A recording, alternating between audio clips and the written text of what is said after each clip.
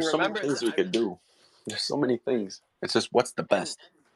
yeah, and I mean the OA, could try multiple things, or run different simulations on the testnet. Um, the OA could say we're only giving X number of incentive coins per pair, and just pick. We're doing E-Link this week.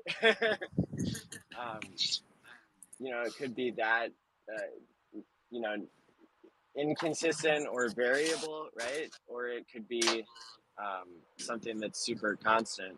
But I think if you're incentivizing bridging value in, if there's some way to isolate that, then it pays for itself.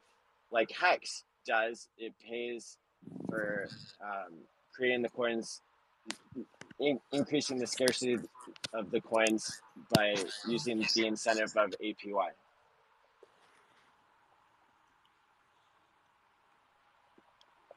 Just a couple of thoughts, if I could share a bit. Please. Yeah, a couple of great ideas. I know Orca's idea has been floated around and very intriguing. And my only kind of negative part about that would it might dilute the reward pool versus people who have valuable pulse against an equal token of people got for free. So it might dilute the rewards if they can work. But you know what? It's a great idea still. So it's certainly valuable. Maddie's idea I need to think about a little bit more, because I think we're already doing that. If we're bridging, it's kind of the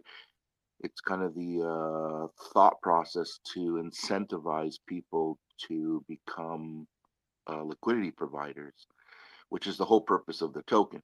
The whole token is an incentive to incentivize liquidity providing, so it kind of does the same thing. I was thinking more along simplicity instead of complex, because all these things that we're doing add quite a bit of time and resources for design and complexity, which I'm not sure if that Well, has value. well, But well. my idea was, if I could just finish my thought. Sure, of course. My idea was more simpler in that, what if we just made the incentive token a set of people who would receive priority in the future for any potential airdrop? In other words, they either get the airdrop or become first in line with whatever bonus an airdrop would be. That's a cool idea. That way it's very simple. People don't become burnt about, like, get bent out of shape if they impinge on some other aspect of the game. And this way it's just become a potential. It's like a potential reward where people will say, hey, if I dump it, I'm going to miss out on a potential reward. And it could incentivize people from dumping it as easily as what they would normally do. And there's no design. There's nothing to do extra. It's just a potential carrot.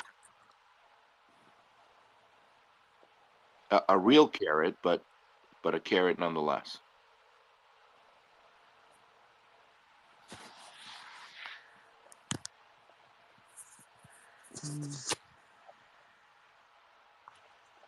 All of these great ideas are like swirling around in my head. Wouldn't it be better to reward the people that are actually providing liquidity instead of the people that hold the incentive token?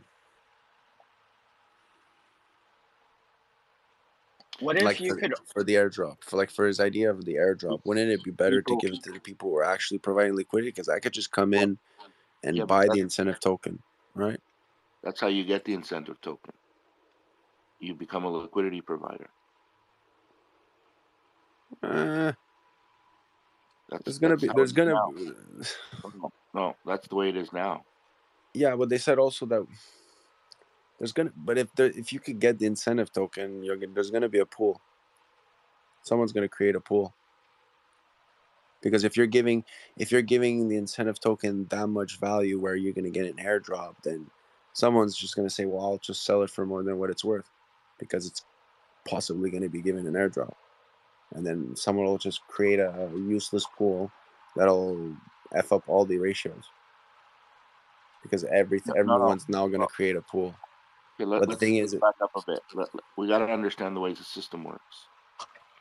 The X token allows you to vote, and the only thing we've been told so far is what it's going to vote on is A, which liquidity pairs get the incentive token, and B, how much they get. So that is an integral part of the voting of how and who gets the incentive token. So you can create whatever pool you want. It doesn't mean you're going to get any rewards. That's why you have voting rights.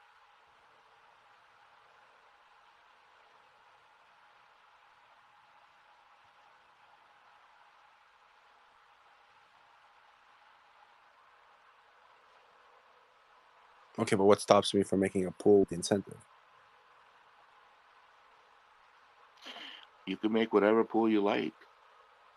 It doesn't stop you from anything. It doesn't mean you're going to get any incentive rewards unless the people who have Pulse X tokens vote on it.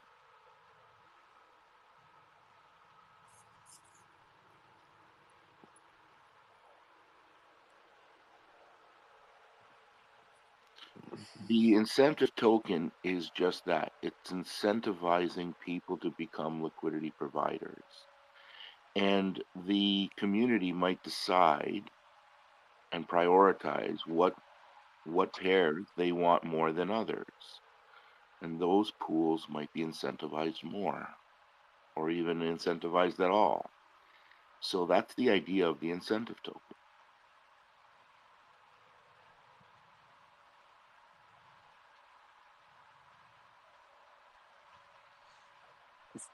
So for the airdrop model, where would the value of the airdrop come from? When you say value of the airdrop, you mean what? We keep talking about this future potential airdrop. People try to buy PulseX with multiple wallets and trying to anticipate their involvement in a future set of people. I don't know what these airdrops are. I don't know if they'll ever exist. I don't know, but we keep talking about it as a community. And if in the future there is some sort of airdrop, why not introduce this? I I think it's like I think it's a good idea, but it's pretty distal and vague, which makes it less of a motivator for some people. Although it might be the right people that you're incentivizing, that you want to be more long-term thinkers and not really care. Um, but I think that it might create like a dump in whatever does get airdropped or um, whatever. Certainly worth thinking about.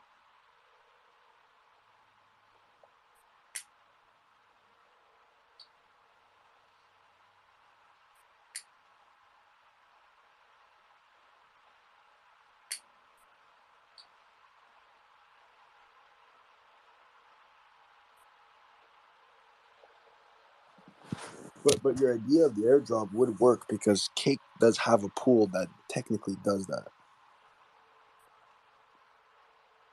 which is an ownable and pausable pool. So they could create a pool where you put the incentive token and you receive an airdrop or X token. I definitely see that happening. That would make sense. Just like how Cake works.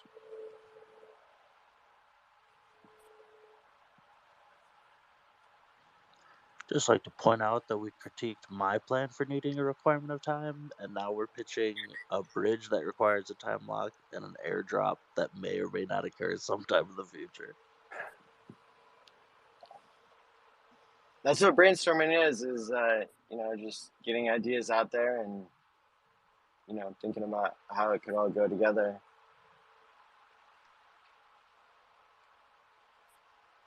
What are your thoughts? Tell me more about the time lock. I don't know.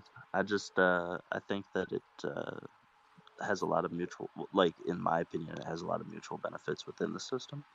But there's still kinks to work out, like what's the gas fee to delegate and undelegate incentive token. So there's Dr. D. Raj is in the house. So there's a lot of like small math that could become really needlessly complicated and time consuming. So like probably not an effect. Like I kind of like Crypto Goose's idea because it doesn't require any coding, right? It's like the magic is just in the narrative. It's just like, yeah, value in the future. Don't have to code that in. So like that's a really slick way to present information this late, this late in the game.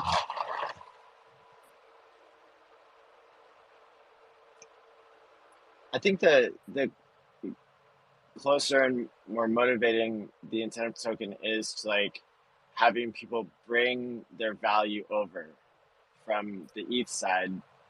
That's probably a critical component, right? Yeah, I think so. I think that's where a lot of like initial liquidity desire is, probably those pools.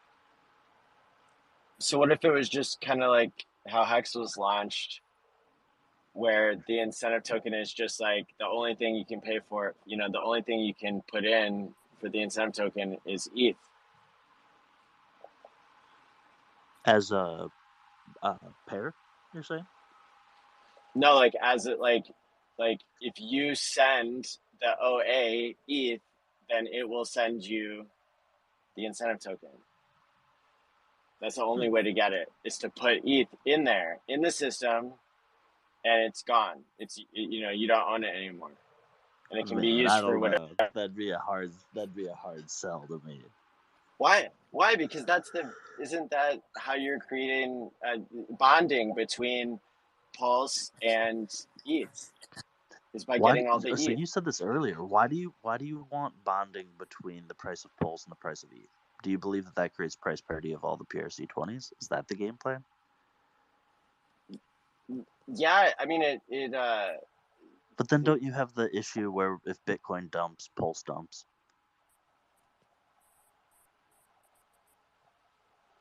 But Hex doesn't dump, and Hex freaking goes up in any of these situations. Presumably it doesn't. Well, because you could have its main liquidity with something more stable than whatever you're dealing You with, would and hope that's so, how you could ensure. we still have a significant enough Ethereum liquidity pairing. It's like, how do we know that these people won't That's on the bridge east in side. their? Yeah, but what That's if they on the bridge east side. in? What if they bridge in Ethereum and pair it up with PHEX? And bridge in Ethereum and pair it up with what? With Hex on the Pulse chain. With anything, it would still be reflexive if you have your Ethereum and Pulse chain. Then somebody would have to add more of something more stable than ETH as a competing pair. So like, your preferred pairing for Pulse chain is Ethereum, as opposed to like a stable or like a mix of stables? Well, just like with the incentive token, you want to bring value over, right? You want people to send some value, and how do you what is it you're competing with, and you want to get more, you want to I don't know, maybe it's the wrong direction or something, but I don't know. I just always want to like avoid being connected to the other assets. Hi, this is Dheeraj here again. I nice to meet Matty again online. But see, here I have like some sort of experience regarding incentive tokens, and just let me put in my 2 cents here. The main incentive purpose of the incentive token is to make sure that the liquidity providers um, migrate from other uh, dexes, mainly Uniswap and SushiSwap, to uh, Pulse HEX. Why? Because one thing is, uh, yeah, on Uniswap you are not getting anything extra for providing liquidity. On SushiSwap, it's you do get, I think, some amount of sushi for providing liquidity, but uh, the price performance is not very good. So we have a new token which you will get, and if it is starting from zero, it is always going to be profitable. So that was one thing. And in general, on dexes, having an incentive token for liquidity provider also does one more thing, is to negate the impermanent loss. The logic behind it is that uh, if, if you want to kind of balance your portfolio while you're a liquidity provider, you if you remove the liquidity to balance it, then you are converting your impermanent loss into a permanent loss.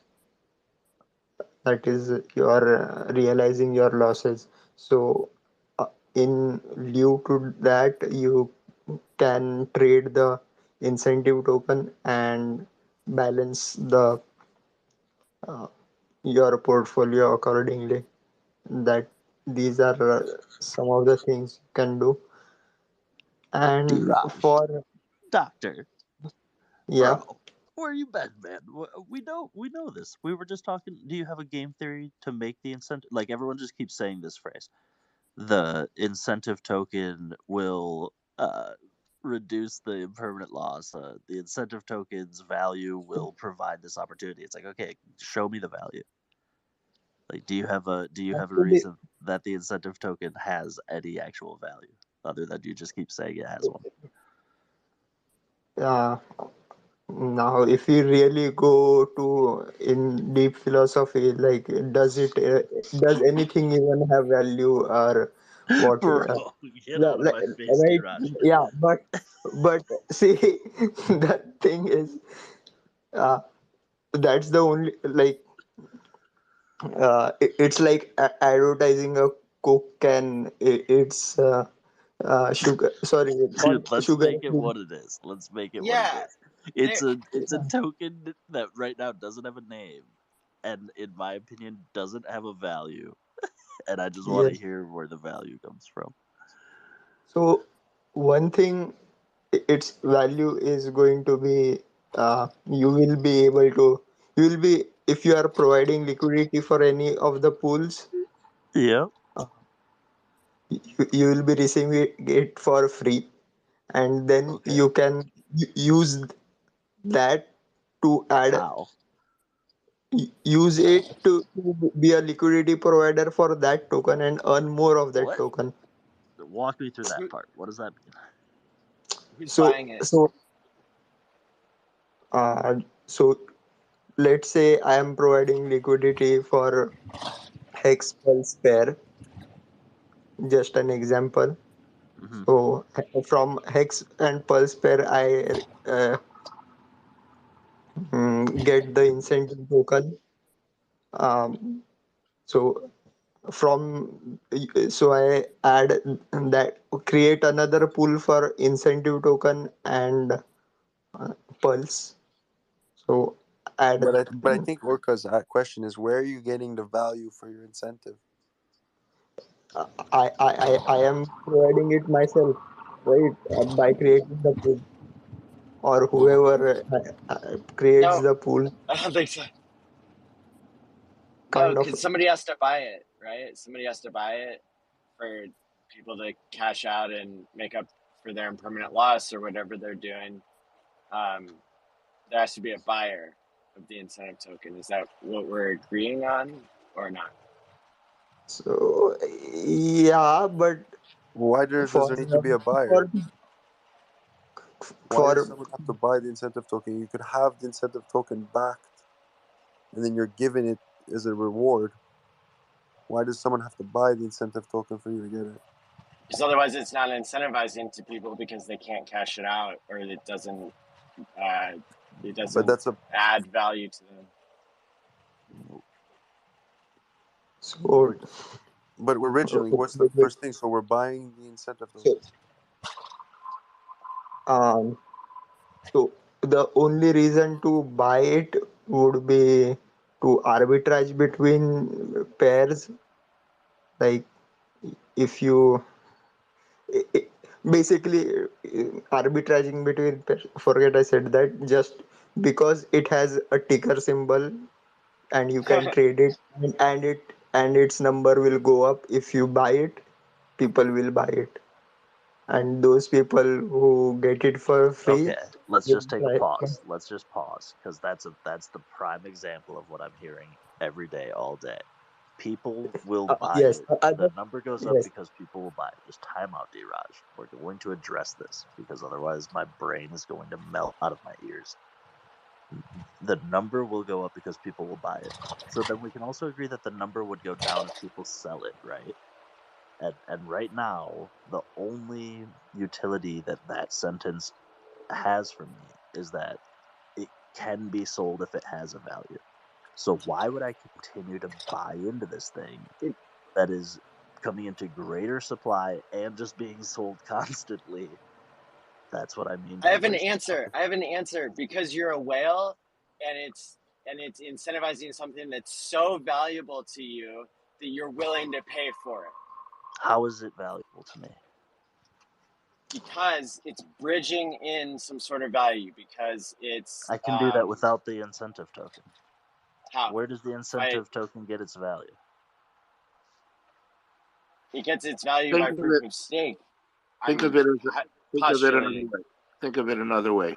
I am not a liquidity provider, but I am considering to become a liquidity provider because I get this extra token. That Where is does what the we're trying value to come do. from? Exactly. I'm agreeing with you. We have to make this token. We got to give this token some sort of value so that I'm people. gonna That's why die, it's called man. incentivized. You guys can't just. You guys can't just give it value and then We start from keep ending there. up on like step two. It's like the name incentive That's right. token cannot even come into I, existence until the incentive Exactly. exists. Exactly. That's why it's called so an incentive token. We so have to. Somebody's got so to want this. I can explain that there are multiple incentives that pay for themselves as validators. They can get Hey Maddie, the your mic's getting initial. kind of wrecked. Oh, I'm Oh, you're sorry. good now. Sorry. No, you're good now. Yeah, like the initial setup is that the validators won't make a bunch of money from fees, but that they'll still do it because they are the top 30 wallets that that benefit from the security of stopping double spends. So they're incentivized to spend a little bit of money on data centers to stop double spends because uh, because that's in their best interest. It's proof of stake, right? Do people agree? Yeah, I'm with you. And so if there's something valuable, it could be paid for by whales if the incentives are right. And what I'm saying is literally paying to bridge in value is my understanding of how Hart's law works, such that that's why liquidity farms exist when they're not being scammy, right? I think is because people can make fees and speculate as to how valuable the fees will be. And in this case, the reason why the whales would want, why they would see value in paying something for value for liquidity pools between chains being created is because when you bond two tokens on two different chains by saying, here's a pool anybody can take from either side, that creates value for both sides because it creates value for the system that trades with itself and kind of goes into what we were talking about earlier. Does anybody agree or disagree? Well, the last part, because I really liked what you were saying when you said that it trades with itself. Were you referring to the incentive token? So the incentive token might trade in ETH because that's what's valuable to people who would have to bring in value, or maybe it would have to trade in Pulse. I'm not sure exactly. Oh, I see. Even like if they had to bridge back to ETH to off ramp or something, it's like that's their fuel that they would need on that side. Yeah. I think that makes some sense. Yes. But again, for me, it's just a matter of like, I think that whales have an incentive to realize fees if the opportunity cost is right. I don't know if a laser pointer, this incentive token, I don't know if just saying like, hey, here's an extra ERC20 or a PRC20, I guess. Here's a PRC20 that'll go in your wallet for putting liquidity where you would have already stood to make the most fees. So like that alone, I don't think gives it the value. I think it needs to have a little something extra to it. So what you're saying is meme tokens don't have value, but see, I'm just saying that I think that it's an inferior design to what's out there. There's got to be a better solution than like It could go to mm, zero and stay there. it's a redundancy measure. uh, yeah, but see, it's basically the people who will get it for free. How much are they willing to sell? And if other people are would like to buy, now why would other number go up is the only reason I can think of why other people would want to buy it. Maybe its inflation rate would be so small comparison with HEX, or maybe other tokens. It may seem elusive enough, but other than that, whole cryptocurrency space is like that. Like if it had a happening every 4 years or something. I it can, and of course there will be a DAO that will decide how much the emission rates will be. So people with Pulse X will vote for whether they want to increase or decrease the rate of distribution of the token, and Did to you which see? I guess the OA will decide it now that I see that there's $48 billion in the Pulse X sacrifice. my theory is that it's just the OA has just kept that veto right, just to prevent nefarious actors from like hijacking one of the pools for us, so maybe. But like it may finally decide, but I don't think it will actively take part in the DAO, except for making sure that the major pools, which are like Pulse X, HEX, EHEX, these things get included in the incentive tokens. Other than that, don't think it will actively take part in the No.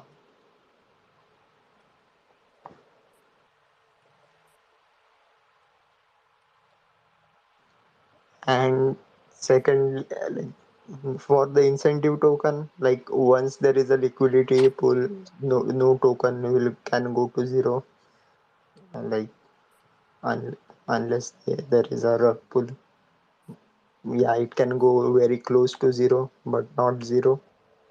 And if you see there is incentive, or you can, like, what do you call, compound your tokens. Like if you have some pulse staked and you are providing liquidity, you will get pulse and the incentive token, so you can keep adding and getting more incentive token, and you can kind of that way compound your the compound the number on your uh, inside your wallet of the tokens. By the way, I had a suggestion for the name of the token. I wanted to call it the carrot token, ticker symbol CRT. uh, and I have reasons for doing it. Like one, it is the incentive token, or the proverbial carrot. uh, Second, carrot has its own emoji. And so it sounds cool. maybe Totally. maybe I love it. That is the best name. And I've already researched this. There are like 4 to 5 different ways to spell carrot. Of course, the proverbial carrot is the most common. yeah, p carrot, proverbial carrot. And yeah, and you will be by providing liquidity, you will be farming carrots, so that also kind of plays in.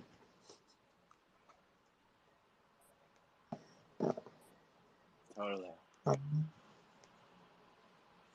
And Well, other I than feel that, better now that we know what Daraj would name it. I feel better about that part. That seems pretty. Or it could be called Enigma. Who knows? I heard that Enigma was like taken on takers already. I didn't check that. Yeah, it looks like ENG is Enigma.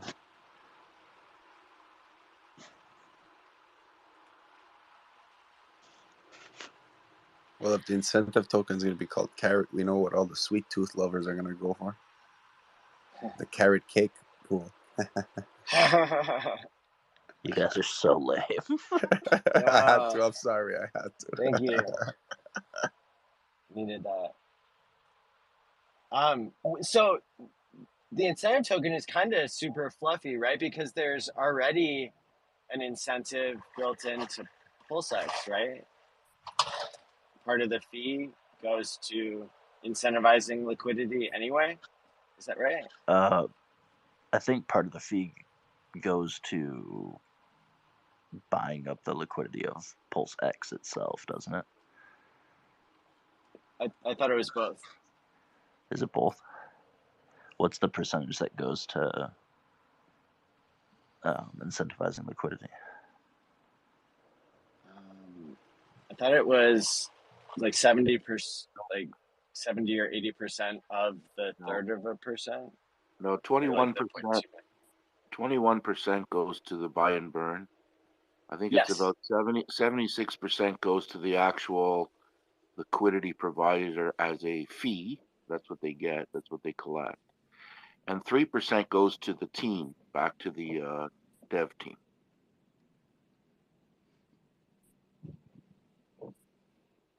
And so it's still able to be deflationary because The I think it's buy-in. 1% because he said it's 0.21. It's 0.29. 0.21 goes to the fee. 0.06 is 20% of the fee, and 1% goes to the team, if I'm not mistaken. Not the team. 1% goes to an address that we should not. That we should not have any expectations of. Is it? That's what he Is said. it point? Is it 0.21% of the 0.29%, or is it 0.21? No, the whole fee is The total. 0.29. The whole fee, I think, is 0.29 because Uniswap is 0.3. So it'd be Yes. 0.29. 20% of 0.29 should be about 0.6. Okay. 0.06. Yeah, sorry. Yeah, exactly. 0.06. Sorry. Okay. So I there's believe already it's an 21. incentive to provide liquidity, right? Just there.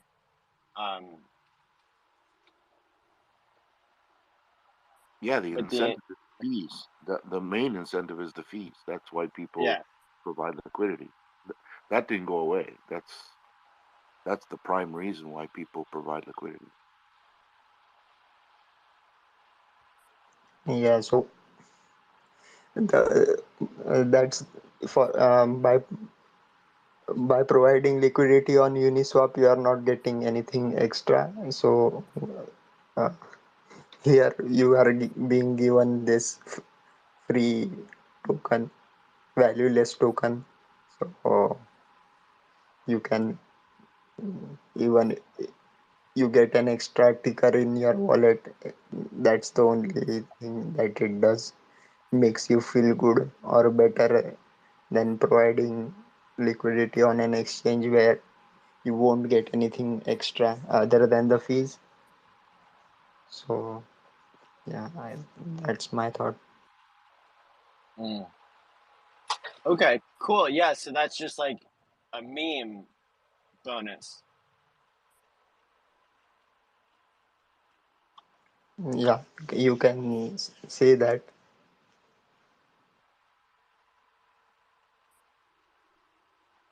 Well, then does it need a more extreme name like Carrot Top or Carrot Moon or Carrot Dog? Simplicity, you can, we already. All right, yeah, we already got the carrot cake. All right, I'm with you. Yeah, because carrot sushi wouldn't make sense.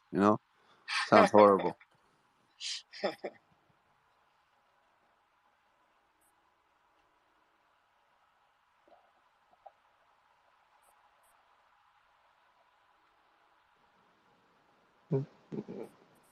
I guess everybody there is kind of sleepy. Can tell from the voice. Should I be I'm not doing tired this? at all. Maybe. No, I can. You may not feel it, but maybe. I was kidding. I've been driving for 17 hours straight. And like the Like last 8 or 9 or 10, I don't even know how long I've been on here. Like, You're going to go to bed, Maddie, and your foot is still going to press the pedal. I'm telling you. I drove for 22 hours once. I went to bed, and I was in bed, and my foot was still pressing the pedal. It was oh my hilarious. God. I'm telling you, it's fucking. It becomes, at one point, you're just driving, and you're like, am I still driving? Like, how am I still doing this? It's awful. I'm 20 minutes away from Austin, Texas, which Be is where I careful, was man. sleeping. Be careful, man. I'm Usually good. that's. Is it? What time is it? It's like 5 a.m. It's like 6. Oof. Shit, man. Yeah, but I'm feeling good enough to get safely where I need to go, and then I'll be able to rest before I drive another 18 hours to Vegas. Yeah. are you in the That's DeLorean? insanity. And you're in a I'm U-Haul truck. That's the best part. Poor correct. guy. Yeah. Poor guy. The dedication is unrivaled, man. Hey. Unrivaled. I don't know. I would say you are unrivaled, sir. Dude, if I had to do this Twitter space in a fucking U-Haul, though. Are you kidding? Like, it does not feel like I've been driving very long. Like, it's so much fun. This is making it way better. It doesn't feel like that because you're hallucinating. Are you kidding me? You've been in that U-Haul for so long, man. I know, man. I know. We got to break you out. Yeah. I'm staked into the U-Haul right now. He's on a Quattro Cinco cross country. That's tough. Yeah, man. You gotta love the 80 or so Hexicans that just pile in, just moths to the light, then they all just fall asleep. Yeah. You know, if if Matty wasn't driving, I would have sung a lullaby, put, and Thank God. Thank God he's driving. Please never Yeah. stop. Yeah. put everyone to really put everyone to sleep. No, we would have easily cleared out the room in a heartbeat.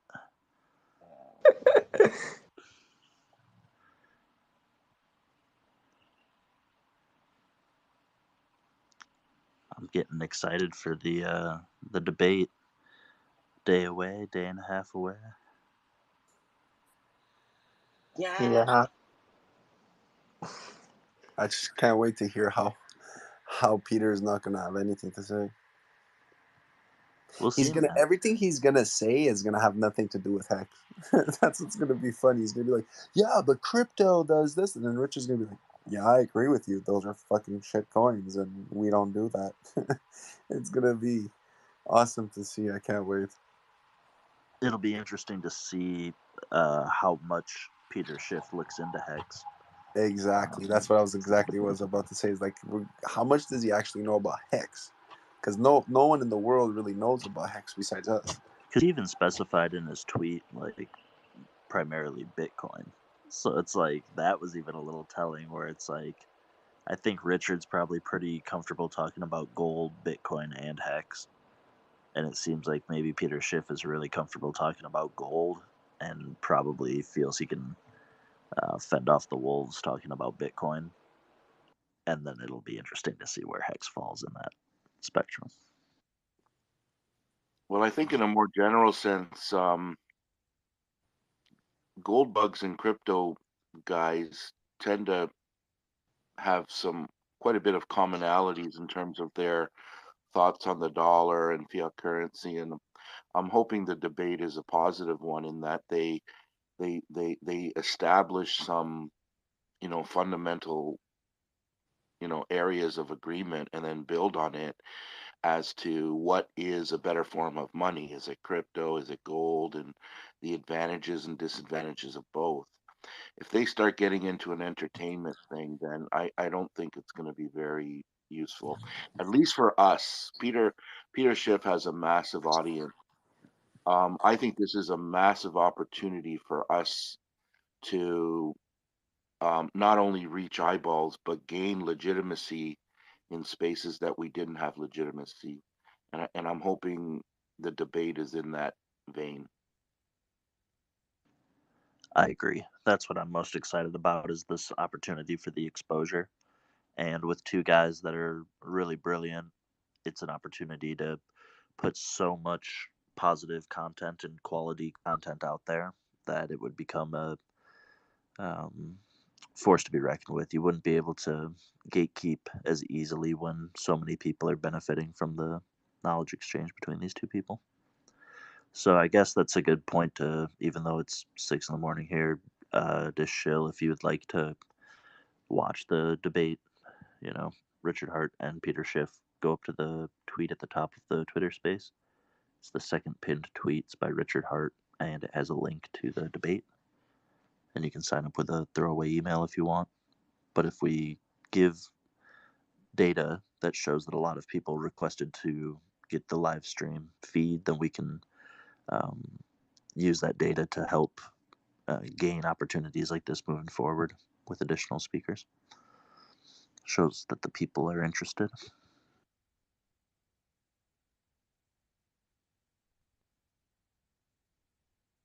yeah. I think they should have also kept in like now I haven't registered for it yet. I will do it just prior to the. Go do it right now, man. What are you doing that's so important? that you can't register. Uh, It's an I email, will. bro. It doesn't even have to be like the one that you actually read. Yeah, but yeah, I'm just about to do it. Uh, yeah, do they have like a? They should have had an opinion poll like who will win on or whether whom are you rooting for kind of thing. Like, Oh yeah, so I bet that wouldn't get savage at all, man. like they people at least the organizers could have known from where the traffic was directed, whether it was from Peter or from Richard kind of thing. Well, I think the link itself will track. Like, I think that link is specific to Richard. So, Oh, are like, you if talking Richard, about kind of intelligence squared, how they kind of poll the audience before the debate starts, and then they get the delta? Oh, go ahead.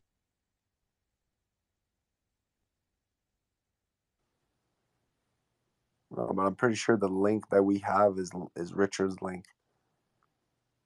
Like, it refers to link Richard. Like, you know what I mean? Like, if we click that link, then they know for the stats that this was the link that Richard gave to his people. So somehow or some way, from the first person to share it, it went and it got shared to everyone who was part of Richard. I think that would be better as a stat to see where it goes, how it goes. Understand? Like, does it spread super fast at the beginning, or does it slowly spread, and then that's how I would look at it.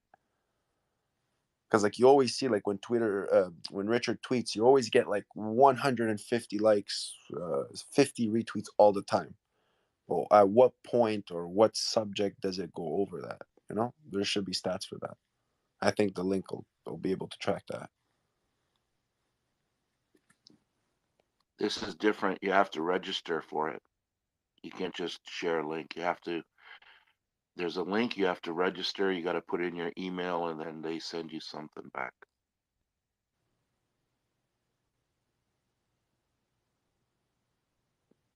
If you want to listen to it live.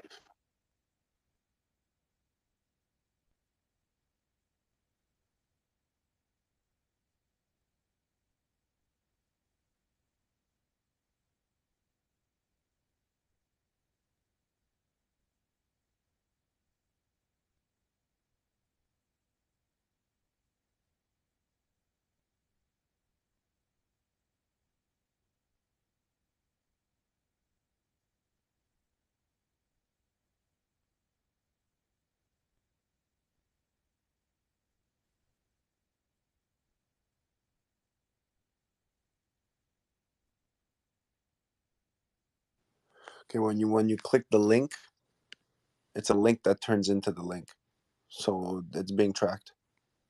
So the link that we click is being tracked before we register.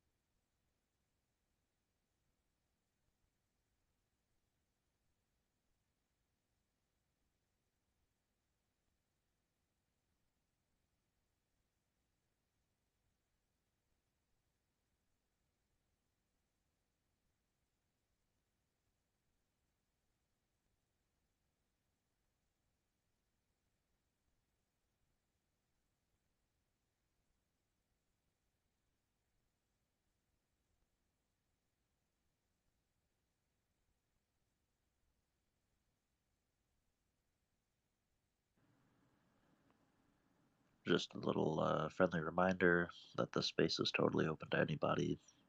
If you want to request the microphone, feel free and we can get you up here. You can talk about anything, doesn't have to be the topics up at the top. I am sitting here half asleep, so I will still see you if you request the microphone.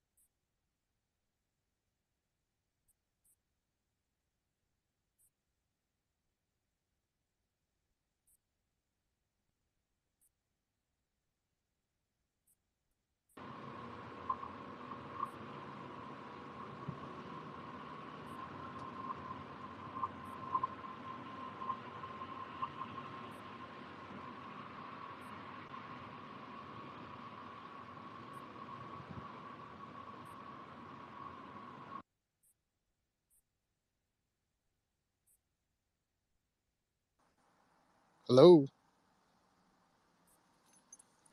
How's it going? Good, man.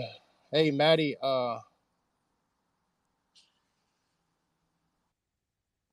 Maddie, are you available to talk? In just a minute. I'm taking a turn.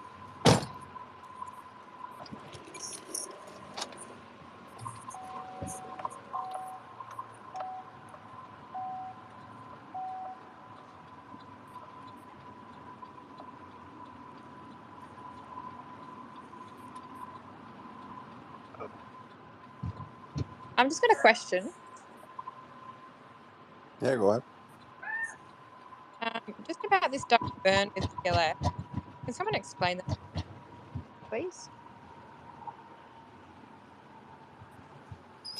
I'm sorry, can you just repeat that because you cut off? You said, what do you want us to explain? Oh, the double burn with PLS. I think K for K had a channel out recently, a video out recently describing it. But I didn't quite get what he was talking about. I didn't get a chance to see that. I think he posted that a day ago, right? I didn't get a Yeah, chance to see that. yeah, it's super recent. But he's always super bullish on PLSX, but he seemed bullish on PLS, which was interesting. A double burn on PLS. Well, I guess he's talking about the fact that you burn it. Like, let's say you trade or you use PLS. Like, let's say a pair were to use PLS. Well, it would burn on the transaction and it will also burn on the swap, technically, because a percentage of the fee, which is paid in PLS, so there would be 0.21% in the swap that would be, no, sorry, not 2, 0.06 that would be technically in PLS, right, Orca? From the swap that would be taken and used to buy back or whatever.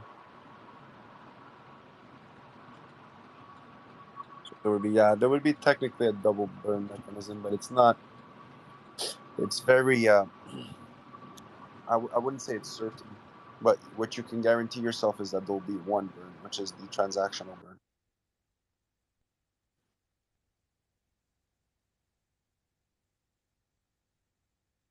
Yeah, I heard Richard was on here earlier today. Where can I get a recording of it, or where can I find it? I actually recorded it and clipped it. I have it's maybe like an hour and a half. I I got Richard when he came in, like maybe a minute or 2 minutes after. I have the whole recording on YouTube, but I cut it up and I'll post it as soon as I get back to my computer, like tomorrow morning. Okay, If you want, I could send it. where can I find it? Can you direct message me or something? On YouTube, yeah, here on YouTube, it's give me a second. I'll direct message you. Give me a second. Thanks, man. Yeah, no problem.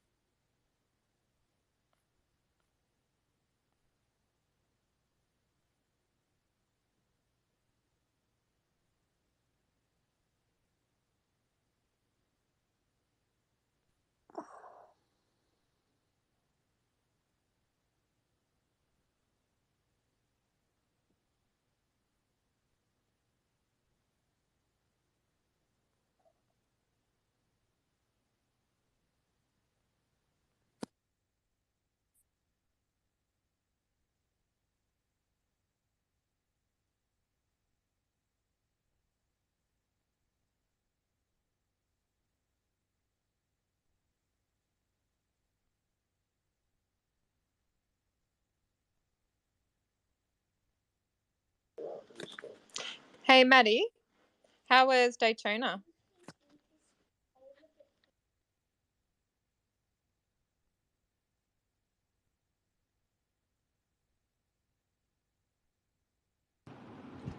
Daytona was awesome. Yeah, it was so much fun. I can't wait to post a video. That was super cool of you to go there. Thank you. Yeah, I am in the final minutes of my 18-hour drive from Daytona to Austin, Texas. Oh, I'm glad you get to rest. You deserve a rest. Thank you.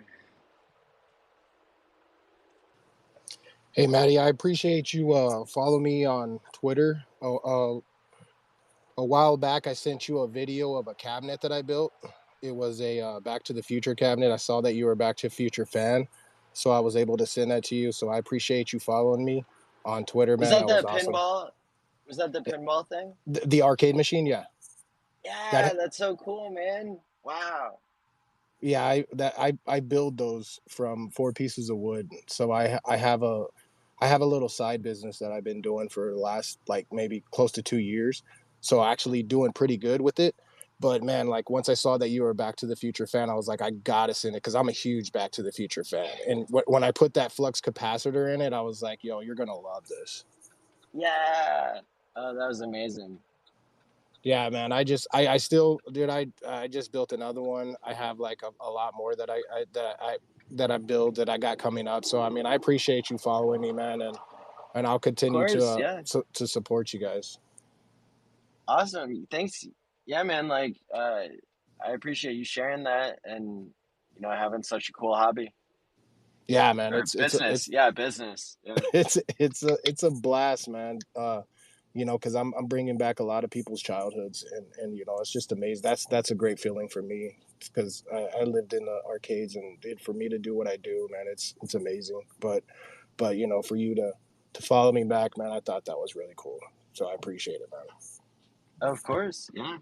My pleasure. Hey, Maddie, I want to borrow that sports almanac. Yeah. Okay. Well, it's got all the future hex prices in it, so I guess I could let you see.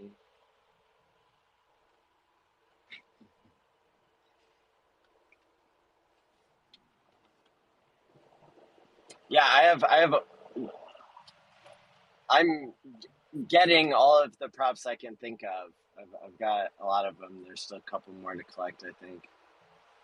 Excellent, excellent. I got really tired of people asking me where's a flux capacitor, because people come up and they're impressed and they love it and they take a picture and I have the hoverboard. So I got a flux capacitor. Yeah, I got one now. It's got hexagons printed on it too. Etsy. Oh, that's awesome, bro. Yeah. So anybody who's in Vegas for the Hex conference here in just under 2 weeks will hopefully get to see the DeLorean and take pictures with it if I survive this drive that I'm doing today and tomorrow or the next day, somewhere in there.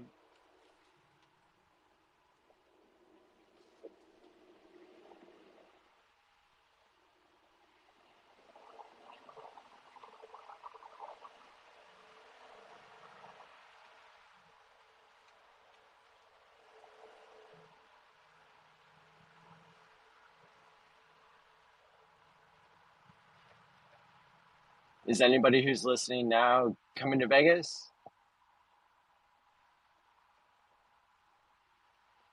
I know about 550 people are, but I'm not sure if anybody in this time zone is. We wish, Maddie. We wish we're from Australia, so we're a bit locked out of it. Well, I can tell you I'm putting a lot of energy into making sure the online coverage will be awesome and you'll feel like you're there. Yeah, the last conference online was really great. Like literally binge watched about 3 days worth. It was over the Christmas breakers. Yeah, it was really good. Awesome. Thank you. Yeah, everybody did such a great job. I was really impressed too.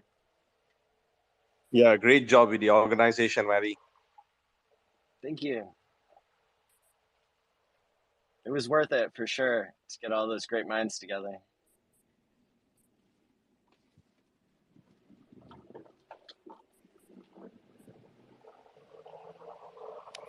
Hey, Reiki, I sent you the video. You could start the video at like 9 hours and like 10 minutes, and that's when Richard comes in. Cool, thanks. No problem. Do you mind sending that to me too?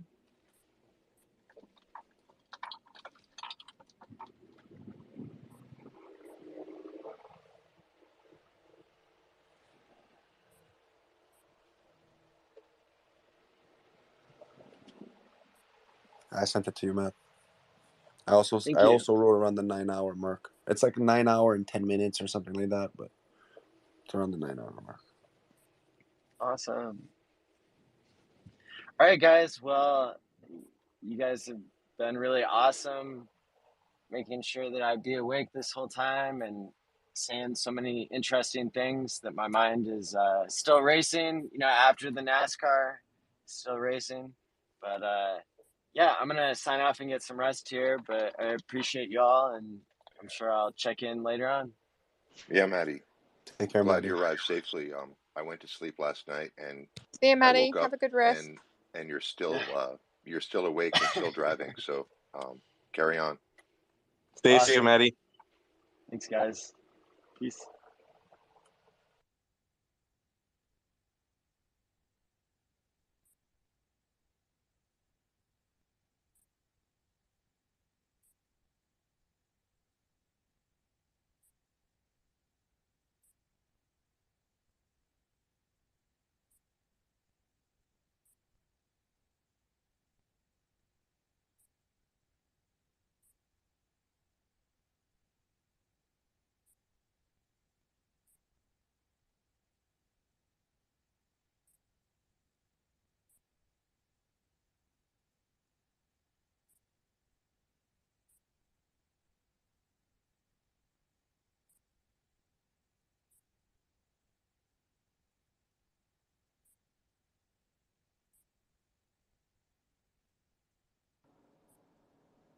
These are the rare moments where the radio silence is all I can hold on to so I can let my mind relax and not deal with the high frequency phone audio for hours on end.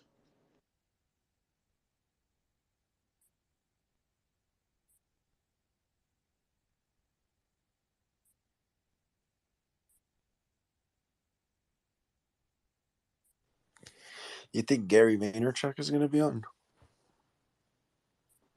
Say that again. Sorry, I was taking a huge yawn. It's okay. I said, do you think we might get Gary Vaynerchuk to come in? Maybe. I remember hearing some rumblings days ago, but I don't know if there were any commitments made. Oh man, if he comes in, that would be like a steroid shot. Yeah, man, it's hard to believe that he doesn't use any stimulants. But that's what he says he doesn't. We have a knack for getting energetic, sales-oriented people in here that can just go on microphone tirades. It's a perfect place for Gary Vaynerchuk. It is kind of part of the system, right?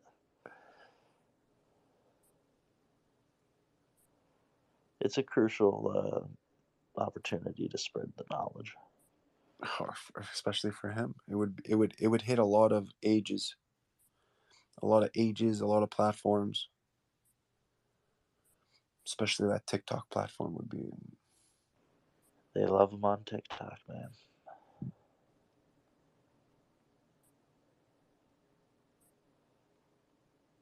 It's incredible how that app is just so fucking amazing for marketing. To get your point across, it's so. Anyways, maybe, yeah.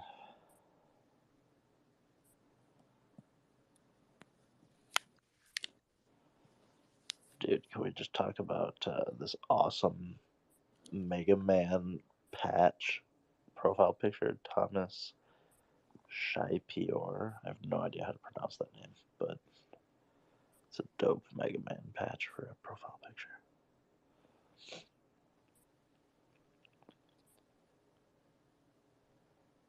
it looks like it's sewn. It looks like a sewn Mega Man.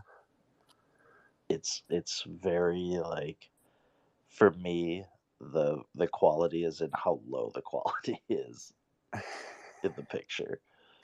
Yeah. It just feels like they don't make them like that anymore. They don't make them like they used to.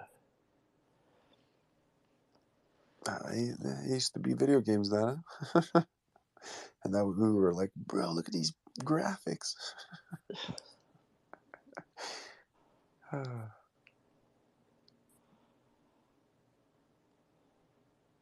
Hey, nice. You requested the mic. Let's go, Thomas. What's up?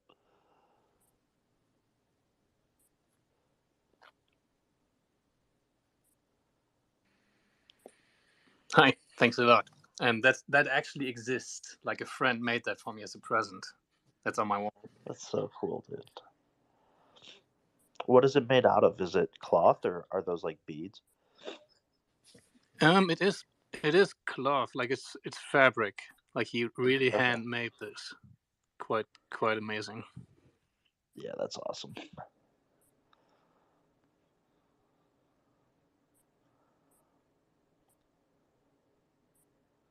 Is it just on like a shirt?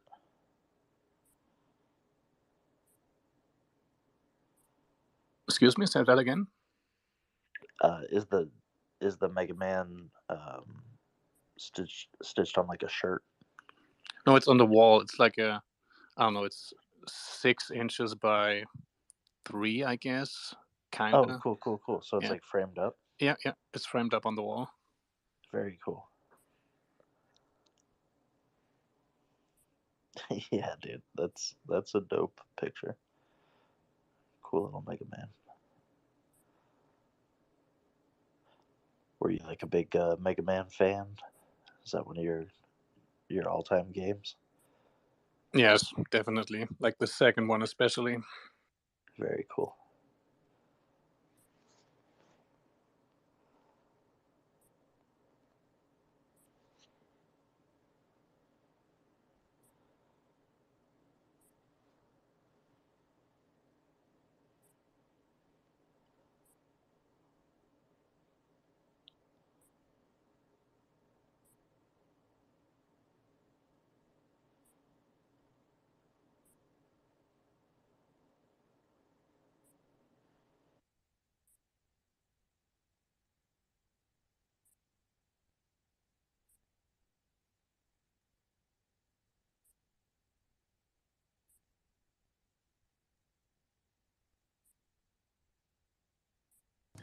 Yeah, I like Mega Man a lot.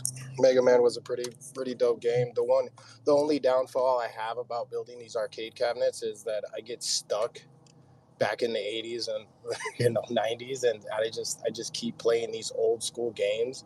So my wife, she gets really upset with me because instead of working, I'm back there playing video games all night.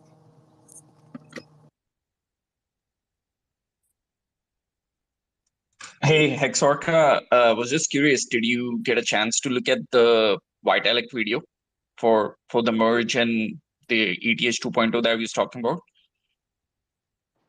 No, I haven't watched it yet. I'll have to use my laptop to watch it, but I have the link still.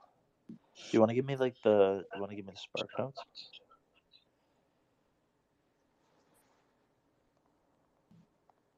I'm sorry, did you ask a question? Yeah, you want to give me like the quick version of it before I watch the video?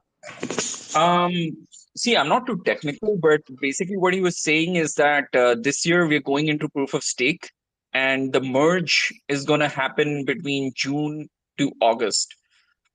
And that's what he was saying. And the guy who was commenting on the video said that basically he was claiming that ETH 2.0 is going to launch within this year, proof of stake.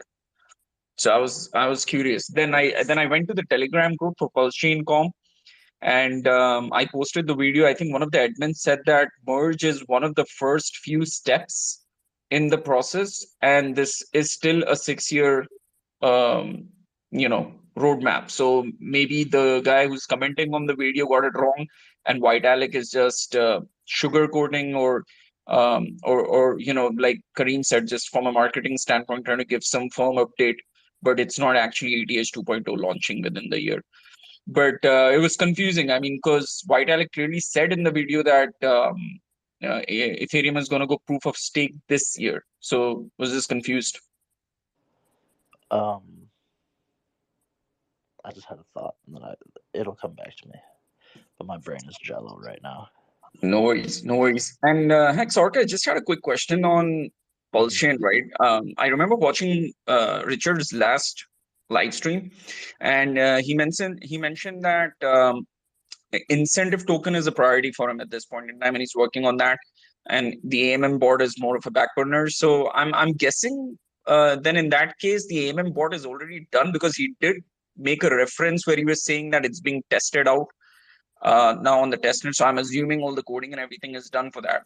So just in your point of view, from a technical standpoint, if those things are taken care of, do you really foresee a quick V3 and maybe a potential launch March end or early April, or do you see this probably going down later this year?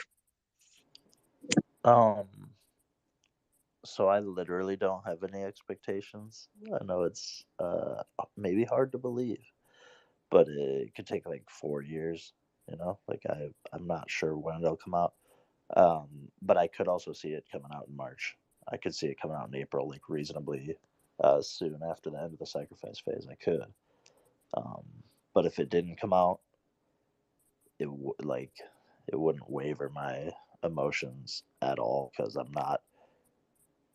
It won't be like a red flag to me if April comes and goes, and they're like, well, no, we have to make sure that this measurably insufficient thing is taken care of. It's like, okay, just deliver the right product. So I'm not sure what to tell you, man. I think the blockchain is probably a lot closer than Ethereum 2.0. The thing that I was going to ask you about your Ethereum 2.0 video was, didn't they say they weren't going to use that nomenclature anymore?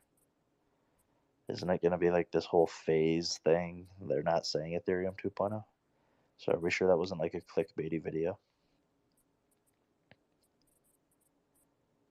No, that had Vitalik clips of Vitalik's video in it. So it was Vitalik talking, even though it was uploaded by someone. But Vitalik was saying that we're gonna do the merge between June to August, and Ethereum is gonna move into a proof of stake. Yeah, but didn't they already say that? They call it like the merge, the verge, the submerge. Did you see that presentation by Vitalik? Like, I think even if because that was the whole like initiating step, was to transfer the system to proof of stake, which effectively like cuts off the long-term life source of the validators, or the miners, I should say, in the traditional proof of work system. And then they have to decide if they're going to realign with the mining system or if they want to F off. So even if they do like the proof of stake change, I think that's just like the trigger that allows the domino effect of the rest of their coding infrastructure to be put in place. So I don't think that even moving to proof of stake, like, would it be beneficial from a energy use standpoint? For sure. And I think that we're seeing tea leaves in regulation publications that are discussing about energy inefficient blockchains and energy inefficient transaction networks, and they're probably under more scrutiny than we care to discuss from day to day. So I think we're in a really strong place, because even with like the proof of stake change for Ethereum, there's still a lot of other considerations to be made, and this is just one pivot, and it's showing you how difficult it can be for such a massive blockchain to make these critical pivots in strategy. And most of that is coming from the political dynamics that form the infrastructure. Even though it's a decentralized platform, there are still a lot of actors that have a lot of significant say in the outcomes of additions or modifications to the system. But with Pulse Chain, we have some efficiencies that cut through that downtime, which can be a benefit and it can be a detriment. I think we have a lot more reason to believe in it being a benefit than the other. Do you think if Ethereum 2.0 goes live, do you think that they airdrop all of the Ethereum 1.0 tokens, or what does that look like? Is it just all the same stuff, but now everything is called Ethereum 2.0? Walk me through it.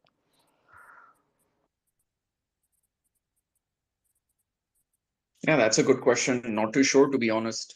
I'm guessing they'll try to avoid the airdrop. That's just my take on it. Because otherwise, I guess Vitalik could have just forked the Ethereum like how Richard is doing it, and then probably built it that way. Or I guess this whole effort is being put into somehow retain the existing infrastructure, but also change it to proof of stake and then go from there. Definitely. What do you think about like implications with regard to the regulations and how they seem to favor these proof of stake protocols? How does that make you feel with regard to like the future of Bitcoin?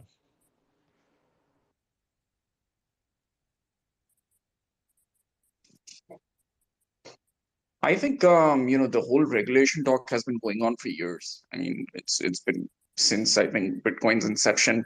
We've been having these talks, and usually they ramp up right when we're at the doorstep of the bear market, which is a coincidence. So I guess charts don't lie. We've been seeing the bear trend, and then like they say, right, shows the charts will show you the news. Suddenly we've got the whole Russia-Ukraine thing, we've got regulations, we've got all sorts of crazy news. So I think it's just that we're at the cusp of a proper bear market to settle in. And I personally don't see regulations as a bad thing, as long as they don't clamp down on people. I think as long as they can draw a thin line, a fair line in between, I think we should be good to go. Do you think that the energy consumption of Bitcoin will come under any pressure from governments around the world?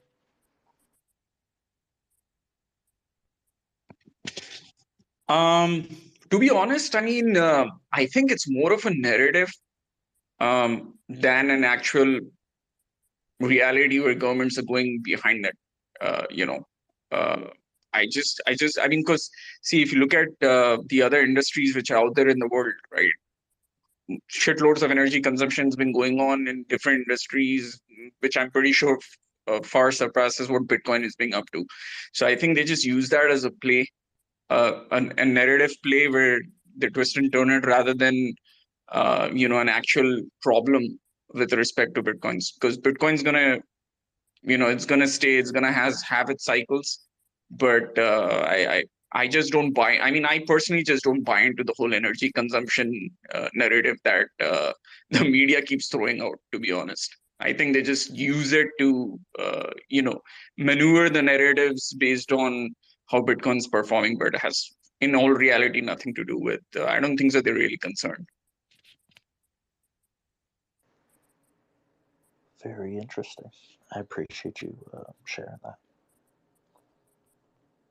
It does seem like most of the crackdown has been in places that actually just subsidize electricity cost, right? They have low-income communities or industries that they want to protect, and they sort of subsidize electricity, and then you have Bitcoin miners coming in and using that subsidized electricity and printing money basically.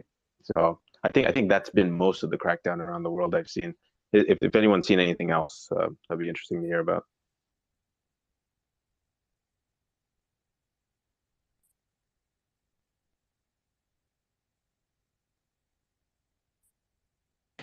Tomorrow is going to be an exciting day. Peter Schiff and Richard. I think that'll be entertaining. Everyone get your popcorn ready.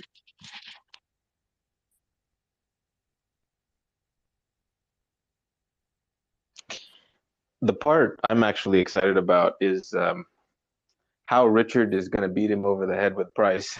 Because I don't think anyone's really, I haven't seen a live stream where somebody made the point to Peter Schiff, at least clearly, that gold has taken a 50% haircut over the last decade.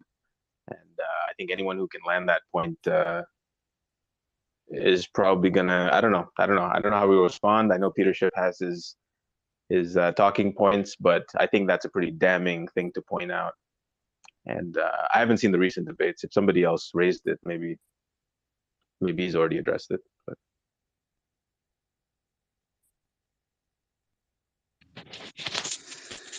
I mean, this is my personal opinion. Okay. Again, just speculation. I'm pretty sure Peter is involved in Bitcoin. He's invested in Bitcoin and even other assets. He's just probably just doing this whole, I hate crypto just for engagement, Twitter engagement, and just, popularity, because he's literally the lone standing loud voice, anti-crypto loud voice out there. So you always need, the good guys and the bad guys, right? When it comes to debates. That's just my personal opinion. Because come on, man, if you're such a smart man, especially from an investment perspective, you're not going to miss out on these opportunities. So, I just take the whole I love gold and I'm anti-crypto narrative of Peter Schiff with a grain of salt. I personally think that guy's happily invested as well. That's just my take. I mean, you can't be that dumb, man. I mean, you've seen a freaking 6.9 million X chart and you're not investing in that asset. That's just pure stupidity. So that's just my take. I think you're onto something, man. I think he has some obligation to his shareholders to talk gold. So that's where the money is. That's where he collects his fees. But in the background, I think in the street he's a gold bug, but in the sheets he's a Yeah, multi-asset guy. absolutely, absolutely, man. And not only that, I mean, even if you look at the Winklevoss twins, right? Let's just take them for example. Those guys were in Bitcoin and crypto when Bitcoin was what, single digits, or I think just double digits. They've been into Ethereum since day one, right? So those guys have their fingers on the pulse of the crypto market, like since forever. Probably even we weren't around in the crypto market since they have been.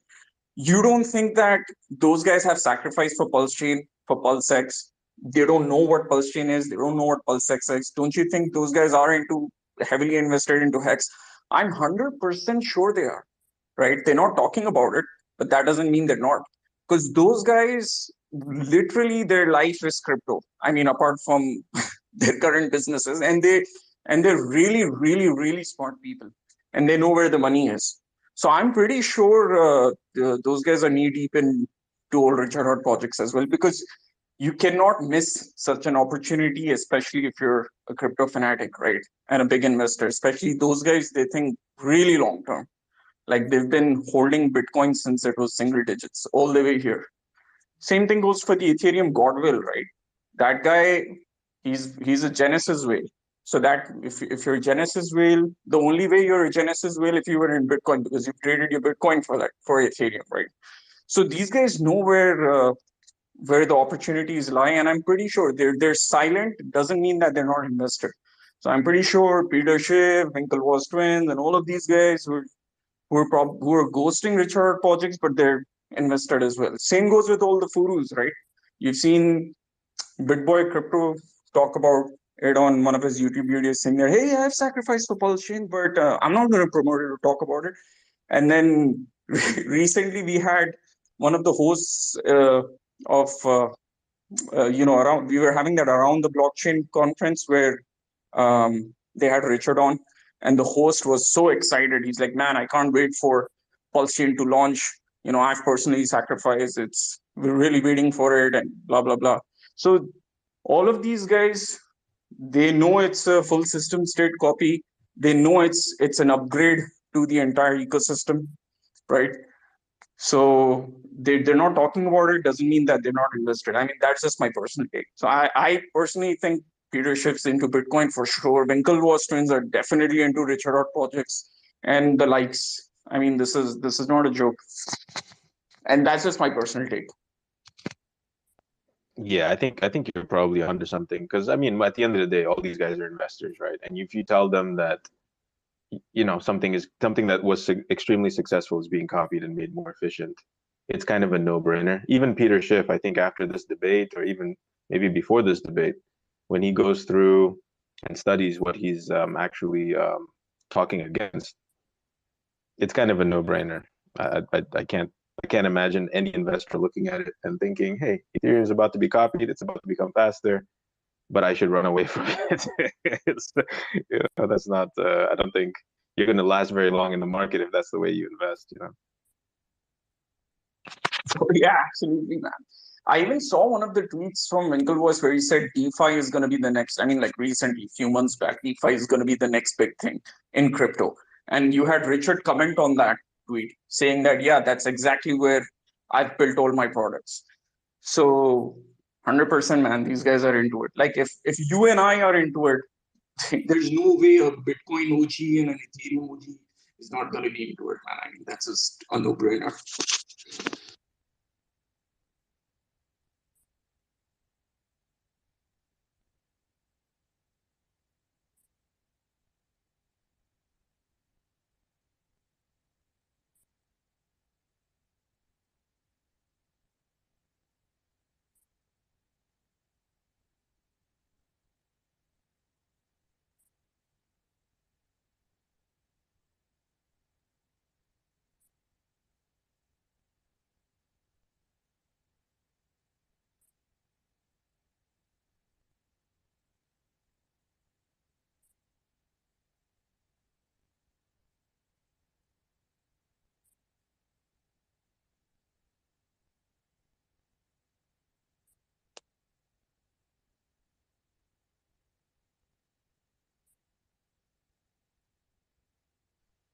Oh yeah, for the people who don't know about the Richard Hart Peter Schiff debate, you should probably go to that link. I think it's what is it, gocall.com or something like this. Oh, it's one of the pinned tweets probably. Go to that Yeah. link and sign up. GoCoEvents.com. So the second pinned tweet up at the top by Richard Hart has the official link. Yeah, and I checked it out. It's completely free. They'll just send you an alert so you don't miss the event. So that's kind of helpful. So I would jump in real quick. No, I definitely appreciate it. You never know when new people have come and gone, so it's just best to pepper it throughout every now and then.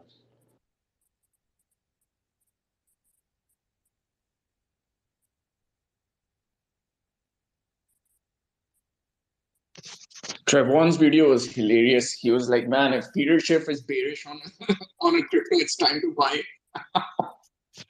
I thought that was hilarious. He has been a good counter indicator, right? All his public messaging has been the opposite of what's true, unfortunately, for him at least. Yeah. The sad thing is, I did hear a testimonial from a Peter Schiff customer.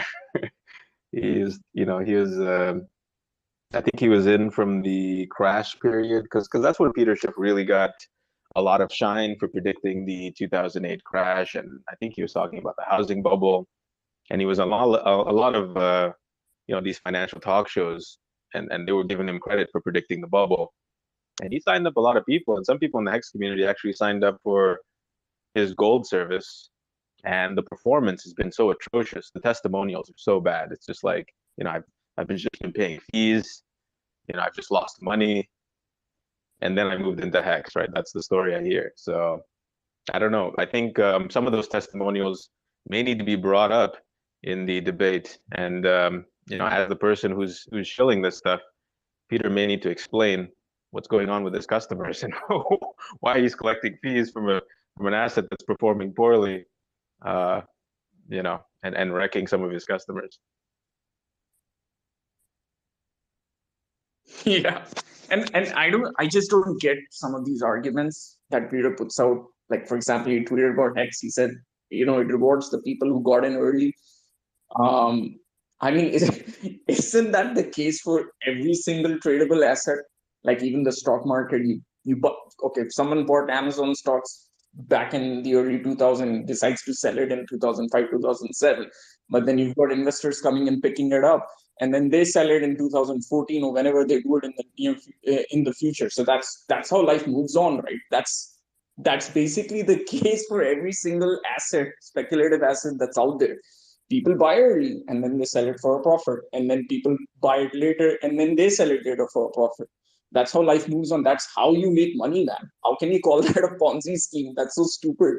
I don't know, man. That's why I feel that Peter's just doing that for engagement, and he's probably doing the counter thing in reality, not disclosing it to the people. That's just my take. Because you can't be that stupid, man. I mean, come on.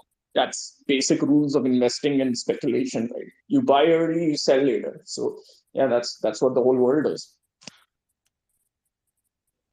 Yeah, and one of the interesting points about Peter Schiff's pitching, and I've listened to a lot of it because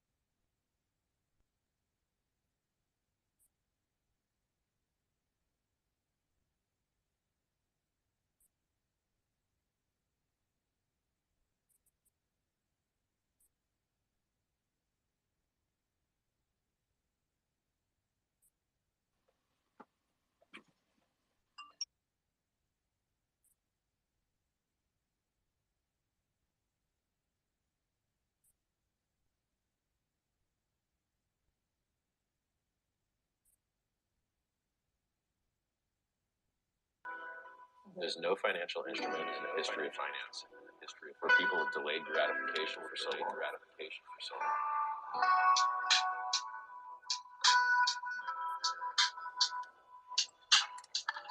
you buy a house, you can sell it. If you buy a bond, you can sell it. If you stake your HEX for 15 years, you're not getting your principal out until 7.5 fast.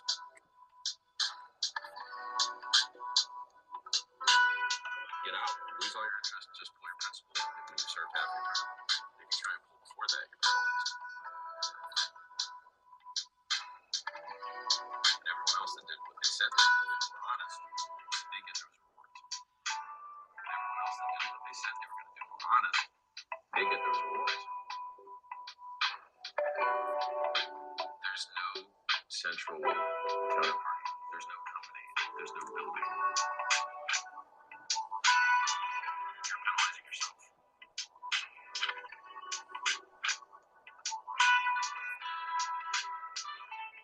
There's no central counterparty. There's no company. There's no building.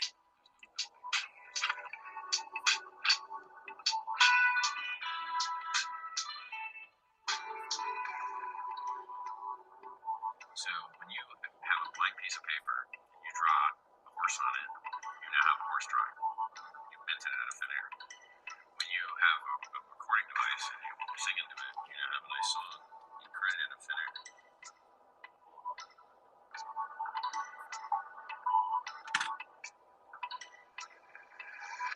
All of the hacks gets created by you. You take yourself like a Bitcoin miner, but instead of having to pay for a Bitcoin mining machine and the electricity to facilitate it, you just run the code once and pay the Ethereum miners.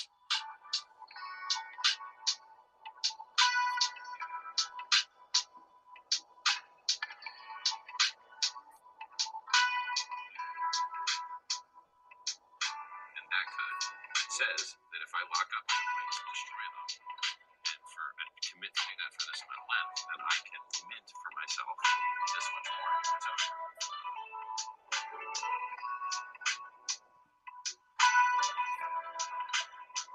interrupted me. Is that why? You interrupted me. I guess I crashed in the middle of a rant. Oh, I hear somebody.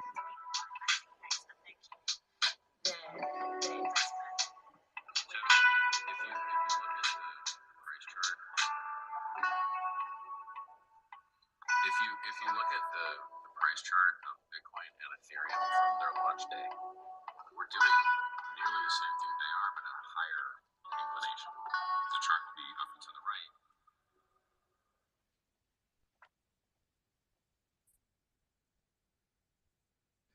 Hey, I didn't catch everything you were playing. What was that about? What was the context? Hey, good morning, everyone. I That would believe be so late. Mr. Richard Hart to the mix of Steak and Chill. Oh, okay. I just had a lull in the conversation, so I thought I'd a little music interlude for everyone. Hey, did you guys hear my Richard or Peter Schiff allocation rant, or did I get cut off in the middle of that?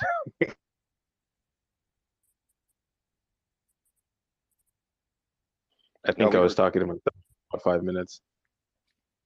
We heard the beginning. Oh, okay. Floor. Yeah. Go for it, man.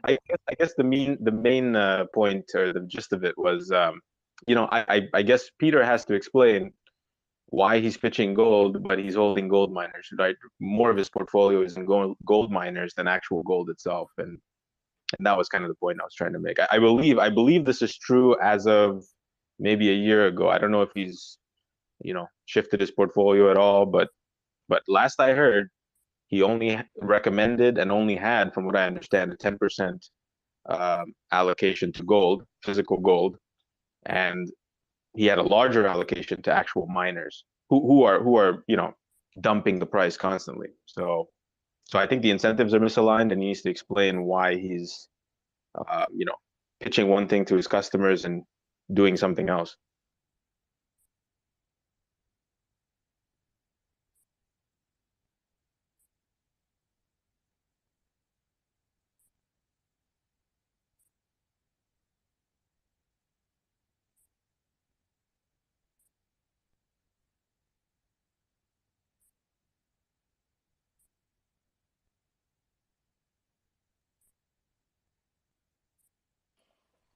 I don't know. I unfollowed Peter Schiff on Twitter about a year ago, or 8 months or something. So I don't even want to check in. I do not blame you, man. I do not blame you at all. I had to block him. It became too much at some point, right? I don't know. It was trolling squared, right? It was above and beyond just regular trolling at some point. I really don't utilize Twitter too much. More so lately with the Hexagon spirit, but I don't know. He said something at some point about just generally about crypto, and I don't know. I never respond or get involved or retweet or get into it on Twitter, but I figured out how to tag him, and I said something like Peter Schiff is knows nothing about crypto or something. I don't know. I don't know. I was very proud of the tweet. It was one of my first real tweets. And I don't know, maybe he was never following me or anything like that. But if I were to be blocked, that would be an honor from him. I'm going to find it. I'm going to retweet it today. Yeah, let's see what kind of wisdom you had at that moment. We'll give you a quick kind of review.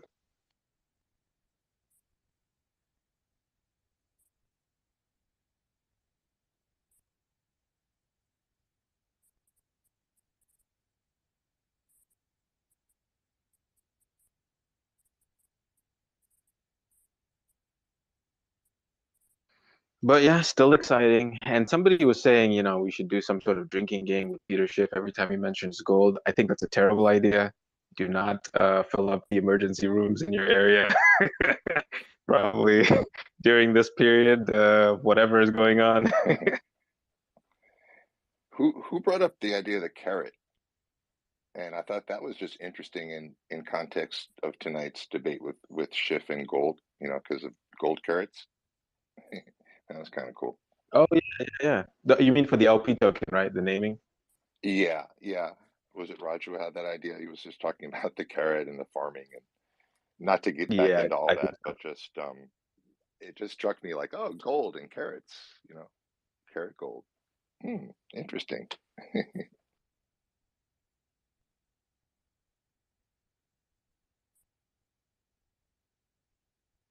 But yeah, very interesting discussion about that LP token. It's nice to see how you guys' minds work, and yeah, I didn't really think deeply about how it should function, but this has given me a lot of fuel to kind of engage in that on my own later. So I may come up with an idea and I'll contribute it if I think it's valuable.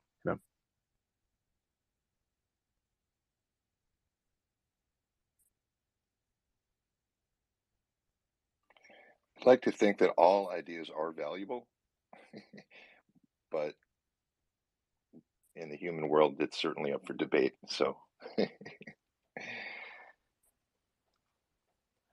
now this community doesn't always stick together, but I really like this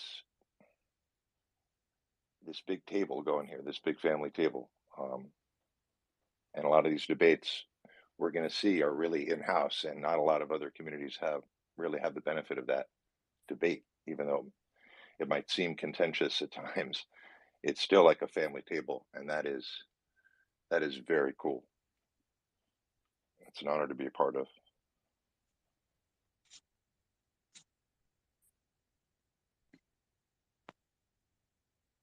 I mean, Peter's up against Richard, man.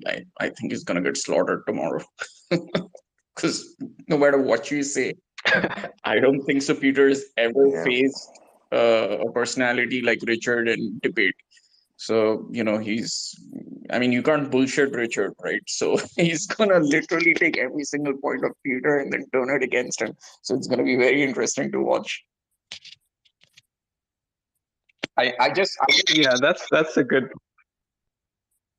yeah, I can't think of anyone who's close to Richard in terms of at least when he's got a good when he knows his point is right, he actually does a very good job of pinning somebody down. So uh, who would you rank as close to Richard in a Peter Schiff debate in the like one of the ones he's already had? Like, is there any personality that comes to mind that would be somewhat similar, or has had success in pinning him down at all? That's the point. You said personality, because I've seen Richard have conversations with people on equal footing with him, where I much prefer to see Richard like on one-on-one with someone on his level, as opposed to an Alex Saunders or whoever. I don't know. Tonight's debate is less of a debate like for us, because we know we can just not worry. Richard can handle himself there. But Peter Schiff is more of like a public figure. He has a lot more like attention on him and eyes, and I'm sure Richard is smart enough to hopefully understand that, and remember that we're definitely watching, but more people are going to be watching from outside the community, and those are the people who are going to be judging tonight in other ways that I think we're thinking about, and I hope that pulls itself off pretty well. Richard is so eloquent, and I have all faith it's going to be a lot of fun. yeah, and I'm from a finances and marketing background, right? So the beauty of this debate, what I really feel is, it's really good marketing from Richard's perspective. I mean, for his personality. The reason being, if you think about it, right, Peter Schiff is not just anti-hex; he's anti-crypto, right? So when Richard is going up against him in a debate, he's literally going to have the entire crypto community, not just Hexicans, rooting for him to sound sensible and win that debate. So I think that's a net positive, because then that just broadens Richard's reach and scope, not just to the Hexican community, but to the entire crypto community.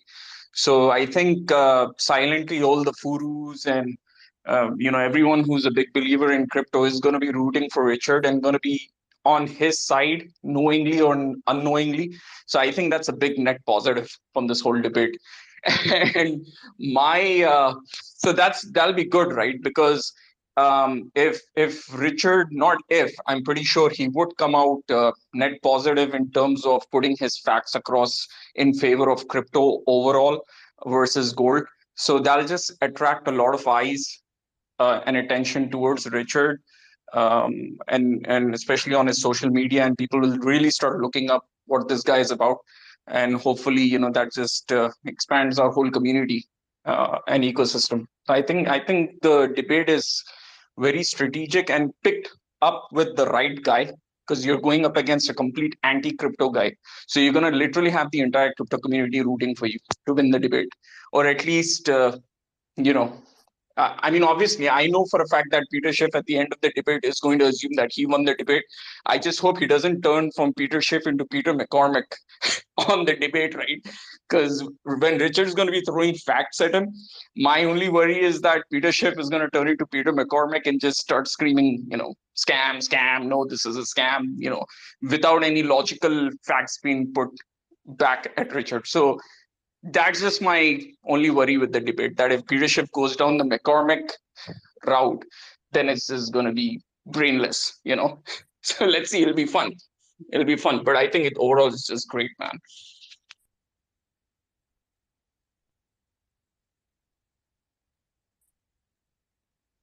Yeah, I think that's a great point. People will rally around him, and they have to choose. I think the whole crypto community is kind of positioned to push back on Peter Schiff. So yeah, that's a very good point.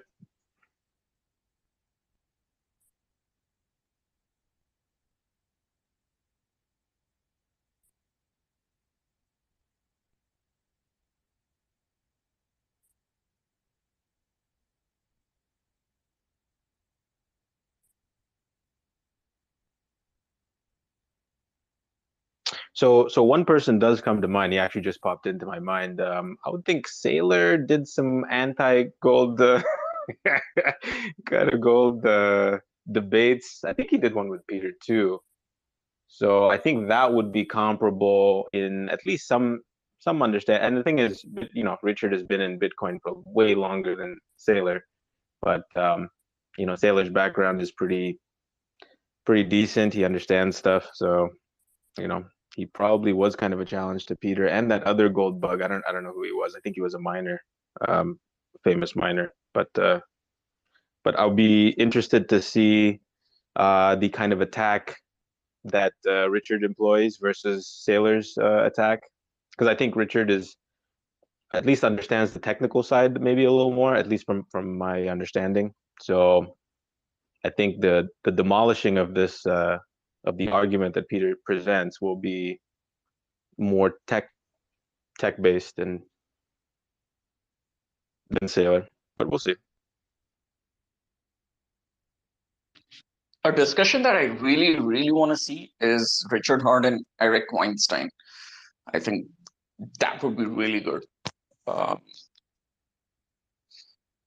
yeah, let's see. Hopefully that's down the road. What do you think about a debate between Vitalik and Richard?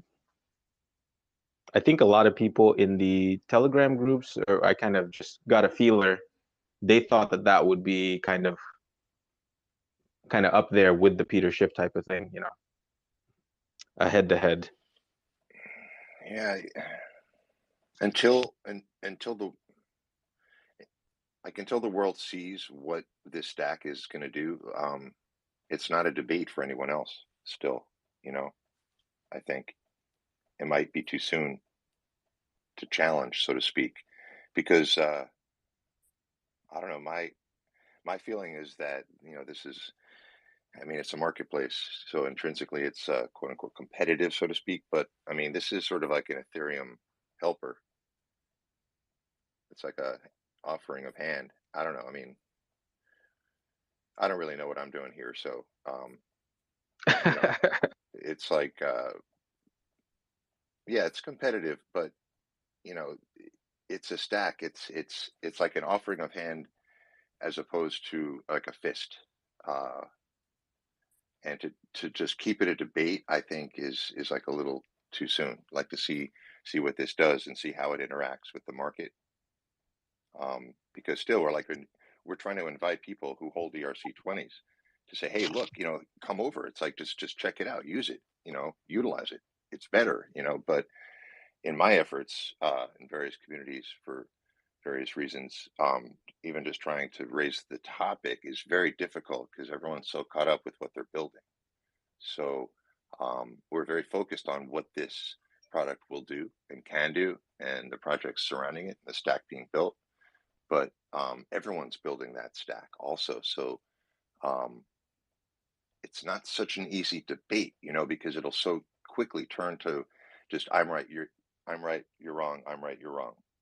Not even with gold, even just with competing stacks being built, especially as this transition's being made to proof of stake, which is not going to happen quickly at all. And there are a lot of projects that we've forgotten about that have been waiting for this time too. So not a lot of people are really even taking this very seriously. I tried it yesterday. Some folks were doing some minting on OpenSea, and I was just trying to tell them like, hey, by the way, do you guys care about how much you pay in fees? And it just didn't seem to be an issue. They were like, OpenSea is great. It's, it's the mainstream. Where else are we going to go? It wasn't even an option. So just the context of this, I think, to make it a debate too quickly is like, I don't know, not necessary, because this thing's going to rock. And I think just letting it speak for itself is the most powerful. Just like all this grassroots effort within the community, it's not organized. There's no front door. There's no office necessarily. So I don't know. Those are my 2 cents. I mean, what I Yeah, I personally think think, that's fair pushback. Yeah. like what I personally think is, if Vitalik and Richard ever got across the table, I think they'll agree more than disagree on things. Because even if you look at Vitalik, right, he's ultimately moving to a proof of stake, so he believes in that. It's not like he doesn't. I think with the launch of Pulse Chain, to be honest, I think Vitalik and team are going to be more relieved than pissed, because there comes a point in time where competition becomes necessary, right? Because the team holding the monopoly on the market realize that scaling up and addressing everybody becomes impossible. That's when competition steps in, right? And that's how competition is created, and that's why I think Pulse Chain is being created, right? Just like Airbus and Boeing, right? Boeing can't have a monopoly on the world because they just can't scale to that level. That's why you've got competition. So I think competition is healthy and it's necessary. And I think both the founders and both the chains, and I think people at both the chains, I think once Pulse Chain goes live and then they start seeing transactions go down and Pulse Chain take their users and load off of the Ethereum chain, and when they start seeing the Ethereum fees go down, I think everyone's going to enjoy that, right? It's a free airdrop, plus now your fees are being reduced on the primary chain that you like. I think it's going to be a net positive, and it's everyone's just going to be happy that there is competition and things have improved from a technology standpoint. So I think we've reached that point in time where competition is now necessary, and I personally feel the founders also feel that way. So I don't think so. If Vitalik's watching, I'm I'm pretty sure he's more relieved than scared that Pulse Chain is launching. That's just my 2 cents, because everyone's breathing down his neck on the gas fees, right? So if this relieves that pressure, I think he's gonna have a more peaceful sleep rather than complain that Richard's forking his network. I mean, that's just my take.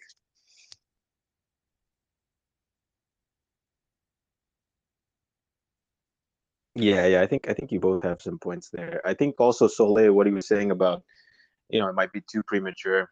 Yeah, I think I agree with that. Probably a year or two into this, maybe they'll have a nice sit down and some tea and discuss what we've learned about tech and the technical developments. But But yeah, maybe too early. Yeah, the greatest of stakes is going to be like a great statement. I think they're preparing to make, and it's going to be less interaction before that. You know, hopefully it'll be less seeking interaction with the right person. You know, instead of just sort of like sitting back and deciding, you know, who wants to debate you. I can see that happening in a year. I guess I'm just kind of selfish because the most joy I have with Richard Hart is in his debate mode. I've been asking, like I've been DMing him for I don't know, probably 3, 4 months. When is debate Richard coming back? When is debate Richard coming back? So When there's that's a someone, kind of a self. yeah, when there's someone worth debating, you know, like let's wait for someone worthwhile. I mean, I love seeing Richard destroy these furus, but he doesn't even deserve to be in the same room with some of these folks, you know. And seeing his little face on that box on, you know, around the blockchain is almost like, you know, he doesn't even deserve to be there, you know, with those people. It's Yeah. anyway, time will tell.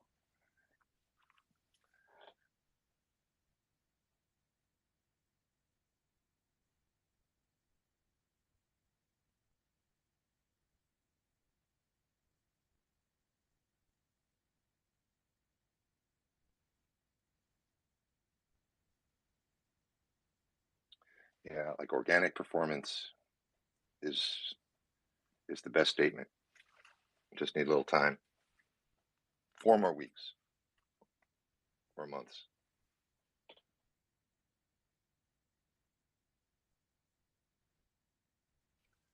As far as I'm concerned, however long it takes doesn't matter. The time horizon is what it is. I can't determine it. Um, the free life market determines that, you know. So Yeah, I think I'm in the same boat. You know, just got to get the bugs, got to get the stress tests, got to get all that stuff. I think however long it takes is fair.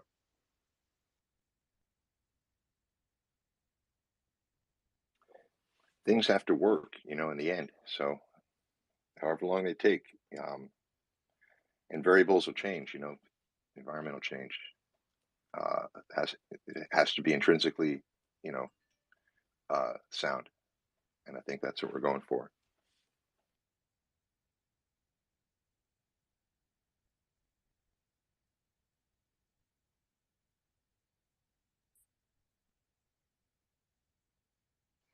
Are there any gold bugs in the audience that want to, I don't know, do a little bit of sparring? You know, and they have those mainstream boxing matches. Sometimes they have the exhibition fights before we can kind of get it started. If you're out there, pop up.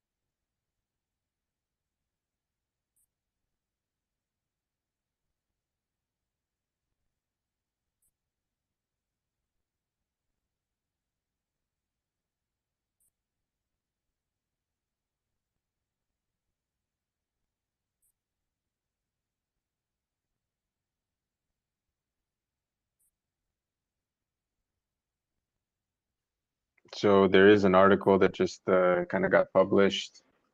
It seems like Peter has a tweet. I haven't seen that. I guess it came out yesterday, maybe. Now I've officially thrown down the gauntlet on HEX, knowing that Richard Hart Wynn has already picked it up and agreed to debate me, not just about HEX, but about cryptocurrencies in general, Bitcoin in particular, and gold. Secure your place here. So yeah, there you go. He's pushing people to that link, and I think everyone here, if you haven't signed up, sign up immediately. Get that free slot and position yourself for a great debate.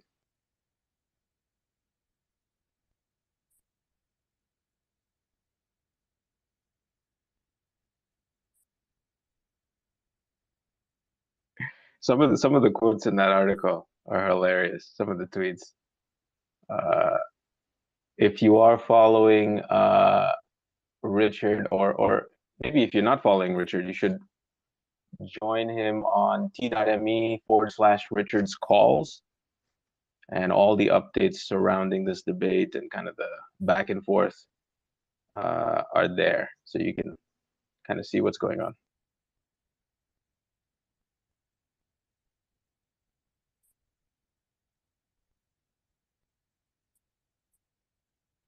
And in that article, there's a final note. Everyone be nice to Peter. I debate him live in a few days, and I want him happy. Let all my arguments be new to him in a few days. He doesn't need your help prepping.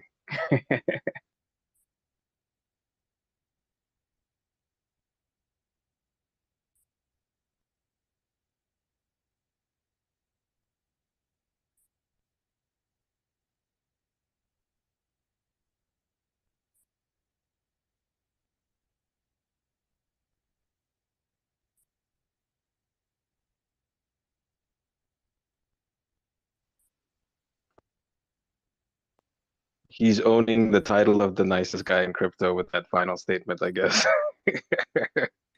What do you think is Shiv's like angle?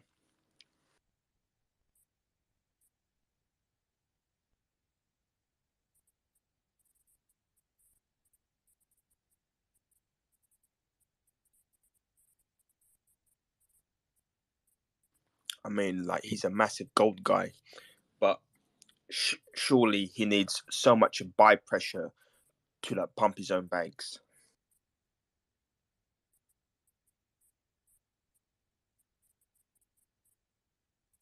I think he's going to stick to where the value comes from. I'm pretty sure he's going to parrot the same narrative he's parroted in all the other debates.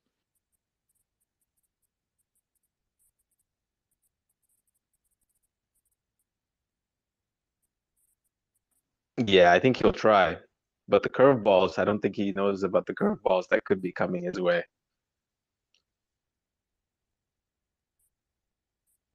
I hope it starts off like when Richard talked to Roger Ver in the early days, and they kind of start with what they agree on, and then they kind of go down to areas that they disagree on. Because when that video first came out, I was like, oh, I wonder how this is going to go. And it was pleasantly good. You know, actually, they were both very cordial. And I'm hoping it kind of starts off the same way. So hopefully they kind of start off what they agree on, and then, you know, go down the road once, you know, it starts to differ. Yeah, I do like that debate. I believe that was during the big block wars, sometime in 2017.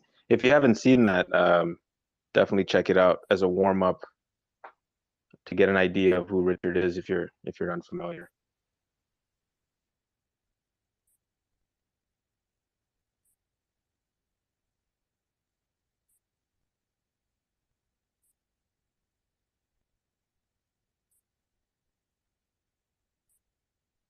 Don't forget the famous IOTA rant.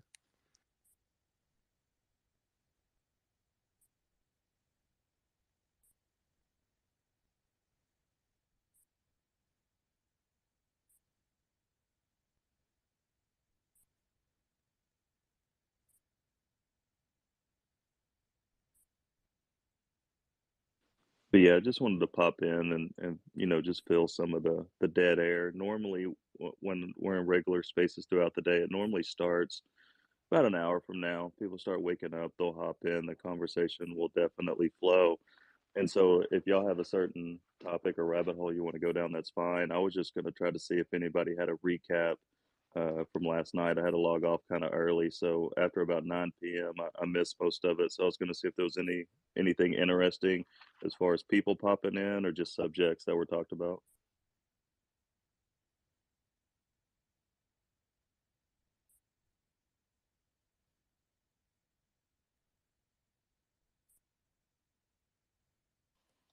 Um, I'm not going to sum it all up, but it was quite lively all night. Put it that way.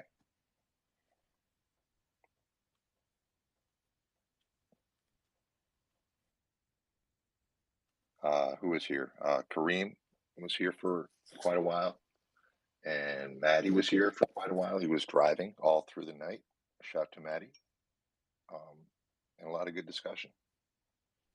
Yeah, I did catch quite a bit of Kareem and Maddie when they were here, so I got that part. I think I missed the Kareem bit. I did crash, by the way. What was the gist of that? Was he covering the LP token stuff, or was it something else? He was here for quite a while, and I dozed off for a lot of it. Not by subject, just it was nighttime. And although I am quite the insomniac these days, I actually did sleep last night, so it was nice. But no, it was a variety of topics. Maybe someone else can summarize or continue some of the conversation. That's very interesting stuff. And I'm glad, and I'm so glad Maddie made it safely. I think this room helped keep him awake. He was driving into Austin through the night, so glad he arrived safely. Yeah, the part that I caught was basically shiny objects is what Kareem and Maddie talked about quite a bit. I know some people asked him what he thought about certain projects, if he was going to claim said projects, and he was kind of explaining the difference between claiming and sacrificing and shiny objects and what the overall goal is with the ecosystem that we're in. And that took up a lot of the conversation. So if he talked about anything other than that, I missed it. But most of what I heard Kareem talked about kind of dealt with those things. Oh, okay.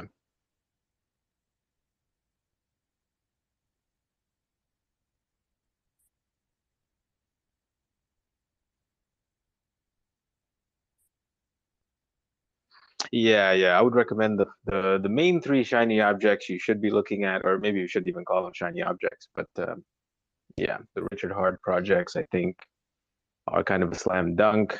I don't think you should be too adventurous if you haven't been in this space for a few cycles. Just stick to, you know, the project that has a founder with a proven track record. I think that's a safe position to be in.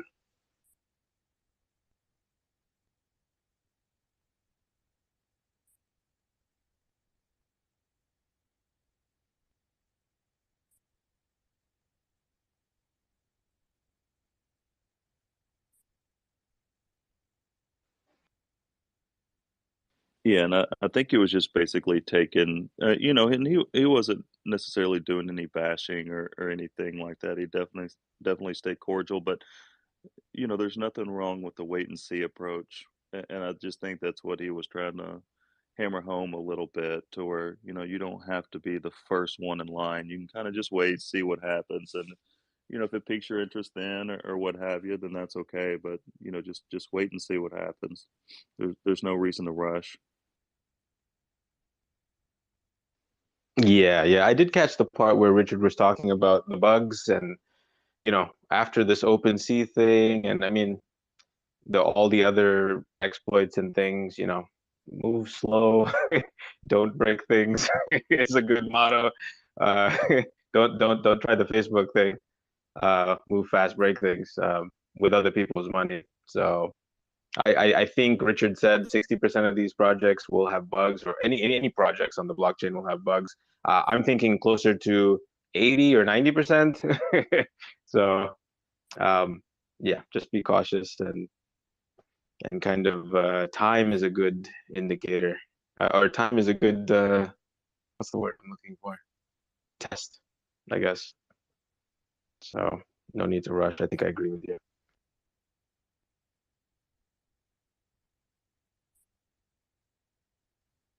What do you guys think about that OpenSea kind of debacle? Any thoughts? Any interesting opinions?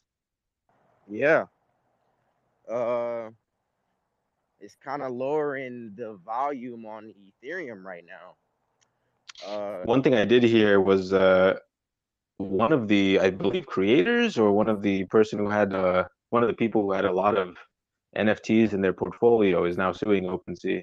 I'm not sure if they're liable, or who's liable in this. I think it was their contract that malfunctioned. I believe they salted something wrong in the brief piece of code, the small piece of code I saw.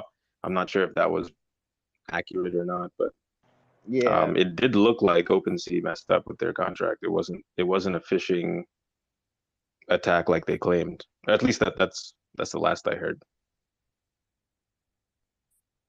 I mean, it could be both, you know, could be a planned attack that, they figured out a way in.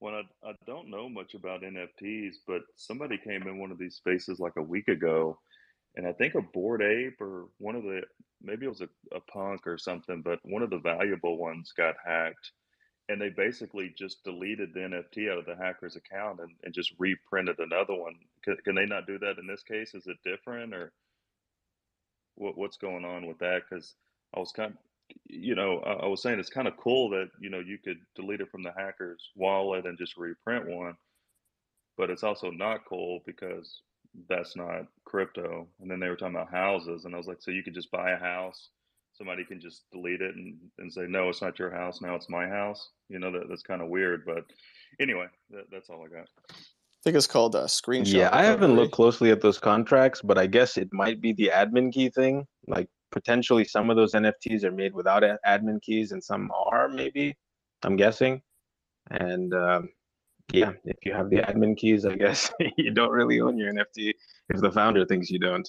So that's something to look out for. I have to investigate more. I'm not sure about this. Does anyone know more about NFTs, and if what I said is true? Well, so do you own your NFT if someone else hosts it? Seems like a fundamental question.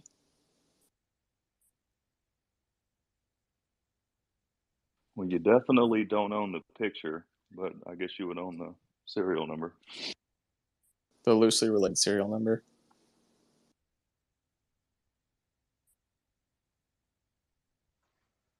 So that lawsuit kind of just goes out the window if they're admin keys, right? They just create a new one and business as usual. Fix Yeah, the it's called contract later. screenshot recovery.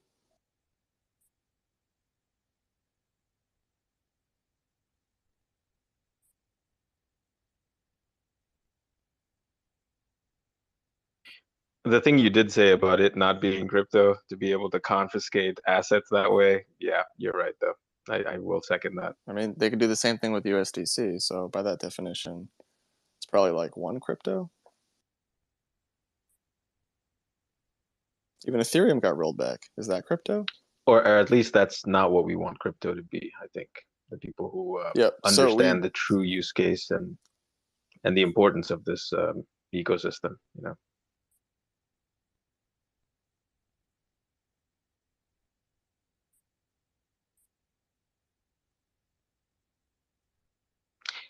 Hey, by the way, if I'm interrupting anybody, it's I don't have these advanced sort of stability that Orca has on his devices. I just crash randomly in these spaces, so I apologize if I'm interrupting anybody.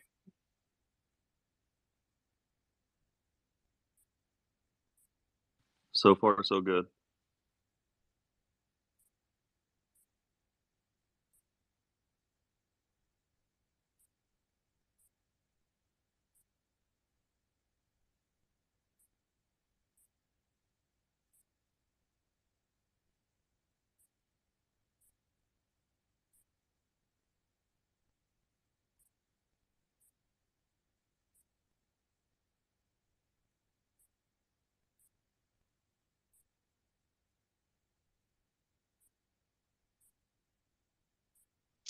So as far as debate history goes, some of my favorite debates, some of the new guys here might not have seen. These ones happened, I believe, in 2016, 2017, and 2018. I would recommend the Roger Ver one that was mentioned as kind of a warm up if you want to check it out. I would recommend the Rhett Creighton one, who was the founder of Bitcoin Private. I would recommend there was one guy who had, for some reason, he was wearing safety glasses during the whole debate. I guess he was somewhat afraid of Richard or something. Is that, maybe somebody knows the name, but I think that's another one that's kind of interesting to see how Richard engages with somebody who's, I think, just operating in bad faith. the guy, the guy put on the safety glasses for a reason. He should have put on a face shield too, because he came to fight, and it was obvious from the beginning. But it was interesting nonetheless.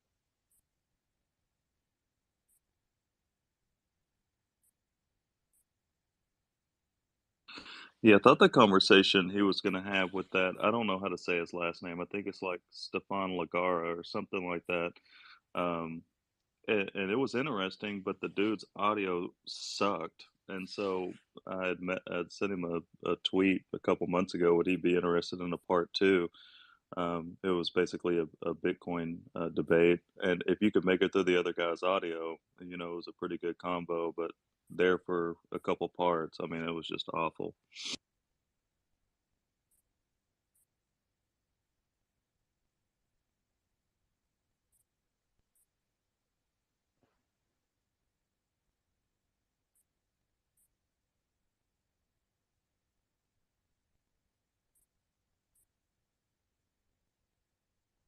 Safety glasses guy. Find his name. Oh, this thing is freezing again. Bye bye.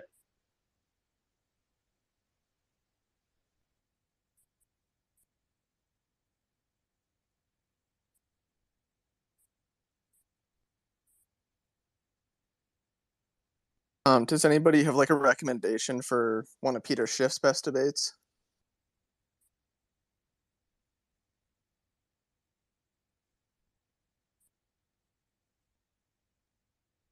Guess I got a DYOR.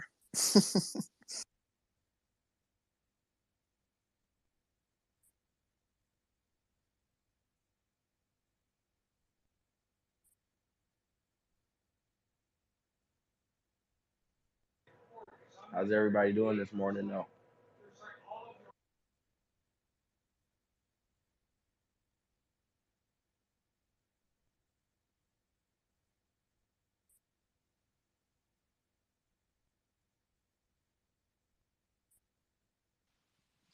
Pretty good, man. I got to do some training today, so I'm gonna make them do most of the work, and I'm gonna listen on Twitter Spaces as I watch them do that work. Dude, IRL people hate Twitter Spaces so much. It's so funny, dude. Way to like get all your like coworkers mad at you, just like talking Twitter Spaces in the office. You want to get your family mad, just talking Twitter Spaces while you're walking around the house. Like, it's so funny. My own experience so far with these. Watch when they explode though, man. It's gonna be crazy. They Oh need no, to they're add. exploding and they're awesome. You got to be conscientious. Like if you're like right near somebody and you're talking in Spaces, it's No, really you annoying to know what them. they need to do? They just need to add a mute button so where you can mute everything. Like I find cutting the volume all the way down doesn't actually work. No, People so I who mean, talk, I'm talking about like for people like I'm here in the space, and if I'm like my friends over, I'm not gonna like be in a space while he's hanging out with me. You know what I mean? Like somebody like in real life around you, like yeah, I would what Skip is if it saying. had a Like he's mute button. I mean, if I could just mute you guys and walk away, yeah. But I oh, can't. I see what It's you're like saying. So talking in the you can. background. So it's weird. On one of my phones, I can actually do that. I can bring the volume all the way to 0, and then on my other phone, I can just bring it super low. I don't know why. They're both iPhones. Ah, that's why I can do that on my Android. Yeah, see, it's like that for me as well, but Yeah, weird, my huh? Android does it. Okay, okay.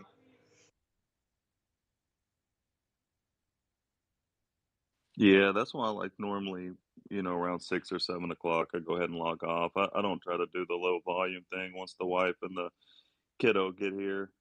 Yep. I've been in a space before, and daughter's like, "Dad, Dad, Dad," while I'm trying to talk, and I'm just trying to hang out with them at that point. But during kind of work stuff, I don't really care, especially during training. And not to sound rude, but once you've been in business for a while, I mean, you see so many new faces. I don't try to get to know everybody's life story the first couple days, because if they don't show up 2 weeks later, then it was kind of for no reason. So I kind of take that approach kind of slow personally, but anyway, Totally. it is what it Well, is. I you're the totally boss, agree. right, Skippa? Like you're like the person in charge, right? Absolutely, yeah. Yeah, so I mean that's its own thing.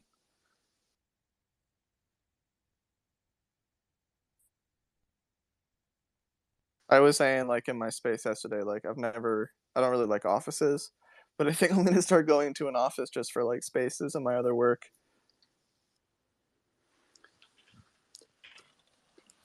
Hey guys, I'm just curious if anybody's thought about Hedron at all. I'm a Richard Hart Maxi, but and not really interested in anybody's getting involved in any of the projects other than going in and possibly collecting the free coins. And Hedron seems to be on face value going in after they launch and linking up the stakes and collecting the coins for time served on the surface seems maybe pretty safe. Just curious of what everybody's thoughts are. Be careful where you connect your wallet. That's all I'm gonna say.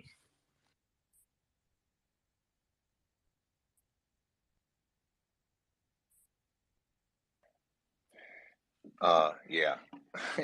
Yeah, the Hedron conversation came up earlier. I think Kareem had some choice opinions about it. Uh, he considers himself the protector of the community, I guess.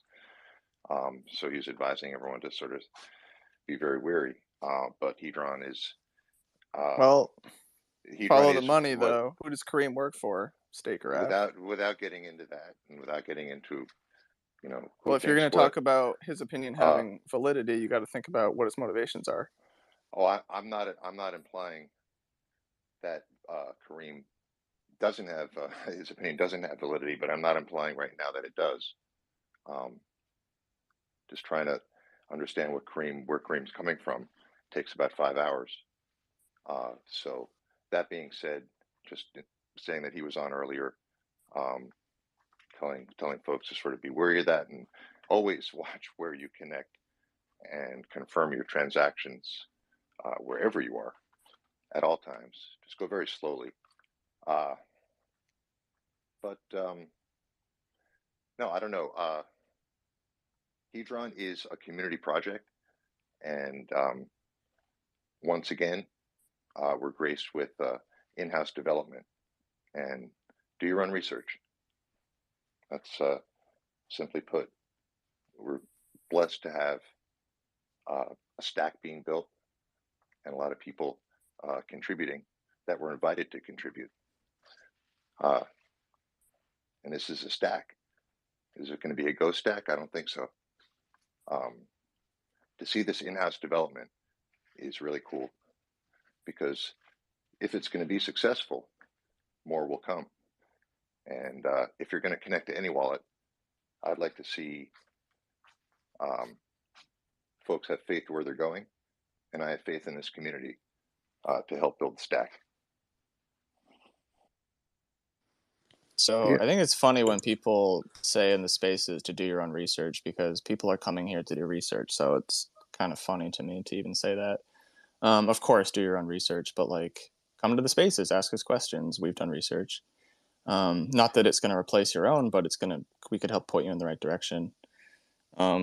Yeah, I think Richard's opinion makes the most sense when he talks about any of these projects. He can just talk about them holistically, in the sense that if they bring in new users to the ecosystem, then they're welcome. And if they take money that would have gone into HEX from Hexagon pockets, then he doesn't support it. So he's just a businessman. And that makes total sense to me. And anybody that's going to give you advice, you got to look at what their motivations are. Because if they work at Staker app, or they, depending on where they hold their bags, that's going to completely determine the direction they push you in. Lastly, I'll just say that Hedron is only interesting to HEX stakers right now. The only people that can mint it are people that have already staked HEX, which means they own HEX shares. So if you don't own any HEX shares, Hedron is something to look forward to when you do end up buying into HEX. Yeah, copy all that. I agree with everything that's being said. I do have several stakes, and I guess that's the one underlying question I had in my head was, we connect our wallet to the leaderboard, we connect our wallet to other things, and I guess the only concern I had in my head is if we connect our wallet to Hedron and try to claim the coins for the stakes, that's like putting a tire clamp on someone's car when they get a parking ticket. That kind of puts a clamp on that stake, and if something fucks up and you can't get that stake, that's the only glitch in my head I'm thinking about. That if something goes south or goes wrong with the code, and you can't, and your stake gets locked up because of some kind of malfunction on their end, then that's a problem. But Well, I think a good so thing. the initial thing doesn't risk your stakes, though, like in the sense that like it's not like they can take any control. All you're doing is it should be read only. Again, verify this, but as long as it's read only, all it's doing is confirming the fact that you own your T-shares, that you like own the shares, and that's what gives you the right to then mint your tokens. It won't be until the encapsulated stakes in the HSI that you're actually risking any T-shares. Yeah, that's true. And the only caveat that I would add is, some of these addresses are publicly known as far as Godwell, as far as some of the daughter addresses. And so, you could say to yourself, what might be a good idea to do to transition myself for Pulse Chain? Well, you might want to look at the sacrifice address. What are they doing? Are they holding USDC? Are they holding DAI? Did they switch to something else? You might want to look at these addresses and see what bigger players are doing. What's Godwell doing to position himself? Do they claim Hedron? Does the daughter addresses claim Hedron? And I think that was kind of Kareem's point, to where he has a lot of T-shares. So a 10x bonus to him is not going to matter. If he gets a 6x bonus, he's going to be just fine. And if it's 10 days for each one, that gives him 2 months to let other people do the early claim first, see does it work, see what happens. And so that's the only thing that I would say is, if the person that you quote unquote trust or has opinions that you value, then those addresses are public and you can see what they're doing. And that was just my only worry about Hedron, because if Richard or somebody with a lot of T-shares doesn't like it, they can get a lot of these coins and hurt the price for a long time. But I don't necessarily want to go down the rabbit hole too far, but that's all I have. Yeah, it makes sense. I guess one last question. But Hedron's using, to my understanding, they're using your stakes as collateral, because you can't end stake your stake until you cash in the coins, which means that gives Hedron a heads up.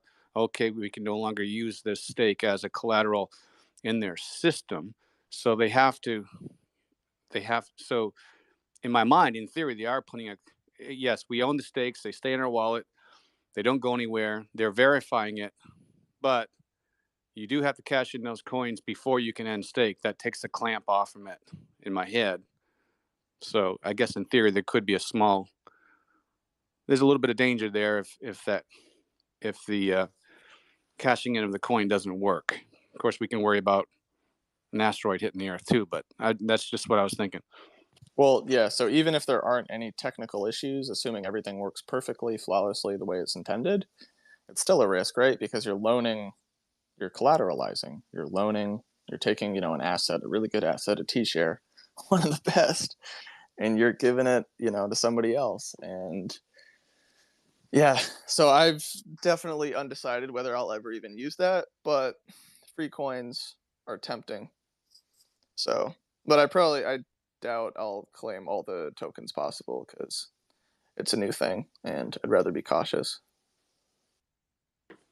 Thanks, guys.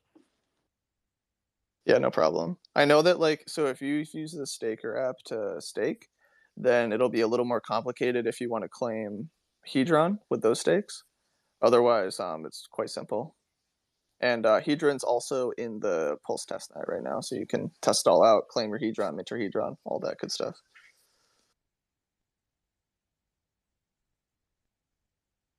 Yeah, I don't think there's anything wrong with waiting and seeing. I know there was a project before that did an airdrop to everybody that had stakes, and I didn't claim it. And you can pull up the chart, which I'm not going to say the name, so I'm kind of being facetious when I say that, but it's a death chart, and so I didn't miss out by not claiming those tokens.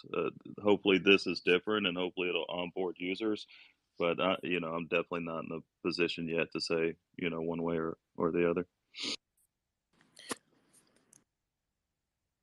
I think they rugged that one twice, right?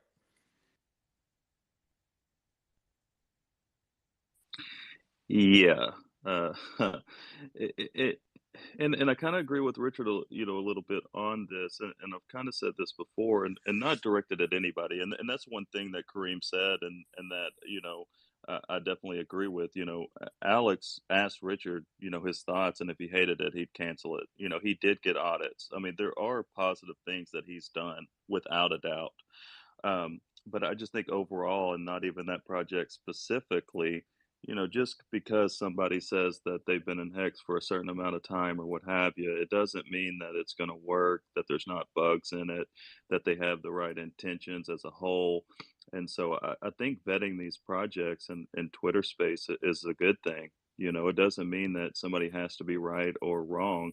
It's just doing your due diligence and just being careful, because there's a lot of things that happen in crypto unintentionally, unforeseen issues. And when it comes to your money, you just don't want to give it away willy-nilly.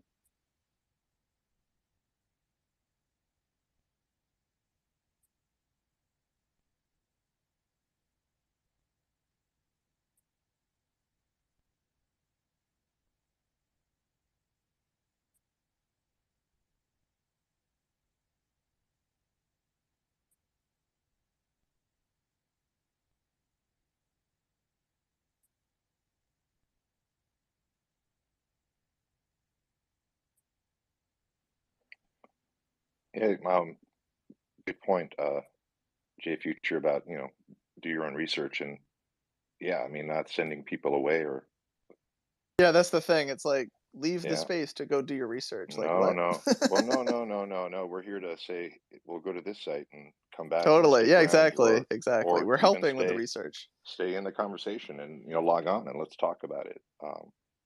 And that's one of the things. I mean, we haven't. I mean, hey, we're still waiting for a lot of things to actualize. But one of the really cool things about this community, and specifically, for example, Hedron, in this conversation right now, you can go and find the folks who are building this and ask them questions directly. I mean, it's great to discuss it here. I'd welcome all questions, and this is the place. This is one of the places, but we are so accessible here, generally in the HEX community, and all the branches that are growing. Folks are accessible. You can read about it, pre-launch of the pre-launch, and make a decision. And it's a very good point to be protective of the cornerstone of the project. Let's not forget. Yeah, but there's a lot of good development and a lot of good people that are working hard to, as I said, like build out this stack. But folks should definitely be wary before it's built and before things are operating in general.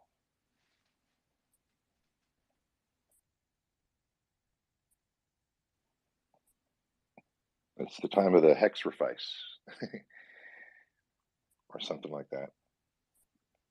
But there are a lot of people that are making some of these projects, and they have been working on Hex previously and with Richard directly.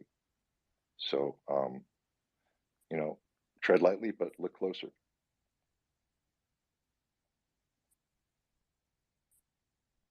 Absolutely.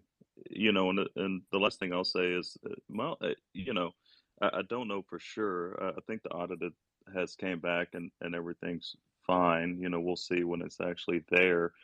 My biggest issue isn't if it's going to work or read only, it's the price. And kind of like when Orca was talking about game theory around the inflation token and what can bring it value so it doesn't just dump. Um, to where there's a lot of people at play that can decide if this particular token dumps or not. It's not just the SA. There's people with tons of T-shares that could also decide how this project's going to play out in the short term. And if it's going to be worth nothing, then do I just want to pay a bunch of gas fees? And so that's my personal hang up, and there's no way to actually know. Because there's no point in claiming all my stakes if it's just going to be worth nothing and it's just a waste of time and it's just unforeseen things that nobody will know what will happen 3 months from now, 6 months from now, if it'll even have a value, if it'll have a lot of value. And so to me, that's more, is it worth it from that reward versus is this really only going to read only my stake? But anyway, that's all I got.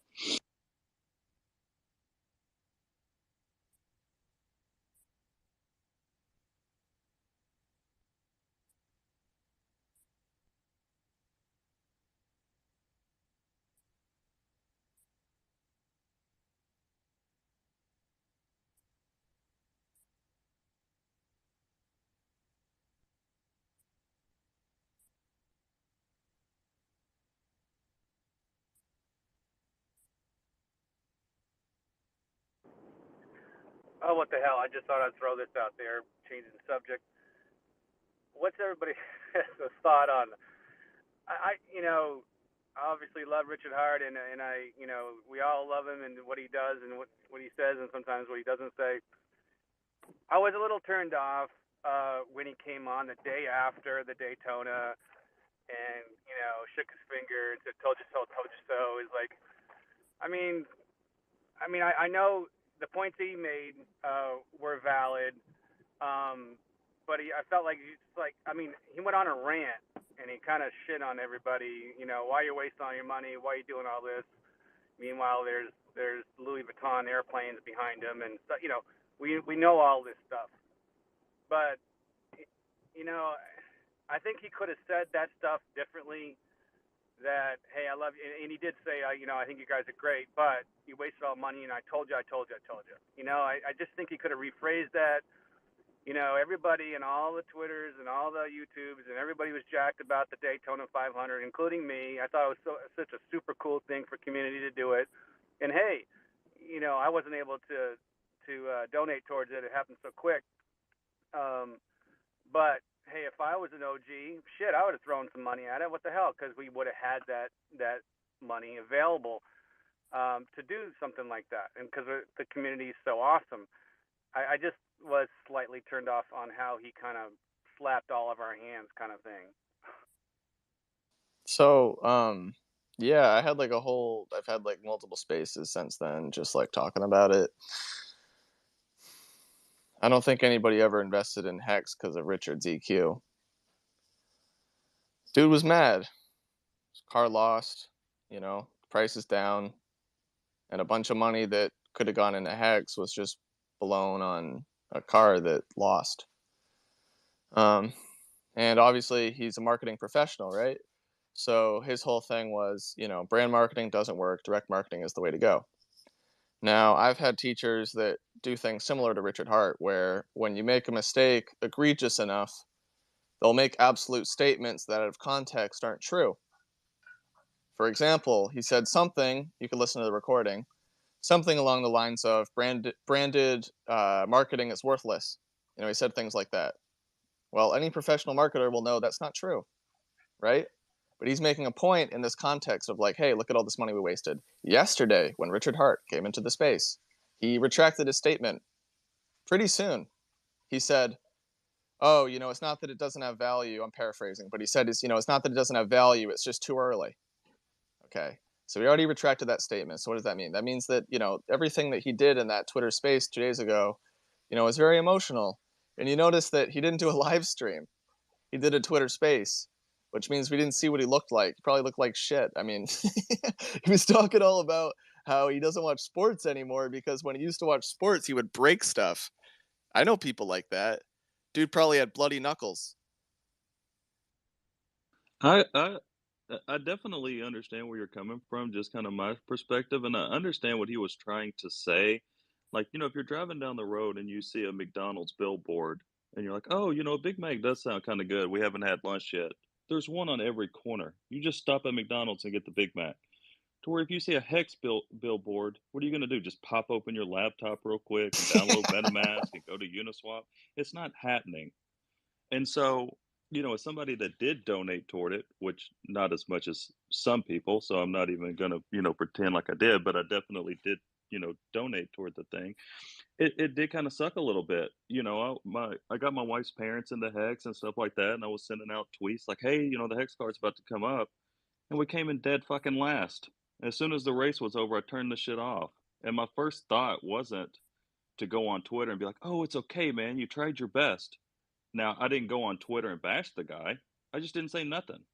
I thought about what I wanted to say because I didn't want to be reactionary. But then I thought, personally, like, is there enough ROI? Which, of course, I'm going to make it back, with the daily payout, whatever. So it's not like I'm even going to miss it. But then it's like, hell, if I just throw that in one of these bullshit sacrifices and got a 10x or a 100x and just dumped it on everybody, would that been more of an investment than wasted on this NASCAR that came in last?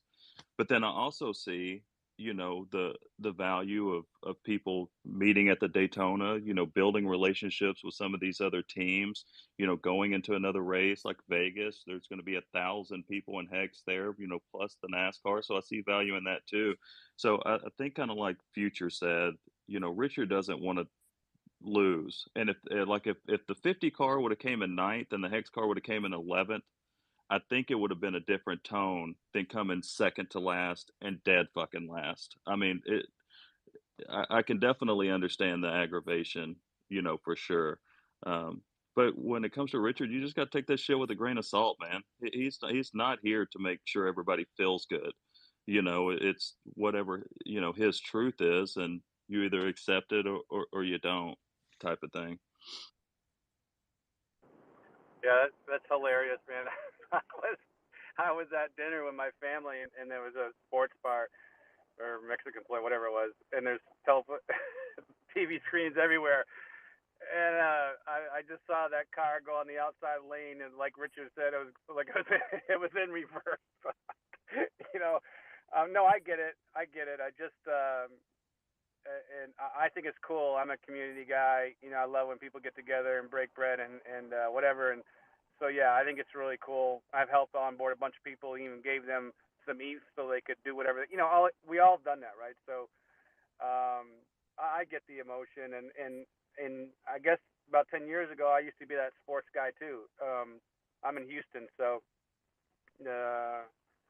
and Texan fan, so you can read the writing on that wall. But anyway, I get it all, and I understand Richard pretty good, so I get that too. I just thought I'd throw it out there.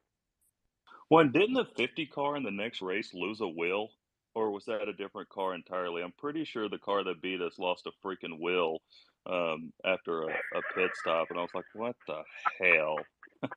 And I think the roller coaster of it too didn't help. So, like, whenever he got the penalty, everybody was like, oh my God, he got the penalty. We're in pretty good shape here. And then to lose the last 20 seconds, I mean, it just pulled at your heartstrings a little bit. I mean, it was definitely, unfortunate. I think in the grand scheme of things, it's fine. People can do whatever they want with their money, whether that's sell everything and get Bitcoin or do an ad that might not work. I mean, it's your money. You can do whatever you want with it. But, you just have to, just see where people are coming from with their opinion and take it with a grain of salt. And if you want to apply it, great. And if you don't, then that's okay too. Yeah, cool. All right, one other thought. So I thought it was pretty positive that the AMM bot is testing right now. That was huge news, and I don't know why that's not kind of being blown up. Usually Richard would say something like that on a Twitter or whatever. Maybe he did, I missed it, but the AMM bot is being tested. I think that's incredible.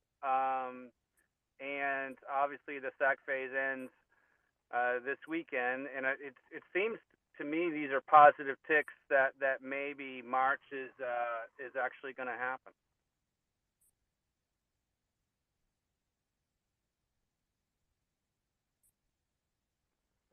crickets. Yeah, I think that AMM bot is something that they've been working on for a while. It might be closer to being done now. I know I've heard him mention it, a few times, either on stream or um, on Spaces. I think that we're probably closer to being done than not. But of course, he did say that version 3 need to be as close to the mainnet as possible. And so, I don't know if that's 2 months away, 5 months away, or whatever. If you were on Hex in the early days, it's the running joke 4 more weeks was probably said 10 times. But it's just one of those things. Like I'm not in any rush. Like he was saying, Hex has 100% flawless operation. No problem with the UI, no problem with the contract, with the staking. I mean, everything is 100%. And I would rather them take an additional 30, 60, 90 days, however much time that they need to make sure that we have as close to the same operation as we can get, than try to just rush it out. Then there's issues and they have to go back and fix things. And so, um, I'm patiently waiting over here.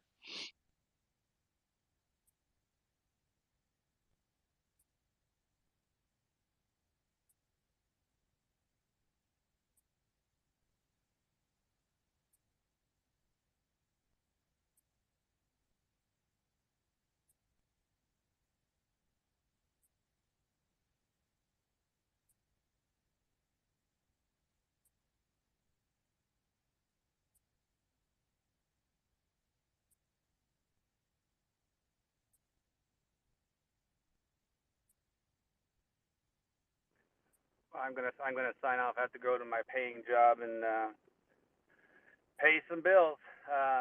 Hopefully for 6 or 8 more months. But I appreciate all you guys do. Appreciate what you're doing. Absolutely, man. Have a good day and pop back in if you can.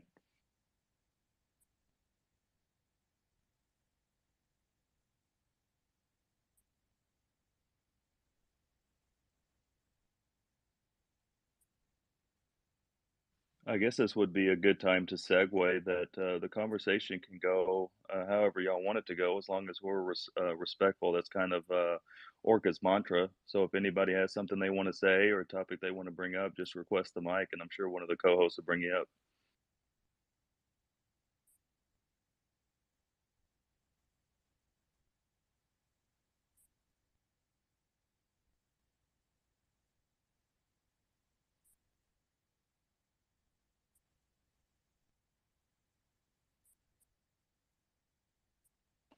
I'm surprised Famous hasn't requested. You always got something to say, bro. What the hell are you doing? Get up here.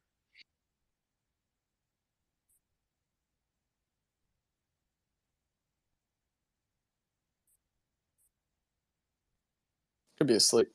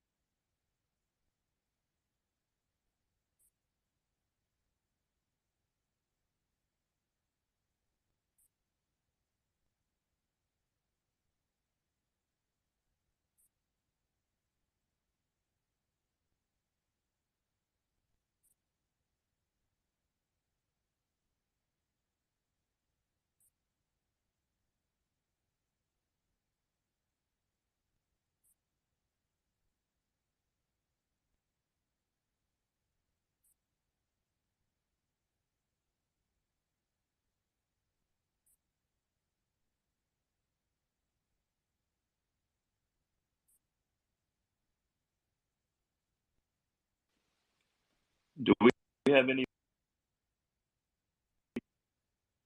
Shit, I got a call. I might have got rugged. Do we have anybody requesting the mic, co-host? Are our co-hosts awake? Orca? The He's asleep. the JA guy with the Yeah, apple. yeah. Some folks just came up. I think Orca's taking a little nap. He deserves it.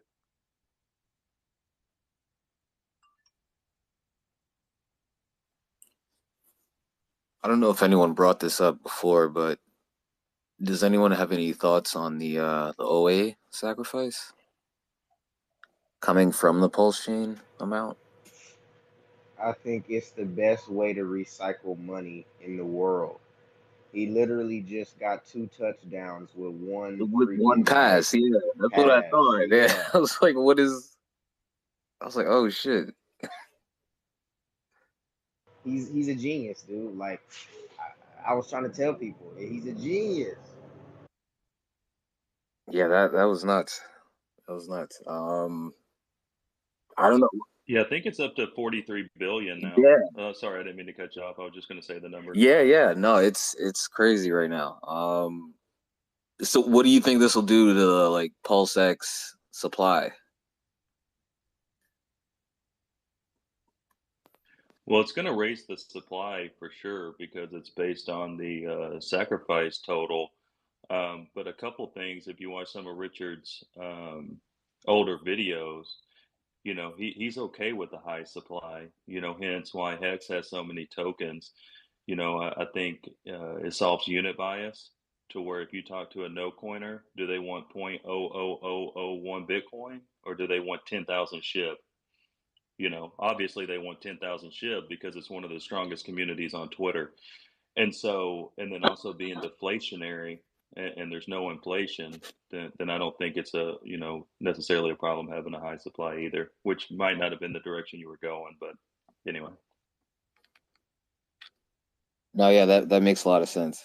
That yeah, no, I'm just trying to like I guess visualize what the supplies will look like in contrast, you know, PLS and PLSX. So I mean, yeah.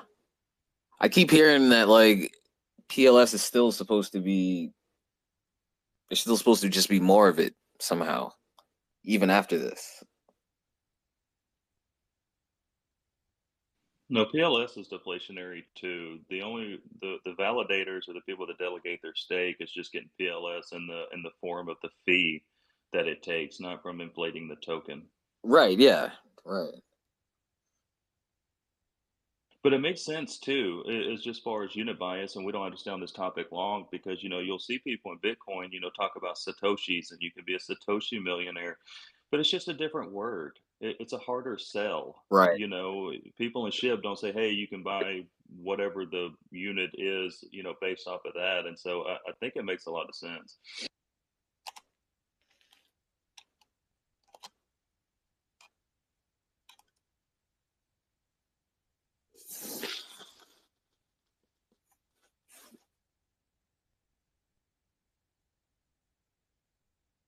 Okay, Hexagon, it looked like you tried to pop in a couple times. You got anything, bro?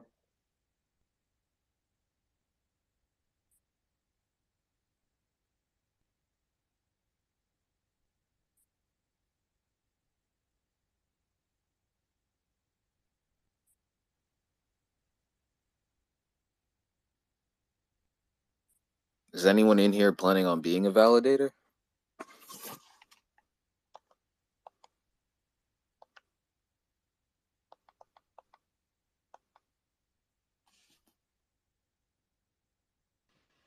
As far as the speakers go, Orca may.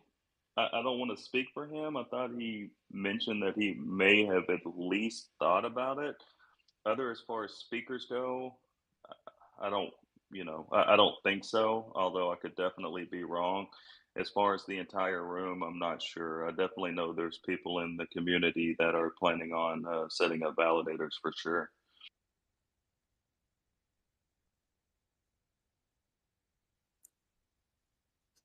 Are you up on any of like the protections for like, all right, like say a validator decides to just, shut it off or just, get out of there. Like what, I just haven't read anything yet. So, I'm just going off pure ignorance here, but I'm like, what are how would they stop that exactly?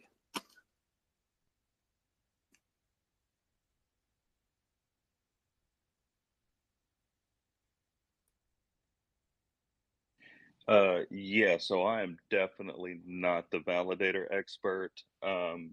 Just my guess, and Kid or anybody else, feel free to jump in, is that there's going to be more than 33, right?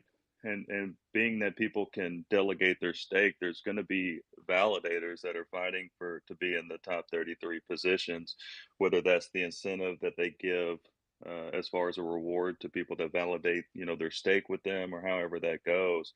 And so let's just say that one, has a lot of offenses and drops off. Well, then somebody else that's been waiting underneath that might not have enough pulse to be a validator can now reach out to those people and basically just bump them, from their spot. And if they're always down or always have infractions or what have you, then they're just not going to be a part of the 33 anymore, and somebody else is going to take it.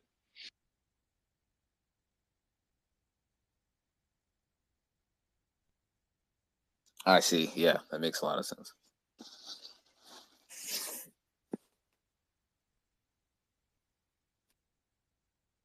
Because essentially there could be 55 validators, right, or 80 or 100, 200, however many that there is. But there's definitely not going to just be 33. One goes down and oops, we only have 32 now. I mean, I don't see that happening.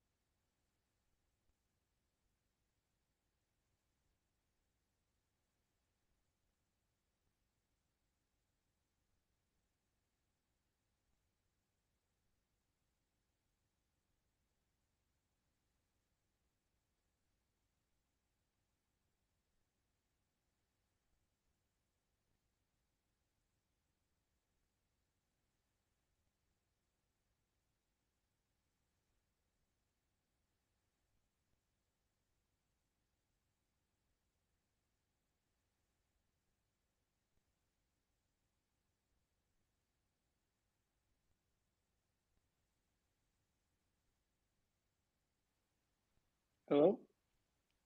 Is there anybody there? Yes, sir. Yeah, I got a question about the sacrifice of bull sex because I can't really seem to have yeah um, in terms of the money sacrificed for bull sex. Does anybody have any opinion whether or have done the analysis on it? Whether it's more unique addresses who have sacrificed for pool sex, or is it about the same as pulse chain?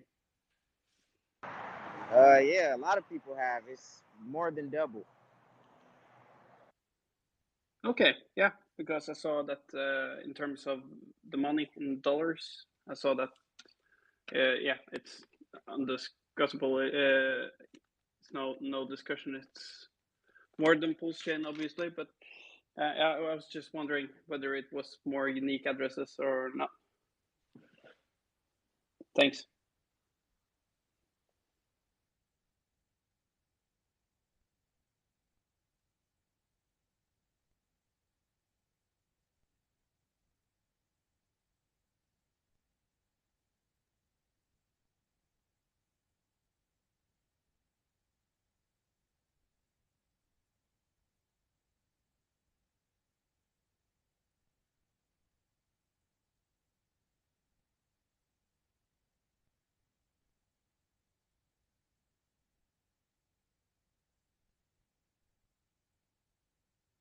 Did someone answer your question? Sorry, I got busy and I heard someone talk and then nobody respond. Yeah, I got my question answered. Yes. Okay, cool. All right.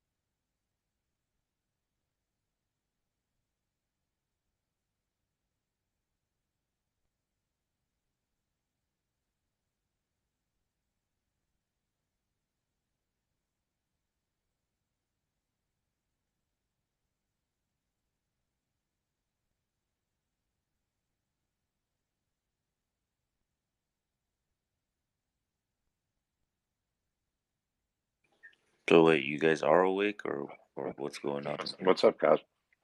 Hey, what's up, Cosmic? I was just waving.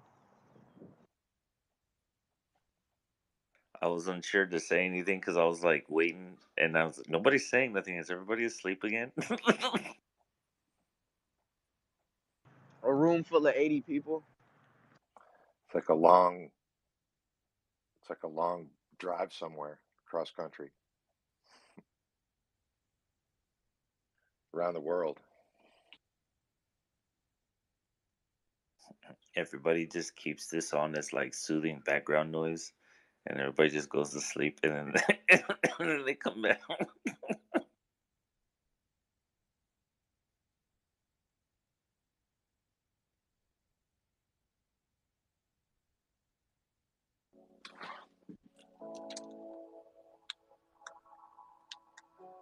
everybody. How's it going? Richard Hart here. Congratulations on some awesome places.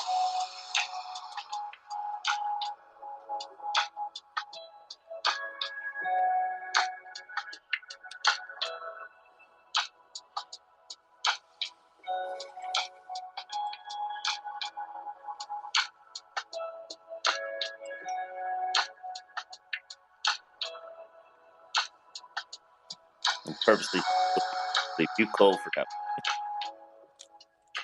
Yeah, I like the vibes, bro. Hey, don't stop. Keep it going. Shit, it's more than anybody else is saying or doing.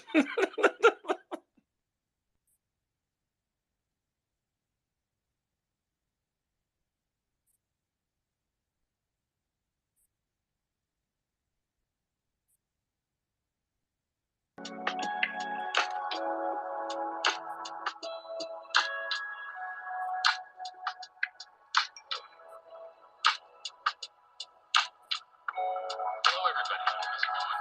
Richard Hart here.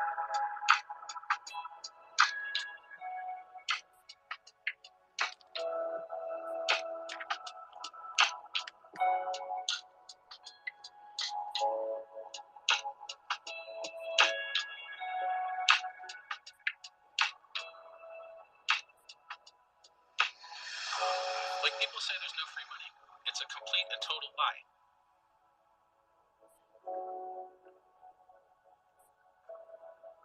Let me tell you all the free money that's in crypto. I got Bitcoin for free by double clicking on AXS 10 years ago. That's right. People that were in Bitcoin got HEX for free 2 years ago. It's possible. People that were in Bitcoin got Bitcoin Cash for free, XLM for free, Lightball for free, and XRP for free. Oh, by the way, HEX users got 1inch for free. Oh god, Uniswap for free. Fun fact, quick math. This is the one industry in the world where stupid logic doesn't work. Hey, yeah, listen to that dude, Orca and There's Matt free money coming. ended Great and Square. What? I said, do you guys listen to that Great and Square?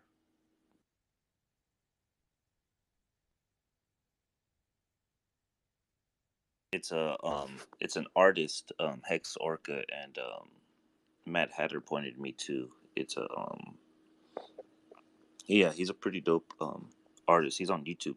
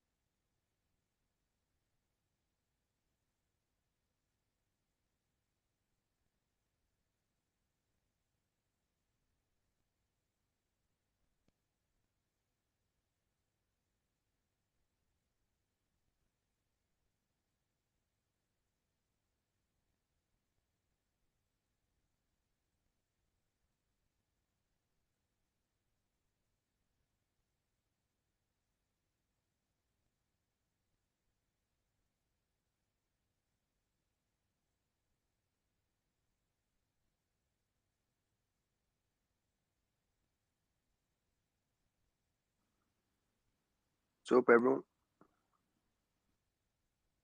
Oh, what's up, Reese? How you doing, man? All good, bro. All good. How are you? Chilling, bro. It's only a few. What's it? Cosmic Kid, I think, and then Jaws up. Yeah, that's it. Everybody else, I think, is listening to our voices while they rest peacefully. Hello, guys. Yeah, what's all this What's up, stuff man? going on with K4K?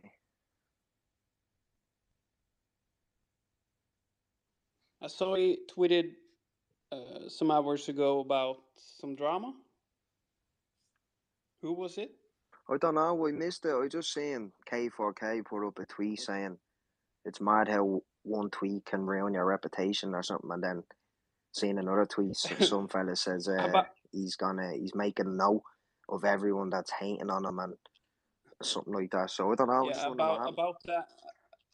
I think maybe one of one guy who it probably could be is Eric Wall. I had a beef with him earlier today. No way. I just had to write something. I was not mad. I tried to be as objective about it as I can because I'm obviously biased. I own HEX and sacrificed for Pulse Chain and PulseX. So, but I just had to bring it up because Eric Wall is allegedly, I think he's still a chief officer in Arcane Crypto. Yeah, what was he it's a saying? Scandinavian crypto company, and he was saying something about he was shitting. Actually, he was shitting about the approach. I would say in the development, he was laughing at how I think it was liquid loans, PulseX, and all these sacrifices and sacrificing going on, and that they. Sorry, my English is a bit bad. I'm trying to find the words. You're all right, But bro. You're all right. Take your time. Yeah, he was talking about how everyone is just copying others' work and wasn't actually programming or coding themselves. And I was talking to him, and I wanted to defend. I have not sacrificed for liquid loans, but I still felt like somewhat defending them as well as I've defended the sacrifice that I have done for PulseX, about how Richard Hart has copied and forking and taken what has worked, still using that, and just fixing what's been functioning bad, and how that is more efficient than just starting from scratch. That was my beef with Eric Wall, and I think maybe that has had something to do with K4K. I'm not sure. From my understanding, and I don't want to get anything started here, so after I say it, we can end the conversation or whatever. But from my understanding, there was a glitch in the referral for liquid loans, and a guy got over 400 referrals, right? So rather than giving him a glitch bounty, right, and saying you found a bug bounty, I mean, and saying, okay, you found a bug, here's a reward, they basically just took away all his referrals. So the beef is more so, is the code actually immutable? But that's either here nor there, and anything else I don't really have knowledge of. That's to my knowledge, but yeah, man, It's not a good that would start for liquid piss loans, me though, is it? off. That would definitely piss me off. What'd you say though? 100%. It's not a good start for liquid loans, is it? No, that's definitely not a good look, man. Because No. for them to remove his referrals, it's almost like I found a loophole in your guys' system. Rather than either just not rewarding me with a bug bounty and just giving me my referrals, you took everything away, and I don't get it. Yeah, I don't like that Yeah, see, approach. personally, I would stay away from all the loan projects. I know I'm not gonna hate on people who want to do that, but I just want to refer to I'm just invested in the Richard Hart projects because all the loan projects. I don't quite believe them. I'm trying to get away from loans today, so I don't see why I should sacrifice or invest in further loan projects, if you know what I mean. No, man, you're totally solid in your stance because I think that's also why I think it was I forgot who asked the question. It was either Matt Hatter or Keith or Jeff or Jeff or who it was yesterday when Richard Hart was in the chat, and I think that's why he phrased that question regarding the other tokens and stuff on this chain and everything because like if you heard him properly, he was basically saying, hey, look, you don't need to participate in any of the other events or stuff that are trying to come out on his network and everything. So he was like, hey, yeah, just I have everything, I built everything. So I feel like he was ultimately telling everybody, hey, look, you guys go into those other projects, that's on you, I'm not promoting them. He's like, I'm letting you know my projects are what we should be focusing on. So I feel like some people missed that sign or understanding. So now people are, whatever they go into, if they go into these other projects, ultimately like he has no responsibility to them. So that's why I feel like some people think he has some type of responsibility to them when in reality they don't. So they feel like maybe he's supporting him in a way by not saying anything when he's just trying not to be rude to the community and be like, you guys are all stupid. So yeah.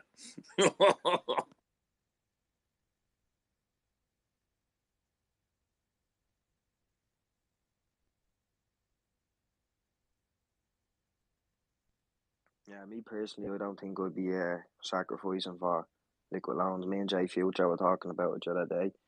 Like, if it is going to be big and if it is going to be successful, why not just wait and let it play out and see what happens? And then if it does work and you see people actually getting benefits from it, then I might look into doing like 5% or 10% of me bag, But that's only if I see other people using it and it's doing well. Yeah, well, I mean, if you look at the liquidity chart, if you look at all of these other charts, because the code has been forked on multiple different networks, right? So if you just look at the charts, they're trying to incentivize people for holding because when it comes to these loan tokens or whatever, man, people just tend to dump them.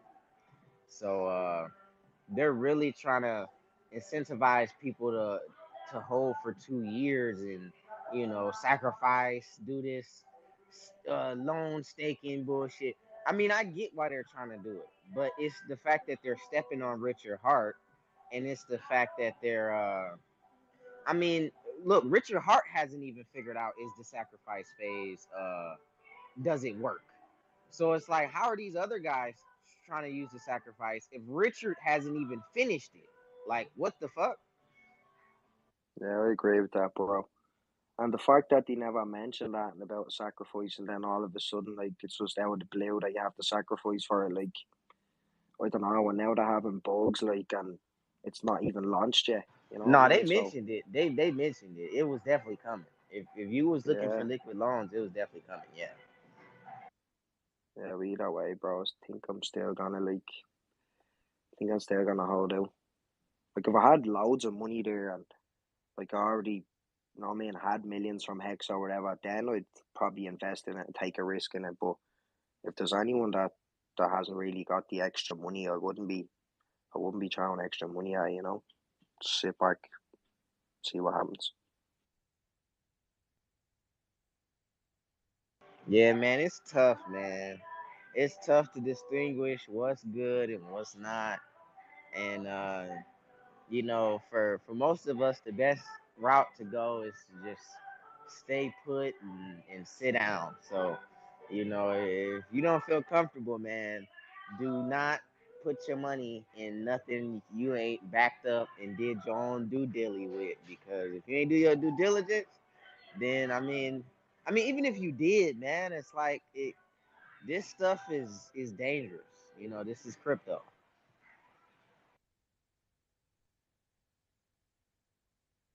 Just look at the liquidity chart. I'm gonna post it up and pin it. But Yeah, just look post it at up it. and pin it, bro. Yeah, I haven't even seen it, to be honest with you.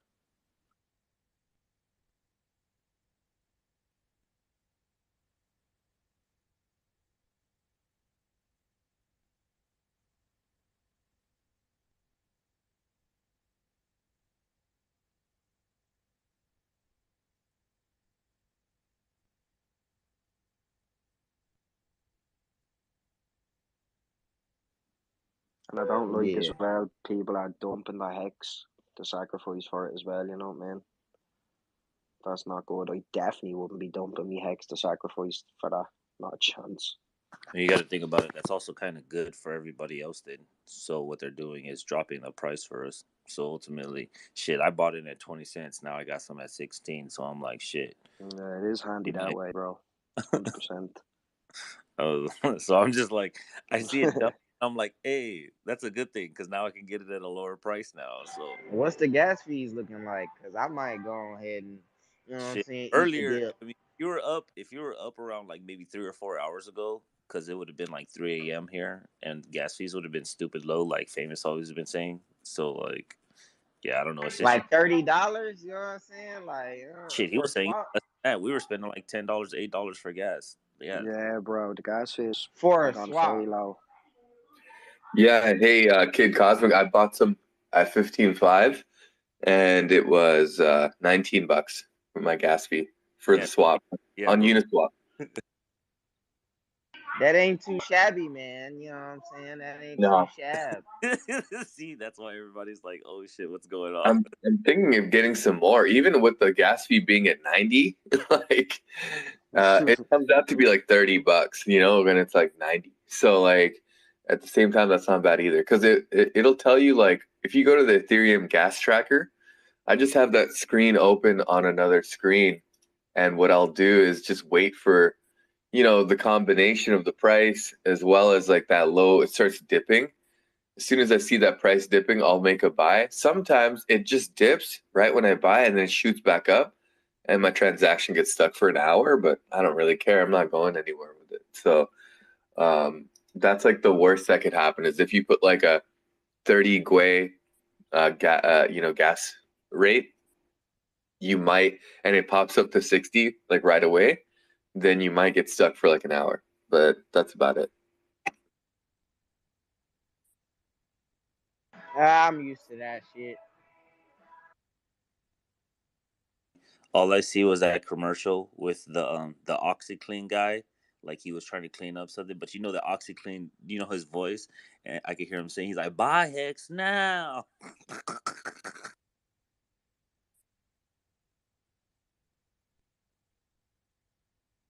Yeah, man. These gas fees, they haven't been this low for about 6 months, man. For these new guys coming in, you know, we were kind of onboarded 6 months ago before the pulse chain sacrifice started and everything.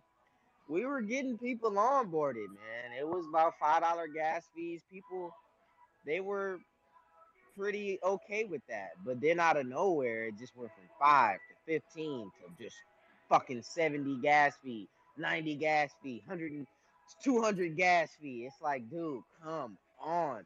In a matter of weeks, this is weeks where you see gas go from 5 to just $200, and it's crazy. This is the issue that we're trying to solve.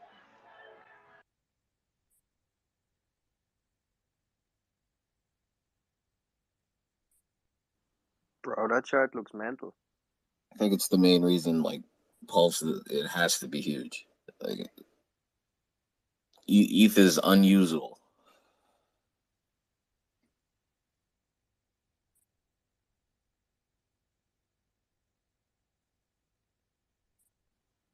Yeah, like it's actually gonna be crazy. And if they do a stake on Pulse, it's gonna cost you like fractions of a penny. Like, you know what I mean? That's Yeah, to madness. be honest, Yeah, just that alone, like, that's nuts, man. Nuts, bro. All this NFT selling and buying, like, it'd be so much fucking easier. Exactly, bro. That's what me and Gar are waiting for as well. That's why we don't want to launch our NFTs now, because Ethereum's just raping people. Do you know what I mean? It's Yeah, horrible. that's insane. It's horrible. Unstaking too, like I'm pretty sure that's why Richard Hart decided, enough's enough. I'm not waiting for Ethereum consensus or these guys to go to proof of stake. I'm just gonna do it myself because it's wrecking Hex. Because Hex should be much better, just based on the fees for unstaking, and this is the only issue. And it's funny because when they did the London hard fork, it really didn't do anything. If you notice, like gas fees started going up even higher. That could have just been a combination of OpenSea. Getting worse. It's fucking nuts. Yeah. So the way I look at it is that we all need this. I'm excited for it. Like I'm so grateful that I found out about Richard Hart. Like what? It's been about like almost 2 months now that I really like heard about him. Right. So it was like I got a video from my uncle about about Richard Hart because he's been saying HEX. He's like, oh hey, you should buy HEX. You know, he told me back in like March last year, like April last year.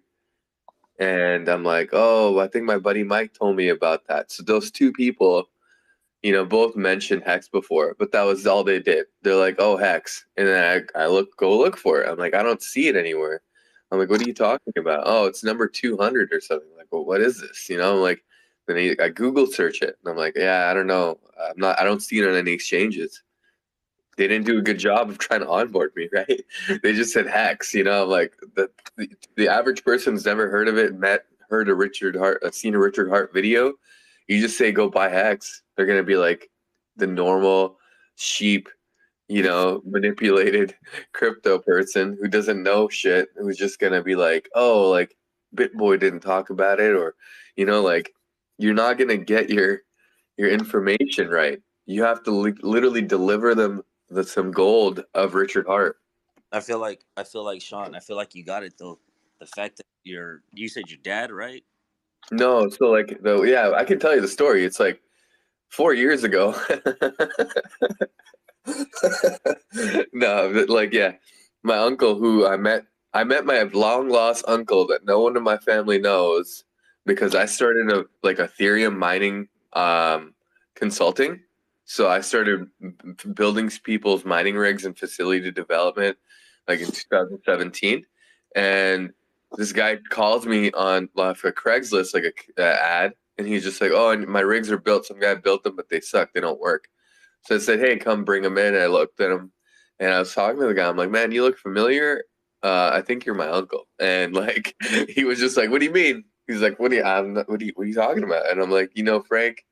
And he was just like, "Holy shit," you know. And it was crazy. He like grew up with my dad. I hadn't seen him since I was like 12, and it's my uncle, you know. And it's like, holy shit. And we laughed about it, you know. We got drunk, and it's pretty cool story. But in the end, um, you know, he kind of like I just kept doing my thing, and like he messaged me. He's like, "Oh, you should look at HEX." He put in like a little bit back early, like you know, and he did well with it. Um, so he was pretty much like, "Hey, you should buy some," and I'm like, "Yeah, yeah." And then New Year's came, and I hadn't talked to him in a while. And I talked to my dad, who hadn't also talked in a while. So I messaged my uncle. I was just like, "Hey, you know, I talked to my dad. I told him I talked to you. You know, I'm sure you guys could figure out your BS. Just talk to him, you know." And he was just like, "Oh yeah, you know, it's perfect timing you because this thing called Pulse X is happening soon. You should look at Richard Hart." And he sent me the Meet Kevin video. He actually sent he didn't just tell me, he sent me the video this time. And so from when he sent me the video, I was just like, "Who's this pink haired dude?" And I'm like, "What's this guy all about?" And I'm like, "Oh, this guy's balling out with all his watches and everything." I'm like, "Okay, what is this?" And then I watched his video and I was just like, "Oh, damn," you know. And then I went on to like the Word Up TV video, and then I went up to like the Kitco News video, and then I just started watching more of his videos, and I just was laughing half the time because I'm like, "Man, this guy's like exactly so right. Everything he's been saying makes perfect sense." I'm like, "Screw it. I'm gonna throw in $500 as Pulse X." And then 3 hours later, oh, here's another 500. It's just like, and then I'm like, I emptied all of my exchanges, everything, all my ledgers, everything went there. And then ever then I've been DCing and staking HEX. Cool story, but I like that. If I was you, I would have took that as a sign about meeting him, your long lost uncle you've never met before, and then all of a sudden he just tells you about this cryptocurrency called HEX. Imagine you had bought into it, bro, when he told you. That's a sick old story, brother. Yeah, you know, he told me like no, it was like a years later, right? So like we met, we We hung out and stuff. The market crashed. Everything was bad. You know, I lost a bunch from a big mining operation that I was a partner of. I was supposed to be getting a big percentage of the mine for doing all the work, setting up the contractors, like putting the rigs together, all that stuff that we were doing. We were going to get a good percentage. And then the investors just completely just backed out. And they're like, no, we're cutting ties with everyone. And the contract that my partner signed was garbage. And, you know, I kind of got screwed. We all kind of got screwed out of it. So in the end, you know, it was a learning lesson, but I just went on with my life. And I'm grateful because like if that wouldn't have happened, maybe I wouldn't have pursued my same career. And I would have been in the dying mining industry, especially with those old machines, like they over time would lose. And, you know, so now my 100%, business, bro. Everything happens for a reason, brother. 100%. 100%. And maybe if that had happened, I would have became like an Ethereum Bitcoin maxi, and I just wouldn't like think of anything else. And, Be you wrecked know, right now. Yeah, you'd be wrecked, literally. I would be wrecked, exactly. So the way I look at it is that, yeah, like the overhead for that place wasn't cheap. And for them to like, they would have had to sell their crypto. And before that, when we were doing it, they were sending us Bitcoin and we would sell it to go fund the place. And I was like, I'm not funding it through my bank. It's like, I'm not going to pay taxes on your project's funding. So we were doing all under the table, like cash deals of like $50,000 at restaurants and stuff. It was pretty sketchy. You know, it's like I would go, we'd have like, we'd have like 4 or 5 Bitcoin, and like we would just go to like a Boston Pizza and meet this guy. He had like 50 grand in his backpack, and we would just be like, all right, you sent it. Here's the confirmation. He just hand us over like the money in the backpack, and we just put it in our backpack. And the craziest time we went, there was like literally like the OPPs, like the Ontario Provincial Police. And we walk in, this guy's sitting on a booth, and right beside him is like 30 police officers celebrating something. And these guys are not like, these guys are like the cops. You're like, holy crap, they're like the Highway Patrol, California Highway Patrol, but they're the Ontario Provincial Police. And we're like looking at each other like, oh crap, what's going on? You know, it's like we're about to buy 50 grand in Bitcoin, and like these guys are all sitting right here. The guy was just like, hey, come, like, he was just like, whatever, let's just not make it suspicious. We did the deal and we went on. So, and you know, and since then, like the price of Bitcoin kept dropping. Like our clients would like the investors would send us Bitcoin, and by the time we'd go to sell it, it'd be a lot less. Right. So it was just like, hey, like we need more, you know, and it's just like they were like, no, this is not working out because like you should sell it right when we send it to you. We're like, yeah, we can't do that. So it was an interesting experience. So all it was that you were in deep into some drug cartel, and they were trying to help you wash your money and everything. And by mining rigs.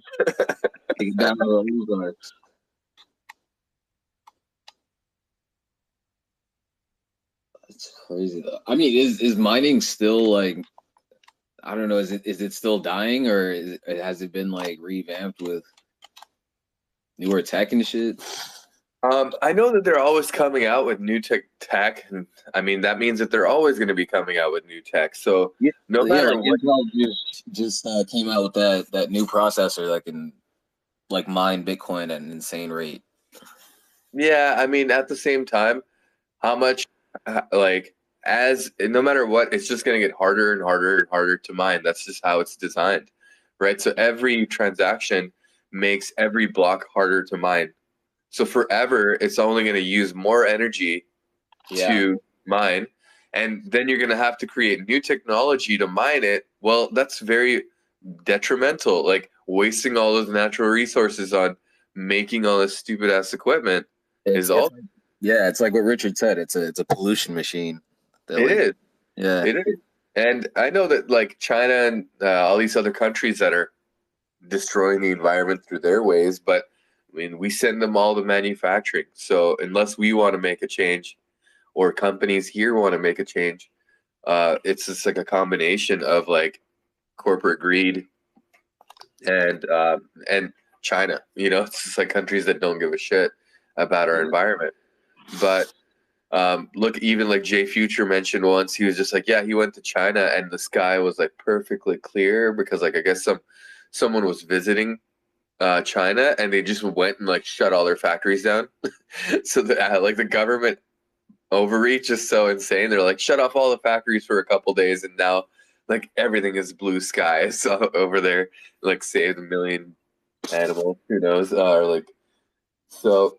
I guess over there it's just a matter of yeah. I guess it's just like they're gonna constantly keep making it. And I you know when I sell HVAC and I'm talking to customers, I'm like, hey, like yeah, I know my product is a little more expensive than what you're getting quoted, but it's significantly higher quality. Like when I sell furnaces, I only recommend people the stuff with stainless steel heat exchangers because it seems like everything else in the furnace is also much better.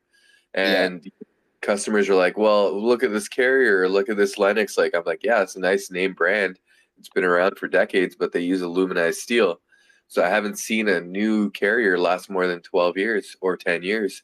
I'd rather you get 20 years out of it. And even though these companies are all about energy savings, it seems like they are building low quality equipment that doesn't last that long. So it's kind of an oxymoron, or it's you know, it kind of goes against their whole environmental friendly thing. And yeah, It goes into like the corporate greed you were talking about. It's planned into the making of the products. It's what's that called? Planned obsolescence, where it's made to break down so, you know, they stay in business and profits stay up. They have to keep making more. You have to come back pretty much and get another one if you want that, you know, aluminized, you know, whatever. It's the same with like all the tech, all the phones. They're all made to break after, you know, 3-4 years. Like your shit's just made to act up, and I don't know. It's like we're playing like a really dangerous game with like really rare resources. Like this is nuts. yeah, man, it's I mean, things will change eventually. Who knows? Maybe they won't. Maybe we'll just kind of start withering away like people do. You know, people will always overcome like whatever obstacle, but many people like there's never been a time where humans have had to reverse our own mistakes. You know, Yeah. it's like we've dealt with like natural disasters and crazy stuff and like sickness over time, but we've always survived, and you know, some people have survived, but when it comes to like if you look at the history of human beings, like look at like the Egyptians and stuff like that, let's say, I guess was there a mass extinction almost of the human species? Did we start over, like, you know, and like did Bigfoot come out of the woods and just start becoming human again? Like, I don't know, like, you know, so to me, I'm not like a well-educated person on that topic, but when it comes to like what I'm seeing today, it seems like corporate greed definitely is talked into the ear of the government, who isn't saying like, oh, hey, look, like, and what I know is like furnaces, for example, like when I keep bringing it up, and it's like when I see furnaces, the technology for stainless steel heat exchangers has been out for about 10 years. So every furnace now should be made with that, in my opinion, because Right. stainless steel, it like if you look at the warranty firm like an Amana furnace, which is like my one of my best selling just because it's like the best price that I can get for customers. That thing has a 99-year heat exchanger warranty, and if the part fails, they give you a whole new unit.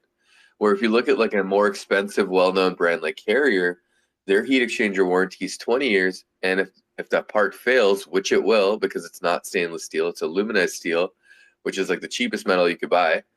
If you go to a metal supplier and you say, "Hey, give me the cheapest pipe you got," they're going to give you a pipe of aluminized steel. Yeah. Yeah, so in the end, it's like, okay, they're giving you this aluminized steel heat exchanger. If that part fails, they're gonna give you a new part. but you're gonna have to spend like $1,800 in labor to get that free part replaced if you don't have a warranty on labor. So it's like it only costs you $800 to replace the entire unit, not if the Amana breaks down. So it's cheaper for you and it's gonna last longer. Like where's the benefit? So that's kind of like where I'm like, if I could be a politician or if I could be a lobbyist, I would be like, hey, for the environment, make sure you're awarding these companies that are providing higher quality components, better equipment at the same or better price than their competitors. And you should tax their competitors because they're providing a product that's detrimental to the environment to force them to change and get on par with the quality that's out there.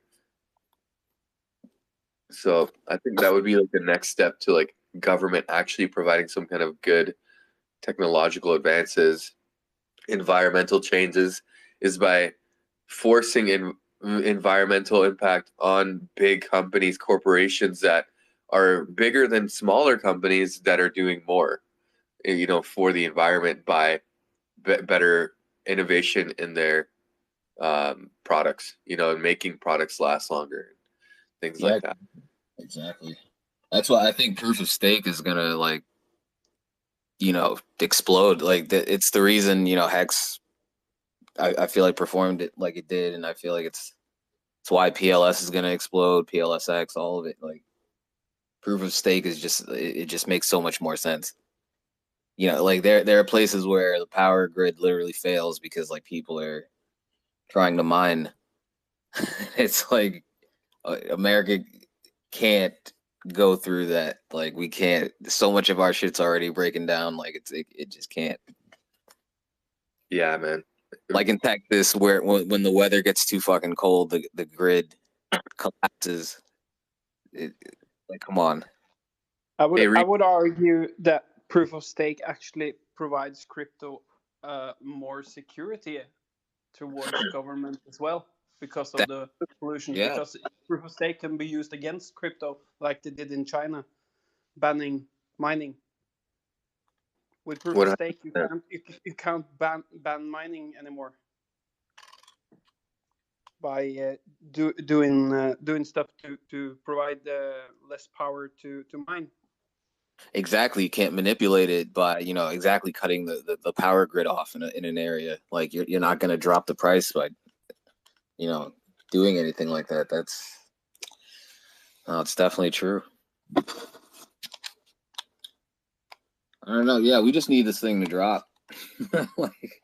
Hey Reese, what's going on, man? Yeah, I just wanted to say, kind of going off the topic there a bit, but I just wanted to say, anyone in the space there liked what Sean was talking about. Sean has a brilliant news page, called "What's Not on the News." If you want to pin it to the top, Sean, so just so we can get everyone informed on what's going on, Just love the work you're Copy doing, that. bro. It's Thank you. brilliant.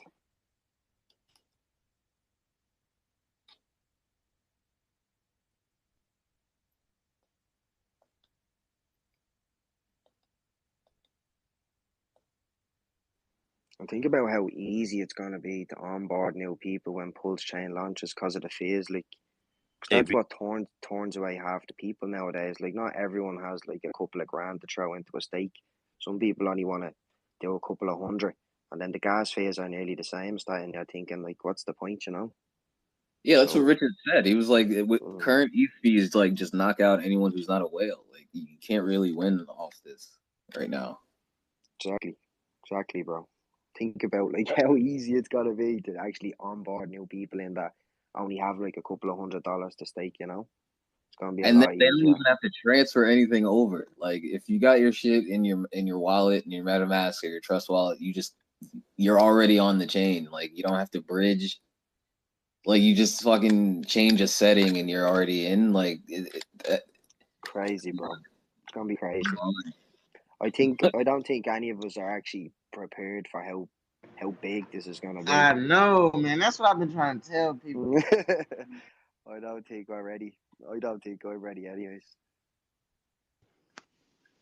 In Britain, do you feel like when you talk to people about crypto who is not in crypto right now, do you feel like they care about the environment, not only just the money aspect of it. When you try to onboard or talk about crypto, like why I'm asking is because here in Norway, where I'm from, actually I have a lot of people who get the money aspect of it, like your money is inflationary and crypto is deflationary, and but actually they care so much about the environment that I'm struggling to onboard because people always mention Bitcoin and the power problems and the Yeah. aspect of mining.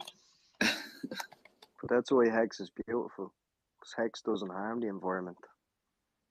It's a beautiful thing. It's one Proof of the of stake. it's one of the main reasons like artists hate NFTs right now. It's like the damage to the environment to fucking send and process an NFT. Most artists aren't with that. Like it's the first thing I always hear. It's like, oh, you know, your art's really amazing. You should get into making NFTs. I'm like, nah, I don't want to damage the environment like that. Like, isn't Bitcoin really slow and this, that, and that? I'm like, oh man. Bro, there's a lot more things out Reese, there that are damaging the environment. if you're an artist, Than, if you're an yeah. artist and you want to write and stuff like that, and you want to be a paint and you do canvases and everything, and you want to be like protective of the environment and everything, I want to say whoever paints and stuff like that, they're not really trying to be respective to nature or anything like that, as they have to take from nature and actually utilize something to produce their form of art. So I'm gonna say this. Hey, I just realized this as I'm listening to you guys talk, so I'm sorry I had to like say this. The only true art is the art that doesn't require anything to produce something. So in saying that, it's also saying that cryptocurrency is an art in a way, because we give it that value, such as art, like pictures and shit like that. So I just wanted to say, anybody that actually does painting and canvassing and stuff like that, they're not being receptive to nature, because if they were, they wouldn't destroy products and everything else to actually construct their own art. I just wanted to say that because I write poetry and I don't need anything else to, you know, present art. No, I feel that like I mean, all you need is a pen, paper. I mean, or you just No, you don't even need pen or paper. It's just oral. Like literally, it's nothing. You need nothing to produce the art of poetry or writing or anything. Well, writing, yeah, but like poetry and spoken word. So I just spoken word. Yeah. Spoken word's all you. Yeah. No, that's. But even that, right? You could say that takes up like a human resource, or like that shit spends. Like you spend some of yourself doing that. Like it's not everyone can do that. Yeah, of course. I was just referencing the whole aspect of having to use natural resources and stuff like that to produce something, such as buying making a computer. We have to destroy all kinds of shit to make a computer and everything else, and we utilize it for whatever reason, and we justify that. So, and I was just like making an example of being an artist, you would you would need these resources and stuff. So you're not doing anything any better by trying to be No, I think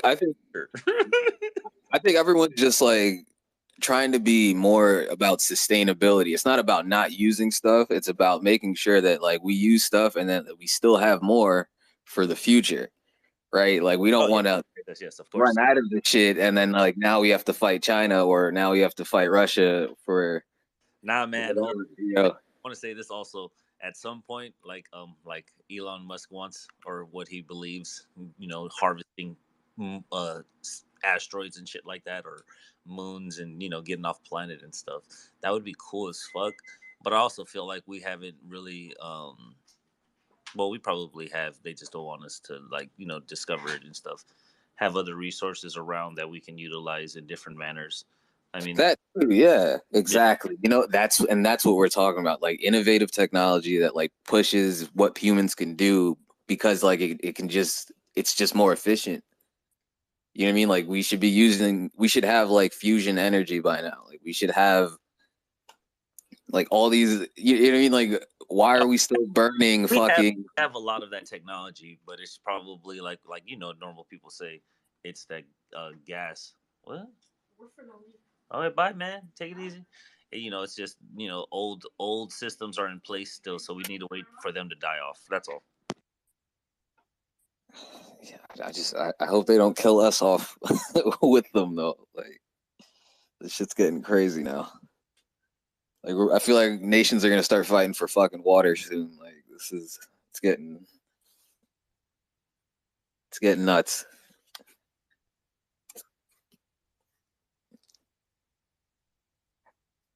And it's just like it's another plus to the whole like pulse chain like system. It just we don't cost the environment anything. Like the shit runs great, it runs better, and like we're not the cause of anything. Like you know what I mean? Like you just can't lose. Like there's no downside to this.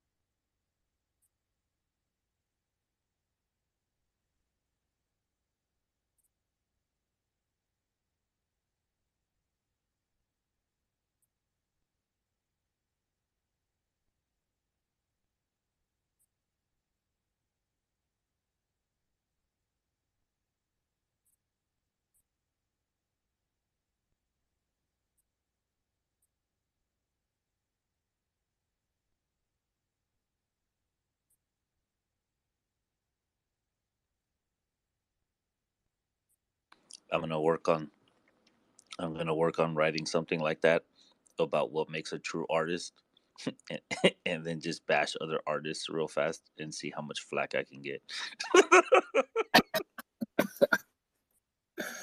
Yeah, what's his name? Salvador Dali was like that. He was like he just loved pissing off other artists by like calling every artist a fraud.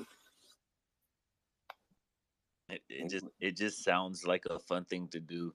It's just like I want to see you argue. He lived quite a life off just that was his life. Just pissing people the fuck off.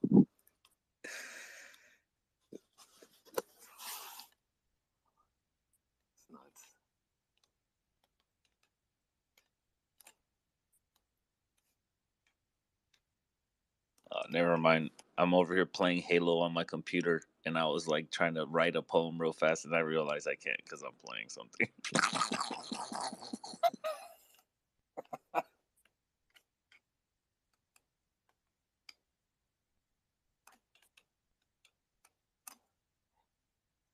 Yeah, I'm over here playing 2K.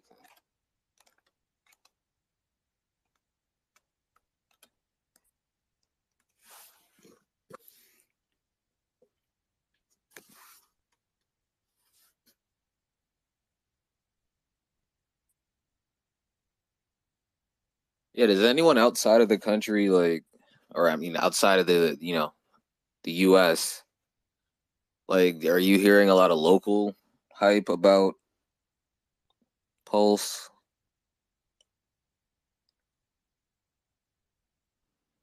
Not really, bro. No, not many people in Ireland would. I only see. I don't even think. I think I've met 2 people so far from Ireland that are Hexkins, like. So I have a lot of work to do. It's kind of a good thing for now. you can really position yourself. I think it's more bigger in England. I think definitely there's a lot of people in England involved in it. But yeah, I need to start spreading the word.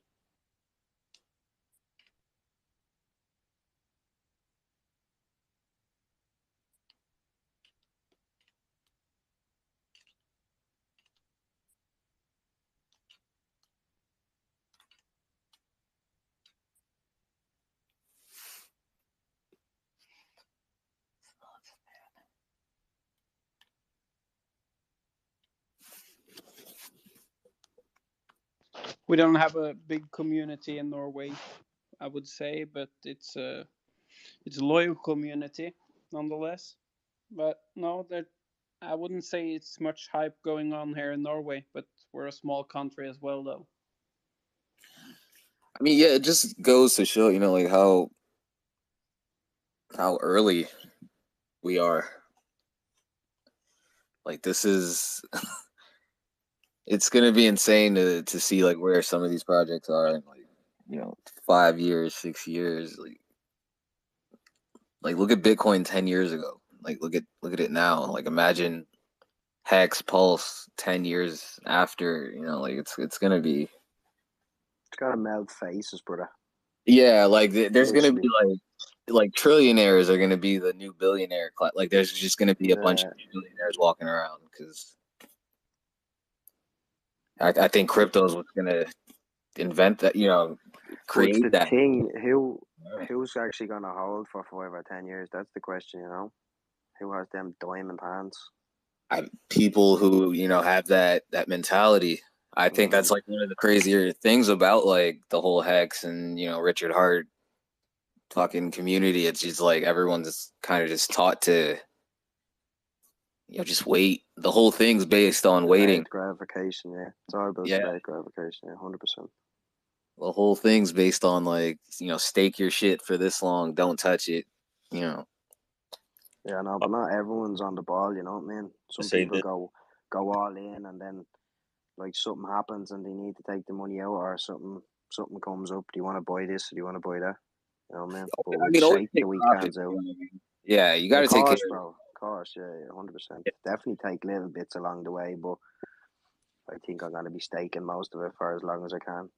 Yeah, So I'm yeah. only 24, bro. You know what I mean? Like if I stake for 15 years, like well, I'm 25 in May. So if I stake for 15 years, like I'll only be still 40. You know what I mean? Bro, that's fucking insane. Like, yeah, I'm 32, and like I'm thinking like if I had been staking since I was fucking, if this was here since I was fucking 22. I'm 20, bro. Like, dude, But that's like the y'all crazy said part. at my I age, can like a hold fucking the year. whole time. Like, you're Yes, talking you about who's can. gonna hold. It's like, dude, in the next 10 years, I'm gonna be still looking for a career. Well, probably not if I'm holding these type of bags. So it's like, dude, No, I'm holding definitely this not, entire bro. You time and I'm fucking staking deep. crap, man. Yeah, like Definitely. you. Once you stake it, that's it. Anyways, you know what I mean? You can't touch it, and even if you try and do touch it, you're gonna get penalized anyway. So, Yeah, you you know what you I get mean? ate up so bad that you lose it all anyway, so it's not worth it. I don't know, man. I feel like when everybody was Yeah. talking about the security stuff, all I was gonna do was buy another treasure, make two stakes on it, and then lock the treasure up somewhere with everything that it needs, and then just do whatever I'm doing. So I know Nah, I won't. And look, if you trying to be secure, you would definitely not have the seed in the treasure, and you would have the seeds on some form of metal that doesn't have an alloy. So you will want to rethink that there, buddy. I already rethought it. I've already have it already set up because I have it set up the seed phrases somewhere else. The treasure's gonna be like in an actual lockbox. So No, well, I it's no need. already thought about it because I If already you already have have my the own. I seed, already you have don't. my own stake. I So wouldn't. these stakes are literally for That's somebody else. another attack vector. Plan. That's something I wouldn't advise doing. Sorry. My kid, trust me. I've heard everybody's words in this group.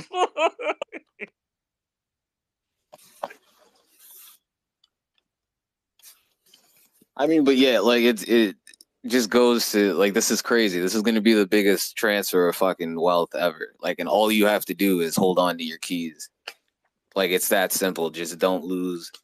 You don't have to fucking do anything. You know what I mean? Like there's no pension, there's no savings account that's gonna fucking grow this way. Like crypto is just I don't know, something else. I feel like Pulse Chain is like crypto 2.0 and shit. Like Yeah, because it's I would say deflationary. proof of stake is actually crypto 2.0. yeah, yeah. 100%. And when yeah, I can only talk for my own country, but like we're talking about how early Hex and Pulse Chain and Pulse X is, but I would say crypto is still early because the Yeah. most people I talk to doesn't even know any basic information there is about crypto. They only refer to Bitcoin. Many people don't even know about Ethereum. Exactly. Yeah.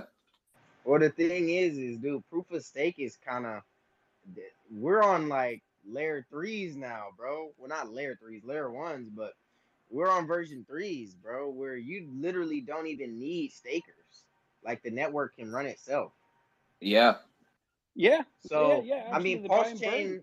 Pulse chain is going to be new and fresh and hot, but there's still going to be things coming out, which I advise we educate the community about, because it's going to It's be funny you dope. say that, because the buy and burn is actually, it can run itself. You don't even need to stake anymore. It's Well, because no, of the not buy and that, burn functions and not everything. that. Bullish. Oh, It's you're more referring so to. how the network gains consensus. I don't want to shill any other networks, but just look at up and coming project called Corium. Yeah. And basically, they have this new system where, and I'm not claiming that it's going to be the dopest thing out, but basically, when the network is under like high loads, they save fees. So when the network is under low loads, right, they can still, pay validators and, uphold the network. So it's just pretty dope to see. Because what if people just don't even stake or delegate on Pulse? That's something people haven't thought about, but everybody's excited to. So Yeah. No, I I think didn't even know about this. So that's how early crypto is. yeah, no, yeah, definitely. Like it's moving very fast, and Pulse Chain, we're right in the mix. But it's things that's coming out, and we'll be able to take advantage because multi-chain, cross-chain, so it's not like we're gonna miss it. We're just being a part of it. no, absolutely. Absolutely. I think it's just set up to be a big part of it though. Cause like this is Oh yeah. pretty big. Like this isn't Soul Chain, you know what I mean? Like a lot of these other chains right now are broken. Like they're not much better either.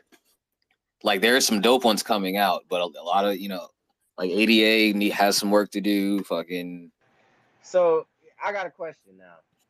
So if Pulse Chain is gonna be the bees fucking knees, right? What if we get congested ASAP? What if fees get to cranking up within the first 2 years? Kind of like how they did for, Hex on Ethereum. What if people are just using the hell out of the chain? What is gonna be the That's a good consensus point, then? bro. well, it's got a But three look, second block time though. Like look what happened to the Sol. Yeah, Look but what happened dude, to look, what if Solana. Ethereum Solana got just straight up overused and it crashed. You're sits right, on bro, in us, what you're bro? saying. You're right. Look at Solana. It was doing like, what was it, like 440,000 transactions per second or something, because people just kept using it because it was so cheap and so quick, and it just flooded the system. And ever since then, it's just been getting hacked. And you know, that's a good point, Cosmic Kid. I like that. no, that's true, but like Pulse isn't a fork of Soul though. Like the Soul code has flaws in it too. Like Solana's Well, code is kind of but Yeah, I look know at it what you like this. mean. Yeah. Look at Binance Smart Chain. The fees are cheap over there, bro, but they're like at least $2, $4 when everything is high. So what I'm saying is, what if we get more use than Binance, the smart chain, and then fees are like $10? That's not bad in my opinion. Even now, I don't mind paying $10 on Ethereum. But for a new guy learning Pulse Chain, maybe $10 is like, whoa, what the heck? That's just like Ethereum. yeah. I mean, I could see we're just gonna have to wait and see. You know what I mean? Like we're gonna have to wait and see. Like under heavy loads, what do the fees stay up? Stay down at. But I don't know if it works the way he's saying it works. It's crazy, man, and it's like with the same security as ETH. Like ETH doesn't get hacked very often. I I mean, don't it think ETH just has did ever been though hacked. Did it? with Yeah, the Solana exactly. bridge, but it was Solana's fault. But yeah, That was yeah. The hack was on Solana's end. Exactly. Like it's Yeah, yeah. It wasn't Ethereum's end, yeah. ETH is. You know what I mean? Like and that's what like I feel like gives me like that but security of like, isn't all right, that crazy? Like, dude, literally, crypto is so real that if you find a loophole, you can like that's how real the money is. It's crazy. Oh yeah, oh yeah. I mean, man, if you learn to code, everyone learn how to code because like to just protect yourself and just to learn how to like move in this world, like we're gonna have to know some coding language. Like you got to, you got to. Like that was someone who just read over some code and like saw an exploit and was like, oh, all right, so I'll just do that then.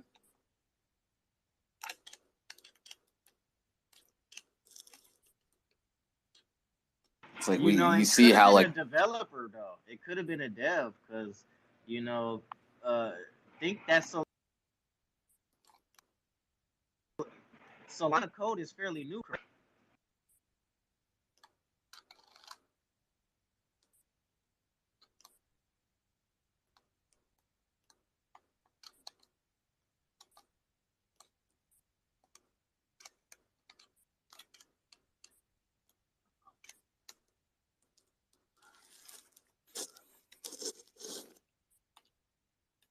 I didn't catch that. Was that choppy for everyone else? Yeah.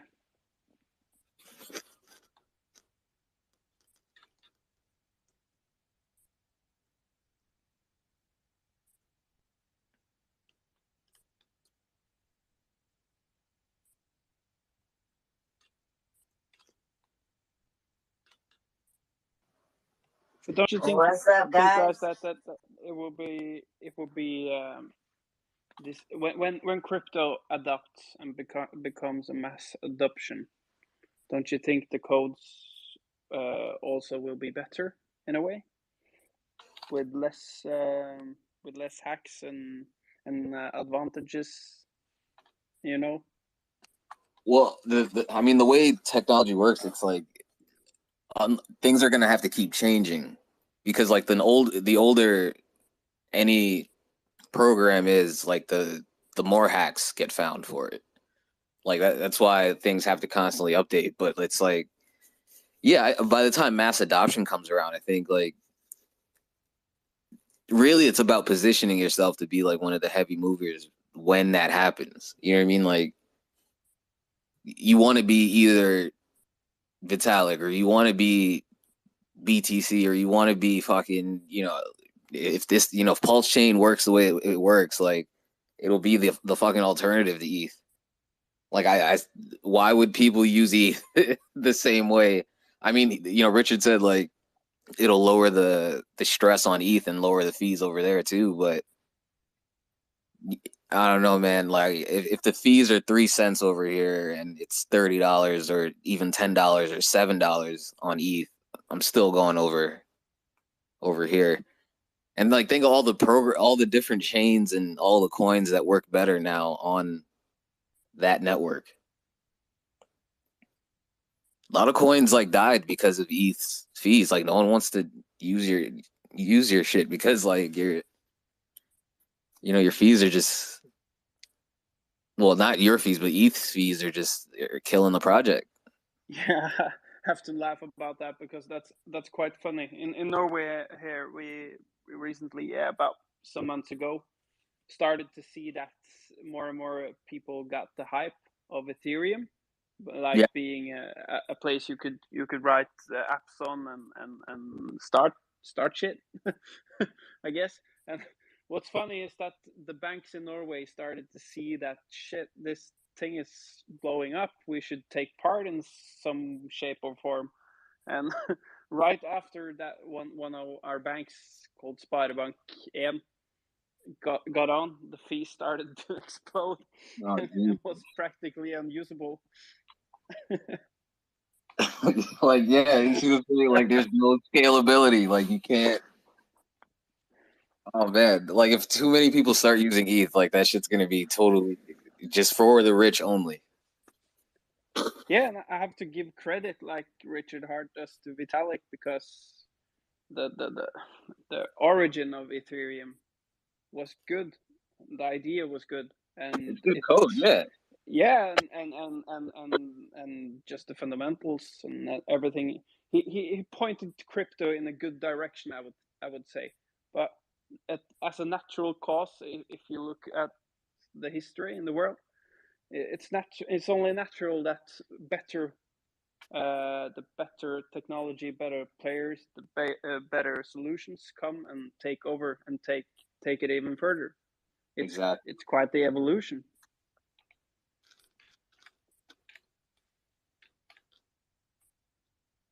Yeah, no, it's inevitable.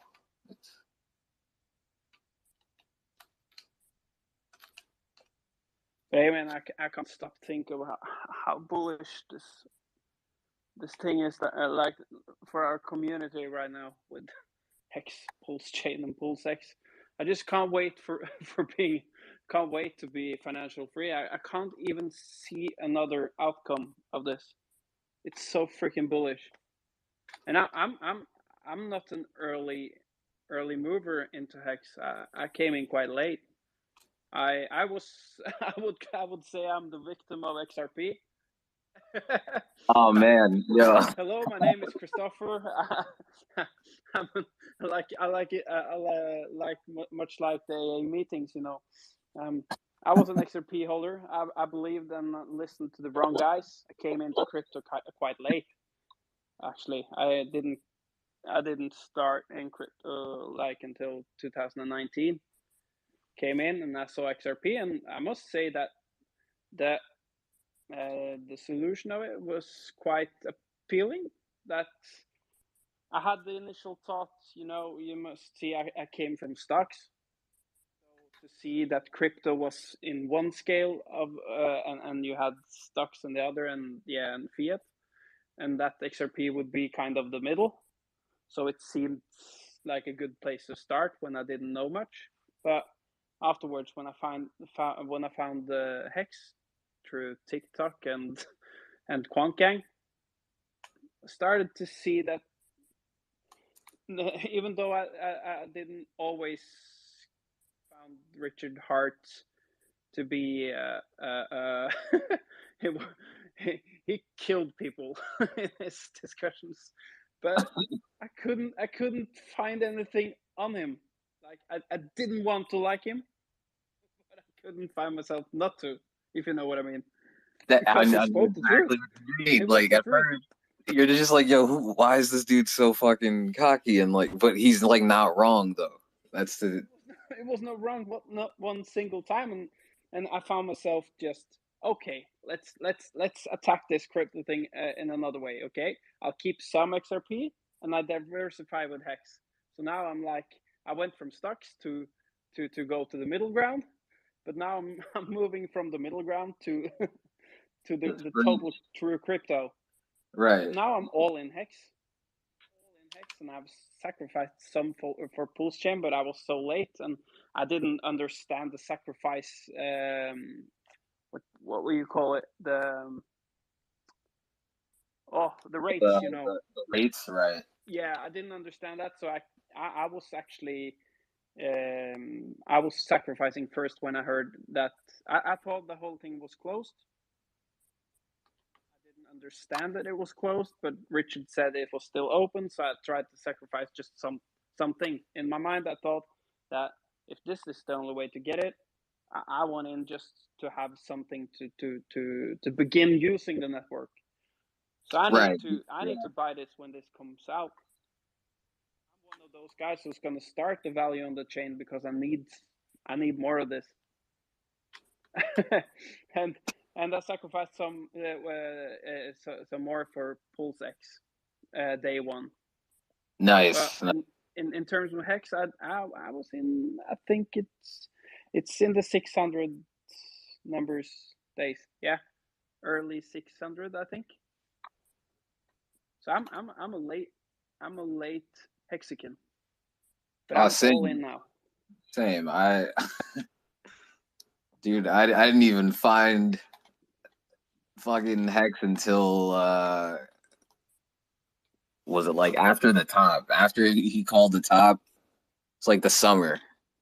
And I was like, oh, why didn't I find this in the spring? Yeah, the same for me. and in terms of Hex, I'm actually I think I'm the world champion in buying the top. Because in terms of the price, I'm down, but in terms of t-shirts, oh god, I'm Way up. That's all that matters. yeah. That's That's all that. all that matters. I'm getting paid every day. Exactly. I'm actually getting paid even though I went all I went in this all the wrong ways I could possibly do. I sacrificed, like I said, I sacrificed for Pulse after the fucking sacrifice phase. I went into Hex late and I bought the top, but still I'm sort of feel like I'm winning. If this was the stock market, I would have been liquidated and I would be way off and way out. But here I'm actually winning. That just tells you how bullish this thing is. Yeah. No, crypto's something else, man. Like this is. And God, I have to bring this subject up because and yeah, uh, I'm also one of those who saw Raul Pal in the early days before I found XRP and everything, and he talked about risk. Like you have risk in stocks and you have risk in just keeping your money in the bank and and every time the reason why I was so late into crypto is because everybody told me that this is way too risky. But in terms of risk, I think that maybe many people misunderstand the type of risk because Exactly. Yeah. many people think of volatility as the risk, but volatility is just the price you pay Exactly. It's for the your reward. your actions during volatility. Yeah, and let's put it in this way: can you risk not to take part in this wealth transform? The transformation. Yeah, exactly. Can you risk like just is your job a better bet? Like, can you work for the next 3 years and come out a millionaire? Yeah, like I'm working a paid job obviously right now because I'm not even close yet to financial freedom. I have Right? Yeah. debt to pay off and I need to grow my numbers Same. obviously, but I think that will happen as I see it, to be conservative. And it feels weird to say it because I'm extremely conservative, but I really believe in within the next 5 years. Just to use the stake rankings. If you're just being if you're a crab, I think you can actually be financial free if the numbers you need is 1 to 3 million Right. US dollars. I think you can reach that within the next 5 years, Yeah. especially 10. Oh yeah. Where can you do that? Where can you do that elsewhere? Nowhere. It's the Yeah, best I can find it. performing asset class like But ever. you know, with the double, it's like, look. Yeah, Everything you oh guys are shit! I talking forgot the about, double. Yeah. dude, yeah. That's the crazy part. I find myself forgetting about how much we're actually getting right now. Like people who get in after us really won't get it. It's like people who talk about big payday. I didn't get big payday, but this is gonna be what people talk about. Did you get the double? Did you get Right. the yeah? This is gonna be it. It's like, yo, did you catch that? Did you when it was, sacrifice? did you Like sacrifice That will day actually zero? make Oh the man. new line of being an OG. You can Yeah, talk about being an OG hexagon day one. Yeah, and that's the legends. That's gonna be the legends. You talk about the living legends. But the I think you're living gonna get the legends. new OG will be. Did you get the double? yeah, man. That's oh my god. I got in day 3. Like and it was only because like a friend of mine was like bothering me about it. Like, yo, did you get in? Did you get in? Did you get in? I was just like, nah. Like, what is this thing? What do you want me to? All right, Richard Hart. I missed Hex. All right, I'll do it. I got a poem for you guys that I just randomly wrote. It's for it's just I don't know. I guess it's for random people in your life, so it's pretty funny. It says, "You are awesome for you are awesome for doing what you do. This is why I try to spoil you. Even though sometimes you're rotten, I know you're soft as cotton. I know you're a treasure, sometimes a pleasure. No matter the weather, I hope your back feels better." Nice, brother. We needed that. I needed that today. Man, we got so many people in the chat who I know want to talk about Hex, but because Mr. Orca here is in his hibernating phase, you know what I'm saying? We got a lot of angry Hexicans down there, man. They want to talk about this shit. I mean, but like I was people about to have say, is this a orca space, making the price dump? What's going on, guys? What's up with your voice, Please, Mello? please turn your fucking What voice are you thing doing? off, Mellow. My bad, bro. I forgot it was on. But what I was saying is, the Orca space is making the hex price dump or what? What's going on? I know Nah, man, I'm we not pumping it mad, up in but here, man. We pumping it up in here, I'm bro. not mad, but damn. Did y'all see It the sounds like you're mad. sacrifice list? Why you over here mentioning something that nobody else cares about? You hear us crying about the price? You care about the price. We've only been hyping this right now, bro. Yeah, we hyping it up in here, bro. So did y'all see the sacrificing list? The OA thing Coming or from the OA? No, not the OA. The OA is only 18 billion, but there's been like 1.2 billion of hex being sacrificed. Was like being sacrificed every like 30 minutes or so, every 20 minutes, like past 6 hours or so.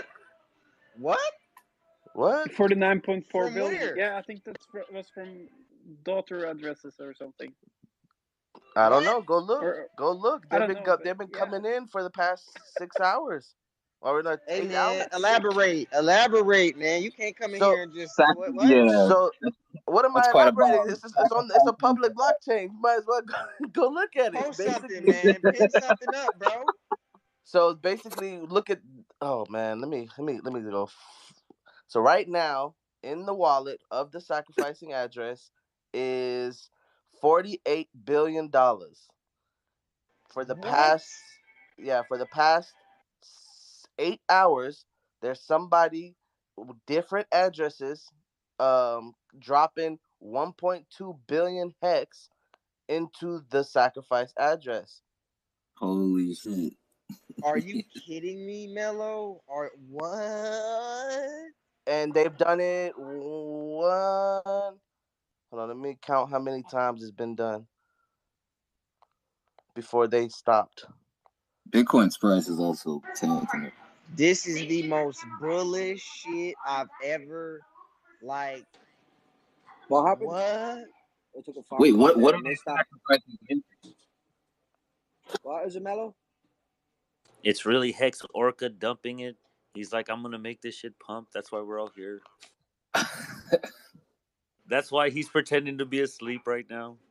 So 1.2 billion, 1.3 billion, 1.2 billion, 1.3 billion. That's 4 so far. 1.3, that's 5. 1.2, that's 6. 1.2, that's 8, 9, 10, 11, 12, 13.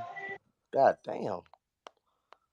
14, 15, 16, 17, 18, 19, 20, 21, 22, 23, 24, 25, 26. And they're all different addresses, dog. There's Wait, for the same 30 amount. so basically 30 billion just got sacrificed 1 billion at a time. Oh, no more. 40 billion. What? Into Pulse X or Into Pulse X. Yo, I 17 think out. that might be the OA going in. I think that's that the might be the OA, daughters. yeah. The daughters. So Oh, the look. daughters with Yeah, different Because he accounts. recycled it the money wasn't done once, buying and up then he went the in amount that it wanted to buy up. again. Famous called it. Huh? Famous said he was gonna go in again. Famous said this, bro. Yeah, they said I'm it vouching was for gonna my brother go. right here, man. There were gonna be more sacrifices because they're trying to buy up at least what was it, like 89% of the supply. I So you think talking about 90. the hex actual origin OA address? Right. The The actual darts. OA.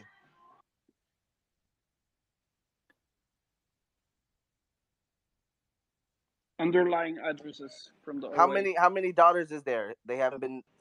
Nobody It's knows. hundreds of it's hundreds of daughter addresses.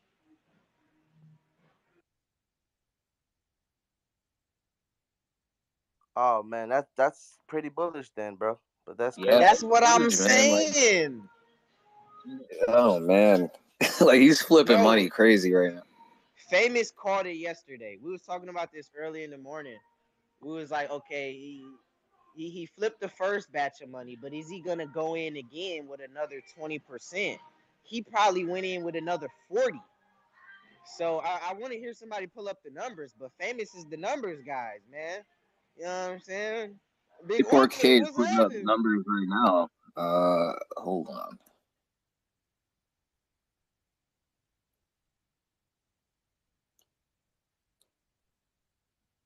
Yeah, this is bullish, man. This is wow. We're in here talking about how this is gonna change our lives, and then 6 hours deep, we're getting $1 billion sacrifices. This Right, is crazy. this is crazy right here. I don't know. I mean, I feel like all the Pulse OGs got like in a year. This is gonna be. Dude, but think of Uh, it like this.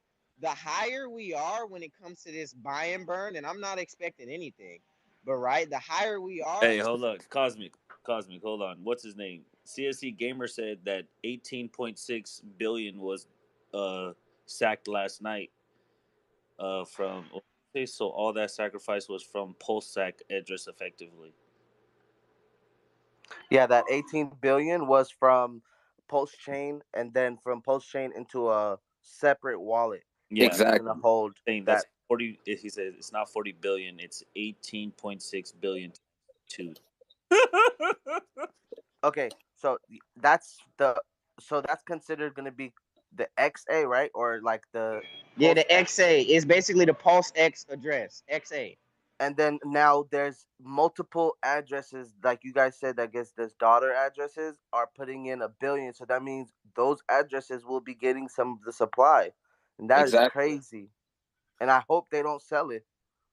K4K is saying what the supply for PulseX is looking to be like 120 trillion, and for fucking Pulse Chain 127. Why would I thought? Hold on. Why would I thought they're the reason why they're doing this is for Post X to have more That supply than Post Chain. that's what I'm. Yeah, I don't know.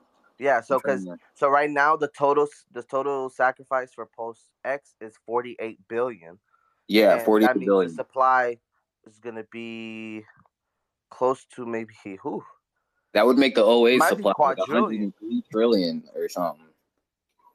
Hold on, because it was 14 plus 15 billion for Post Chain total, and then it was 150 trillion for Post Chain estimate that they called out. Um,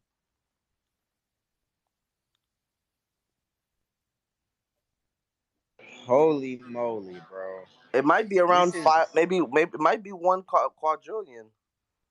Hmm, that would be he's nice gonna because the do a buyback. sheave. Say what? Yeah, he's gonna do a little sheave like with the buy and burn. Well, yeah, it is deflationary at that too. Yeah. Every transaction burns fucking. Well, What's the rate yeah, again? that's what I was gonna say. Like the higher we start, the harder we're gonna crash down when it comes to like this deflationary aspect. Because a 1 quadrillion, dude. Imagine once that starts getting eaten. Oh yeah, but that's good though because then That sends the price up.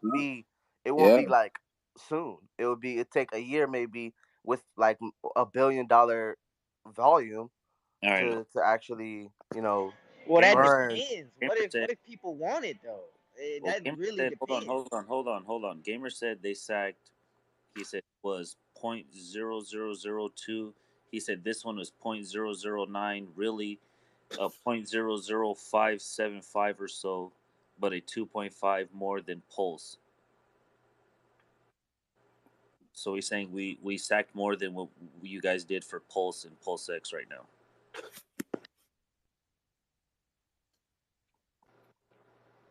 Who sacked more? We sacked more in PulseX than we did in Pulse. Who's we? Yeah, like Whoever the sacked in PulseX. yeah, the broad the general we put facts amount. 2.5, we put 2.5 more than Pulse. That's what Gamer is telling me. I think right.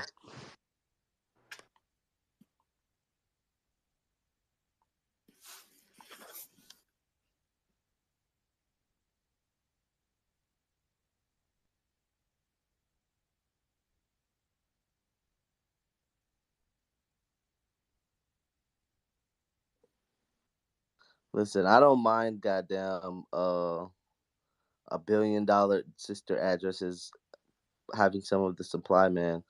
It's pretty bullish as long as they don't sell it. All right, hold on. So Gamer said, he said because Pulse sack on the final day was 0.002, which is 2 USD per 10,000. This is like 5.75 per 10,000, if I read that right.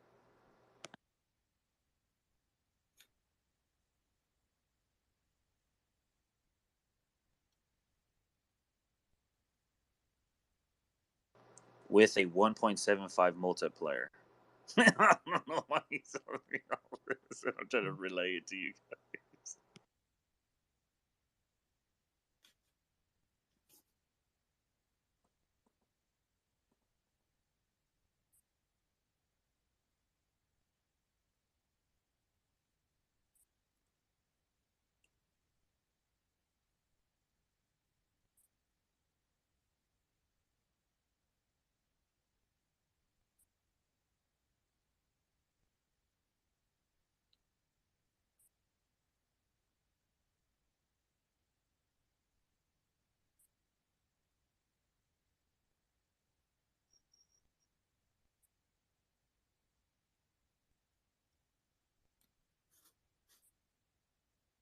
I'm also gonna apologize. I'm sorry if my poetry shit threw everybody off when I needed to just get it out because I felt like it was funny, and generally that you guys talk a lot of game theory and throws me off. So No, that's it. I try and come in here and throw y'all off too a bit just to be like, hey man, reset your minds real quick, reset your minds.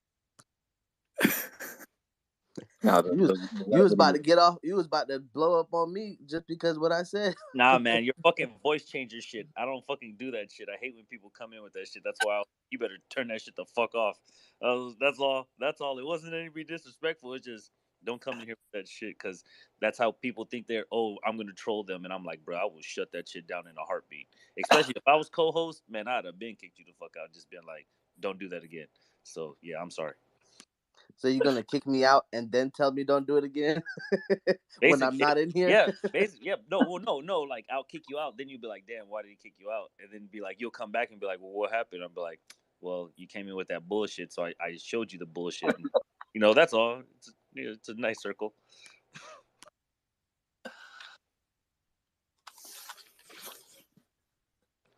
No, it's all love because I don't wear the glove. Cool. Wait, what sack rate did the OA get? That means it got a 5 times worse sack rate than like. So they got it at the if they sacked yesterday, it was 2,000. It was 2,100 for every dollar. So they got about $237 trillion. I'm sorry, 237 trillion tokens coming to that wallet, to the XA. Huh. So sacrifice. So I think the total supply is going to be. I feel like it's going to be 1 quadrillion because okay, so the OA or the XA sacrificed 18 billion, and then smaller I guess you want to, I don't know what to call them, smaller, the beats they sacrificed 1.3 1.2 1.3 billion, so that's going to be around. Yeah, but it's pushing the rate floor up higher though, because it's buying in all of this at such a it's buying it in at a higher price. Which one? The 18 billion or all the 1.3 billions? No, the 18.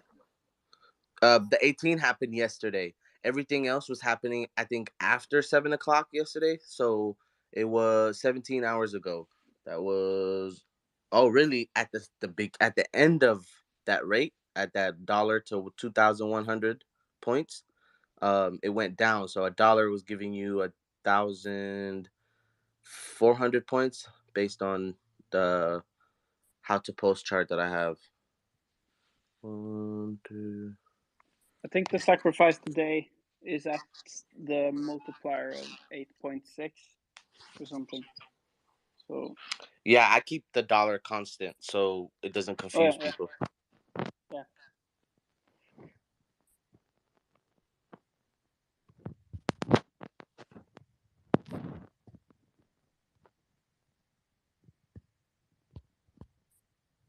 Maybe someone mentioned it, but do we have some track of how much hexes has been sacrificed in total?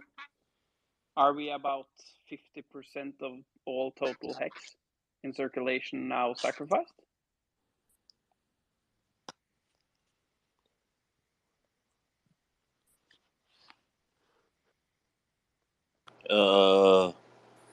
CSC Gamer said yes.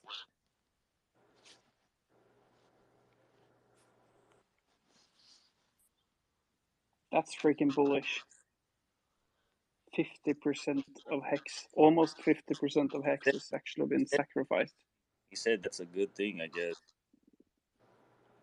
310 billion hex stack wallet.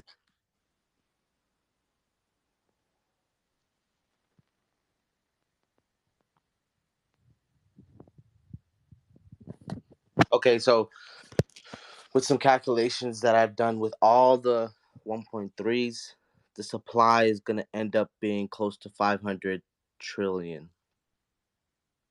And plus, sacrifice is not even over.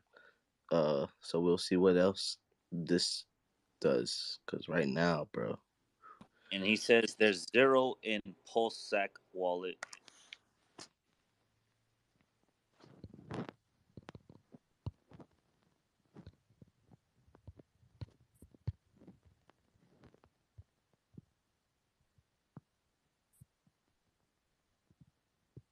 So then, wouldn't this give info regarding which is going to be the incentive token? I know. We need famous up here. Fuck.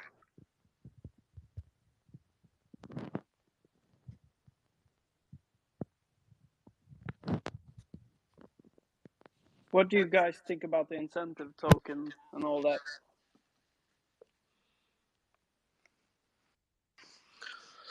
What about it, man?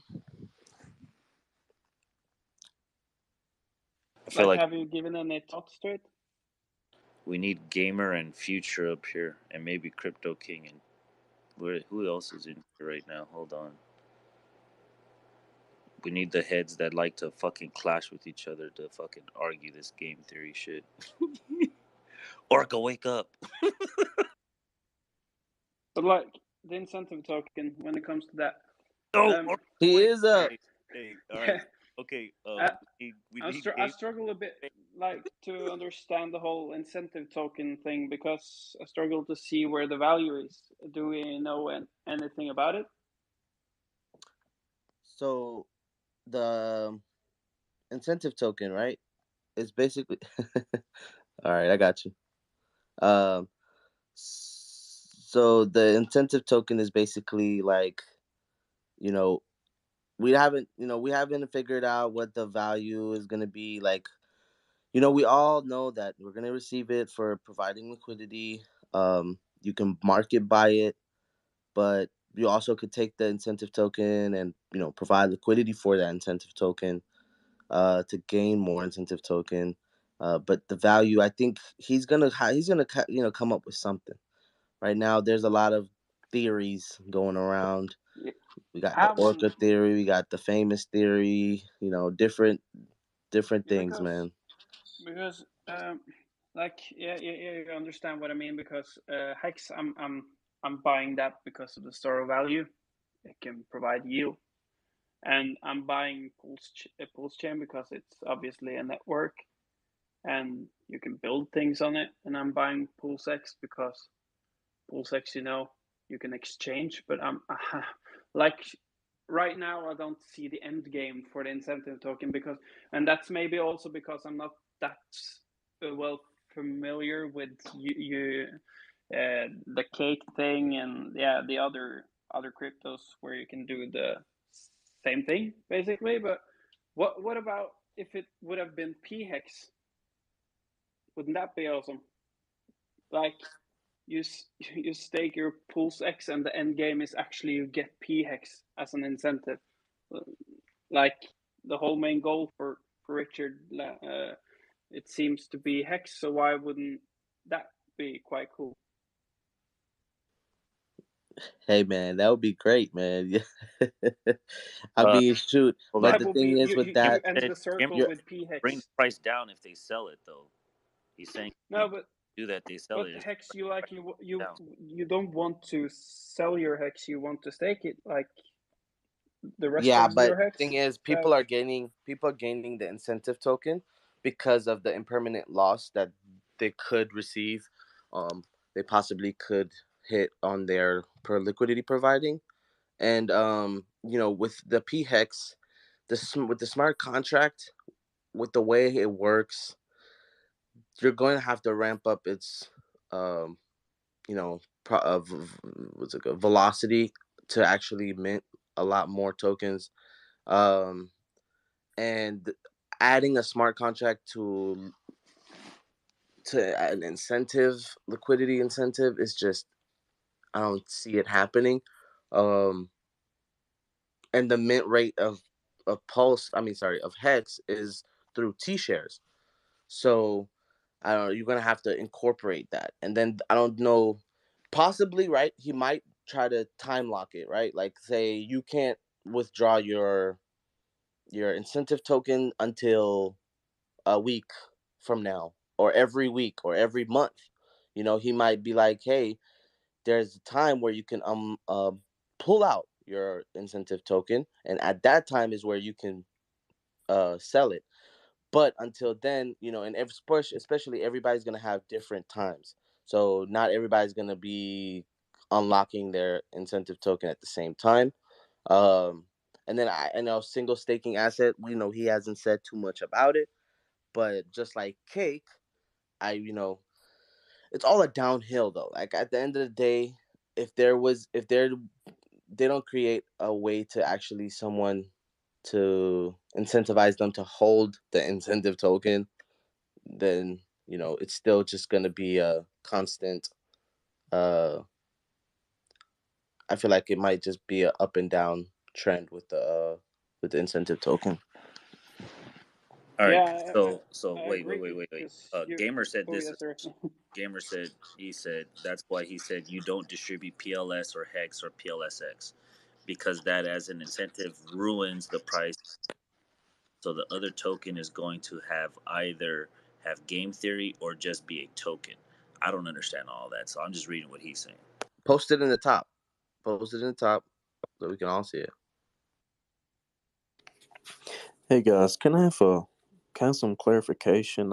I joined this group probably by middle ways not too long ago. I probably missed it, but all of the hex that's being sacrificed. Can I have some clarification?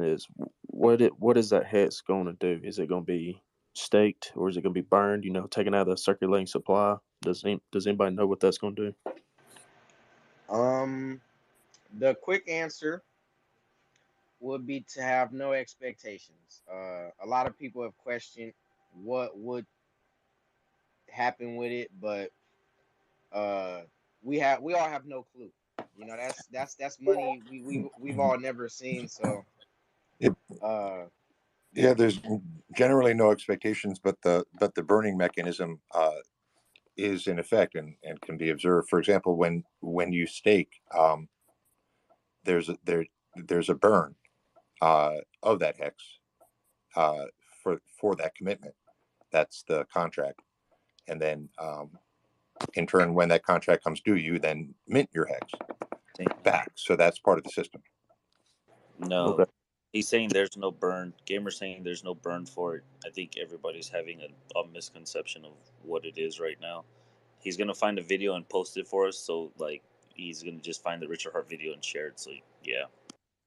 I mean, just think even if it was staked, that much hex that was sacrificed, if it was taken out of circulating supply, just imagine the scarce of it. The big pump that we will see out of that. Well, it's not circulating. It's in wallets. It has never been sold. Yeah, it's definitely not circulating. It's being moved, but not sold. Only moved to daughter addresses and used for sacrificing, but other than that, it hasn't moved at all. Yeah.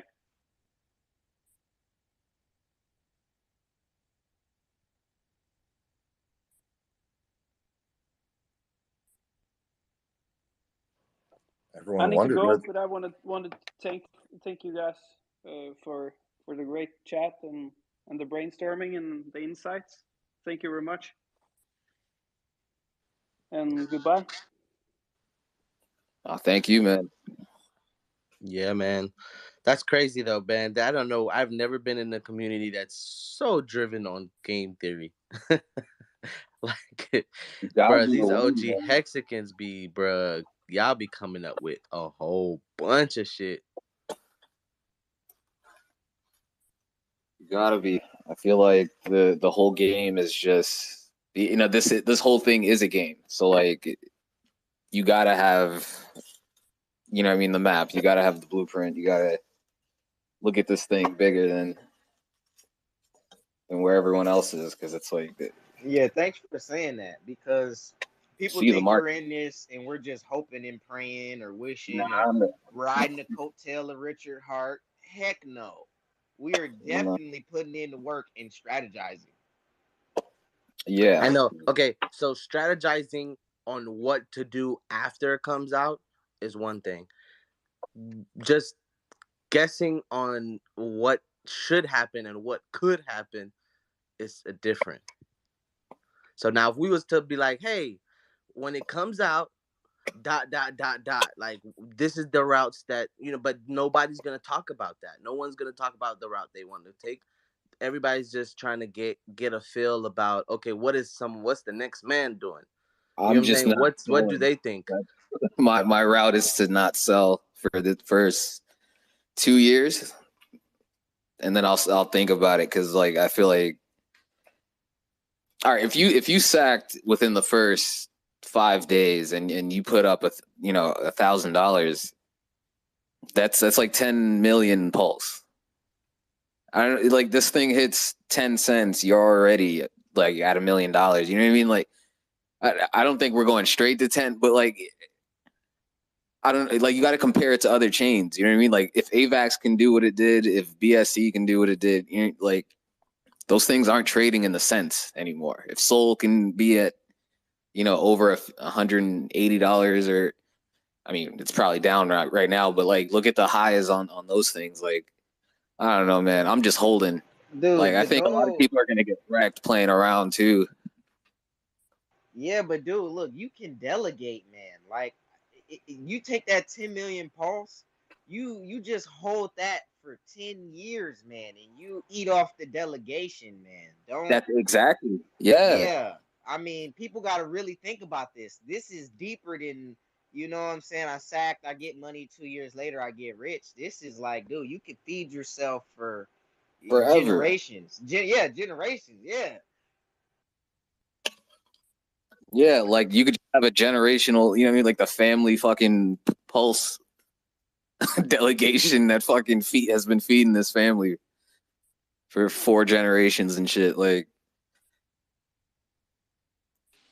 Now let's speak on delegation. Gonna step down in case someone else wants to talk. Let's talk about it. So to talk about delegation, right? Boom. Now delegation works is just like a pool. the more people that the more people that delegate, the percentage or the APY goes down.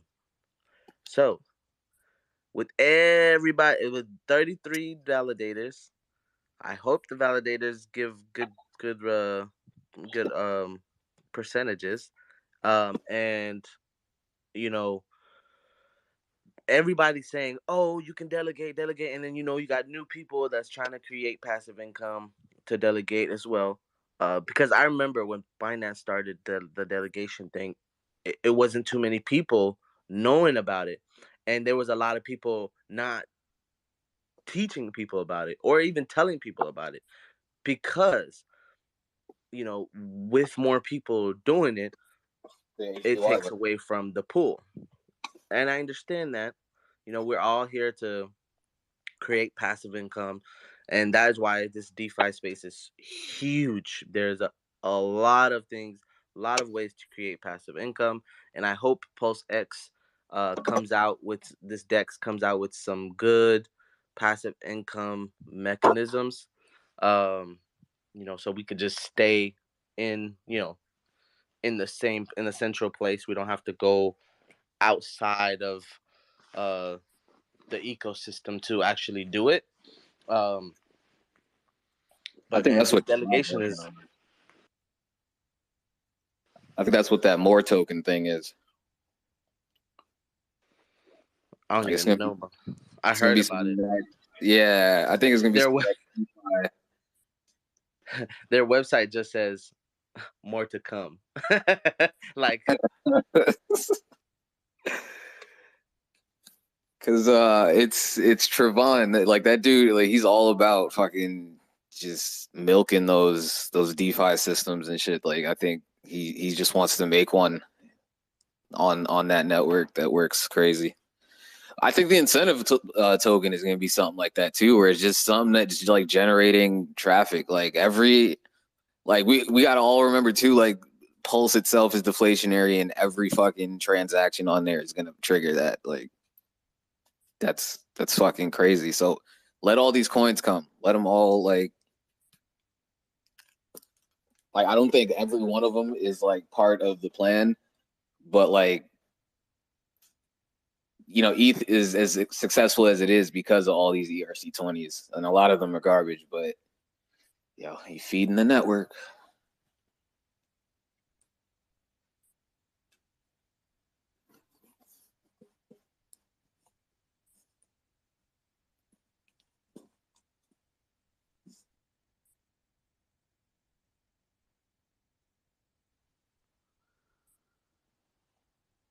whew. Is I anyone think going to try everybody to should do that? just chill, relax. Get the allocations, see what the market does. Chill out, Exactly. and then get your gains, go buy some hacks, and stake it. Like That's it. that's it, really. Like just recycling it, and then if you want to invest into these uh shit coins or altcoins, however y'all want to call them, go ahead, get your little 100x, get your little 10x's, you know, but be careful. What's up, Mando? I'm just listening in like little Jaybird, man. How you been, man? You been gone, MIA. You chilling on the beach somewhere? Hey, 8 months in the Pulse Chain chat.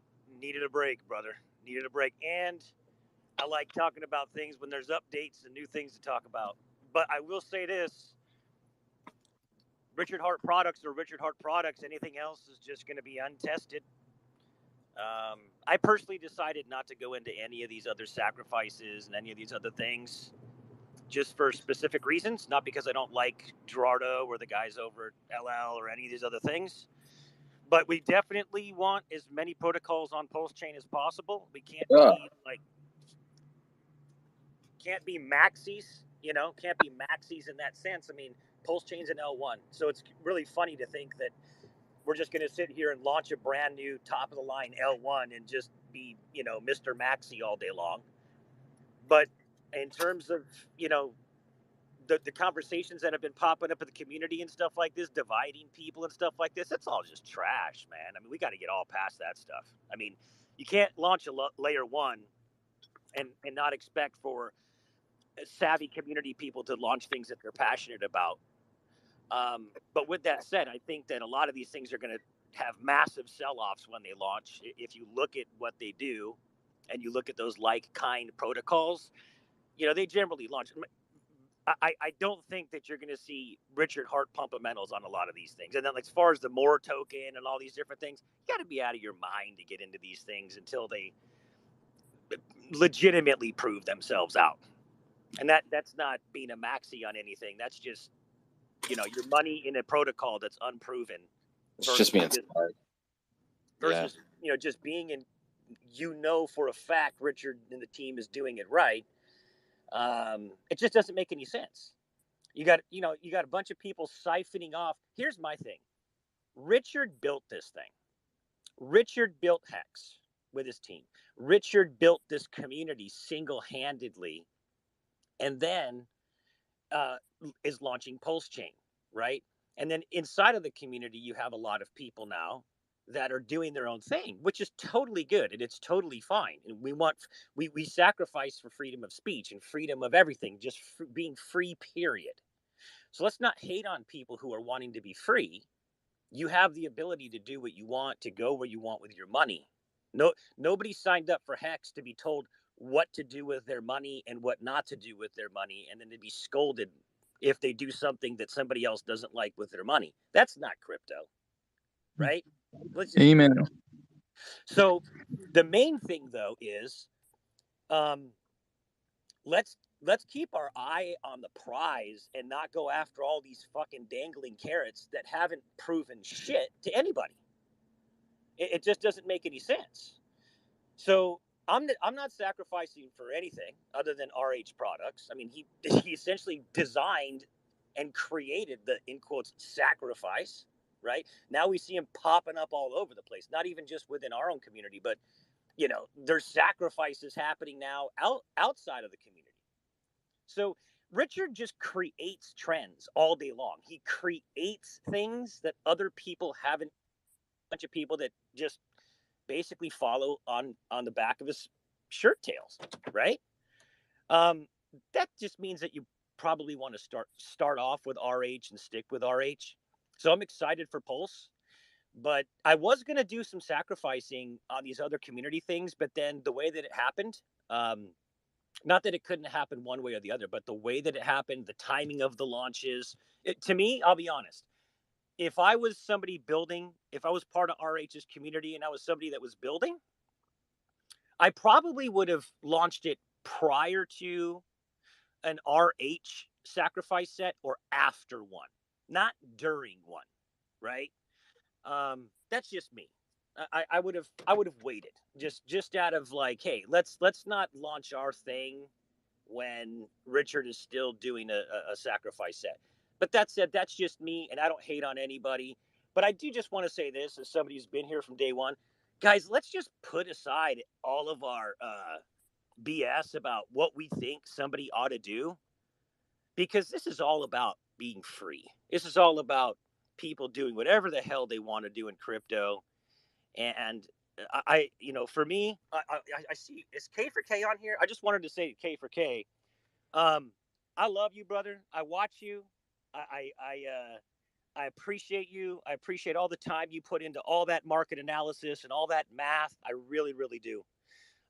So the back and forth on Twitter, I just want you to know that you're very much appreciated to me in the community. I know you take a lot of shit because there's Pulse Chain maxis now, and then there's Hex maxis, and then there's Pulse X maxis. It's just funny as hell.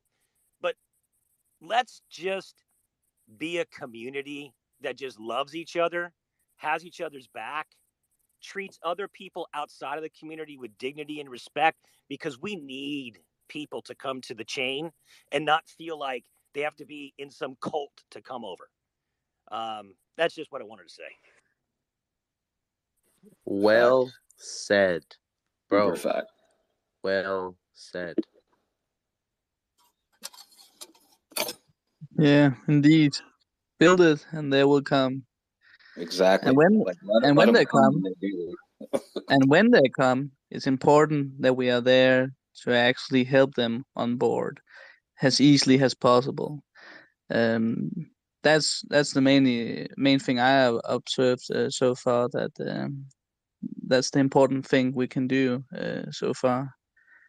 Because I remember when I first started all this, it was a lot of uncertainty in my experience, and if it wasn't for my best friend who helped me got in and already knew all the steps in the process, I wouldn't probably have got in at the time, which was a very good time. So yeah, the timing and the support is just very important in order to make people actually get access to this, if it's Hex or Pulsion or whatever.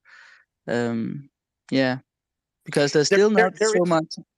there Oh, go isn't on. another community. There isn't another community in crypto that has the processes and the people to help onboard them into the ecosystem like this one. I mean, we literally have professionals in the chats 24/7 Yeah, onboarding people, yeah, professional, true. like corporate level support. Like you could be paying people for this type of support, right? You don't see that out there in crypto. Yeah, Yeah, I want sure. to chime in on that. 3 years worth of this chat stuff on Telegram before it was even Bitcoin Hex, before there was a logo. And like you just said something about professionals in there. Professionals have been in there since day one. Developers, people that were already in crypto, people that were just looking at crypto, but they were already in tech, people that were in startups. That was me. I was in cardiology at the time. I was interested in startup culture, and that brought me into the space. And that amount of value of a call center, effectively, of people staffed for 3 years across 6 Telegram channels. That's amazing. That's I'm sorry about the directions. Hang on a second. Sorry, I was doing the navigation stuff. But it's incredible the value of the voluntarism when it comes down to the dollar value that's been invested from the community, and that's just voice chat, Twitter, army, whatever you want to call it, enthusiasts that have no actual direct profit from doing so. They simply like to educate other people. They feel like they have value that they can add to the system, and that tsunami of value will be realized because everything else has been in crypto has been based on a single product or maybe a single leader, like Satoshi in Bitcoin or Vitalik in Ethereum, or even Uniswap and Hayden, single product kinds of things. And those tend to be different than like an Elon Musk. And Elon Musk, you bet on the founder because you feel the product will hold values that the founder has, more so than just the IP or the innovation or the invention of the particular product mode. So it's very interesting that we're in a crypto, yes, that has this hex narrative of delayed gratification and this blockchain CD narrative, and the Lindy effect of the longer that has gone on and been successful and shown yield, then that trend of how it worked out before relays over to Pulse Chain. It relays over to the Pulse X. It relays over to the values that Richard has espoused for 3 years publicly, 5 years as far as his self improvement kinds of content. So it's really amazing that we have, not to put him on too much of a platform, but basically he builds products based on values, and his products outperform his individual ego. So very excited to be in the not just Hex, and I'm not a Hex maxi, I'm not a Pulse Chain maxi, I'm not a Pulse X maxi. I just feel like those products live up to the values that Richard's been talking about for quite some time. Hey, I'm sorry to interrupt real quick. Just because funding Jim, you mentioned Pulse, like the Pulse chain. I forgot to write this in, but I wanted to share this again. I'm sorry, this is another poem that I randomly wrote, so I thought it was funny as shit for you guys. So it says, join this community for the knowledge, even while I went to college. I gave up sex all for PulseX, not knowing that I needed some HEX. Found out I was in trouble because I was living in this bubble. I'm not worried because it'll double.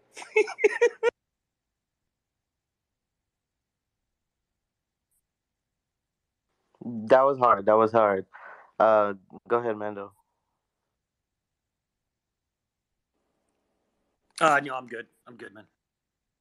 Oh, your hand is up. Before Keith, I just wanted to say, like, so I think what touching on what Mando was saying and what funding is saying, yeah, the ego, outweighed, or the product outweighed his ego.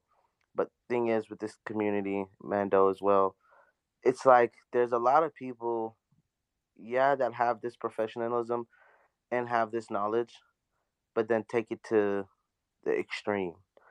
And now that we have separate, now that we have new tokens or new whatever protocols, whatever, there will be an open. It's open to for new people to come in, do what they got to do, but now they're doing it within that community.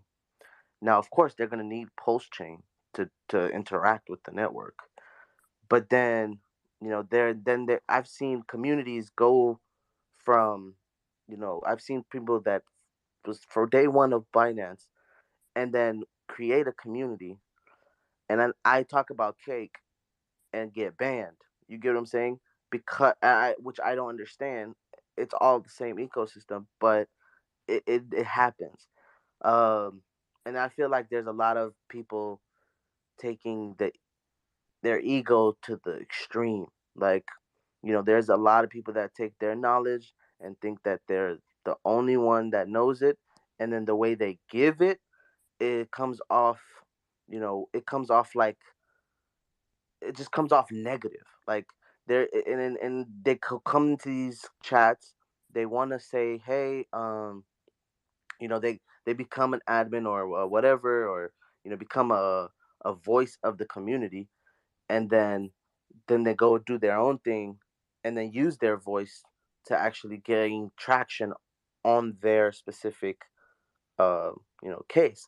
So it's like very guerrilla marketing, if you want to call it, and I see a lot of that going around, and I'm gonna keep seeing it, and it's gonna keep happening. Um, I wish, this is just real life too. I wish everybody can come together, all human beings, but we can't.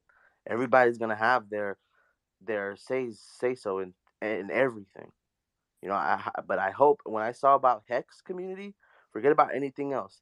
The Hex community was so strong and solid until Chain came out, until all these other tokens came out. Now Hex just became a product that you use to actually, you know, just gain yield. Like it's a CD now. It is what it is now. It's going to be used for what the name is, and now there's other things to go on. But that's just my 2 cents. How I feel about that. Yeah. What's up? Well, if you look at the Telegram room for Hex, it's about one half of the population of the Telegram room for Pulse Chain. If you look at the narrative of marketing for Pulse Chain, it has been save your ass from transaction costs on Ethereum. You like Ethereum, you love Ethereum, you're doing things on Ethereum, you like NFTs, you like these things that are 22% of the network cost.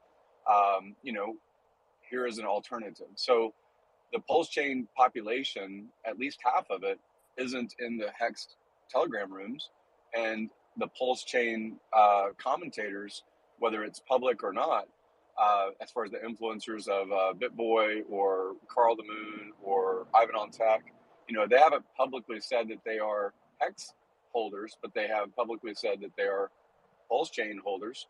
So it's very interesting that you do have this community, this core value. You do have this cypherpunk movement kind of like how Bitcoin started. Here are the principles. The principles are you should be able to do a peer-to-peer transaction. You should be able to have a store of value narrative about a network or about a smart contract riding on a network. That's what HEX has been.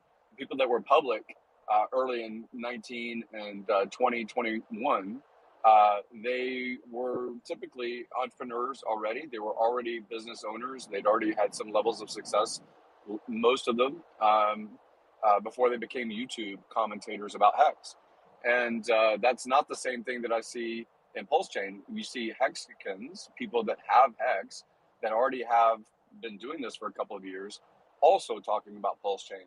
But I don't see Pulse Chain maxis. As far as like the public space, I see them all say, "Hey, I was in Hex too, and I'm more excited about Pulse Chain at the moment, so I'm going to start creating content about it." It is not, it's almost like saying you are American, but one lives in New York and one lives in LA. They're just different ends of the same kind of realm. Although the cultures are different from those two sides of the same country. That's just kind of the way I feel about it. I think that half the population that's in Pulse Chain is in it because they like Ethereum and they see a better transaction cost, maybe a speedier network. Maybe they have this doubling of their bag mentality, because that's honestly what Richard has promoted for the past year.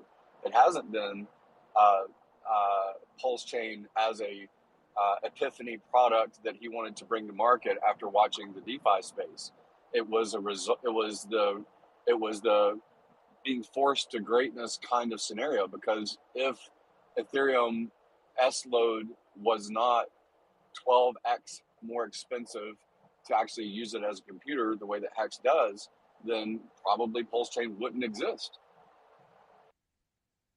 Right, but Richard said, Jim, that Pulse and Hex have nothing in common with one another, right? And when he was talking about the potential for Hexicans, Hex holders to get some kind of a benefit for Pulse Chain, he just was like, yeah, that's not a good idea. We don't want those things to be like conflicting with one another in terms of connecting the two.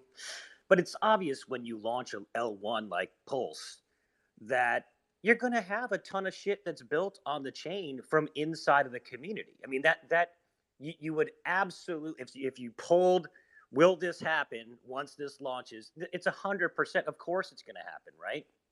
So what we're seeing is very normal, uh, and was expected. It was probable that it was going to happen, especially when you have RH launching other things, other tokens. It's like you can be a maxi all you want, but when the same gentleman launches 2, 3, 4 other tokens, well, okay, now you've got 4 tokens within the same community, all from RH. So I think that it's just a growing pains, going from just 100% hex, which is amazing and phenomenal. It's going to be awesome into the future. And then seeing all these other things, these kind of lower hanging fruits hanging off the tree, these kind of carrots dangling. Everybody wants a piece, right? I just don't think that we should be dividing over them.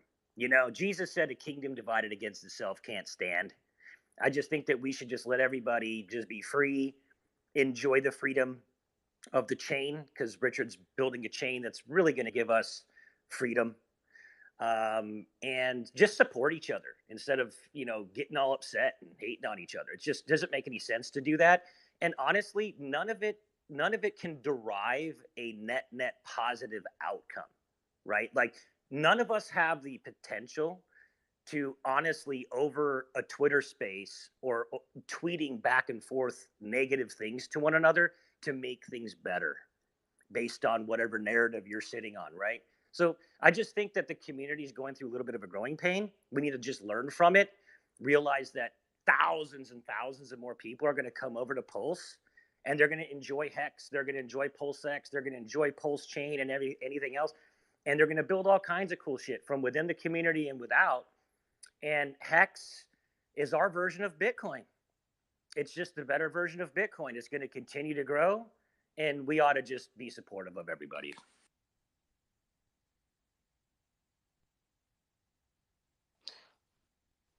100%, 100%. Like that's the dream, right? That's the goal. That's where everybody wants to see happen. Hoping, no one's testosterone levels go out the roof while they while they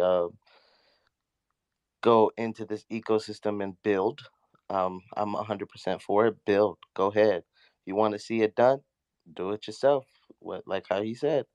Um, and we just need to be one as an ecosystem and don't hate. Like, sorry, not as an ecosystem, as human beings. We do not need to be hating on each one another. One might know more than you, but that doesn't mean he might not know something you don't.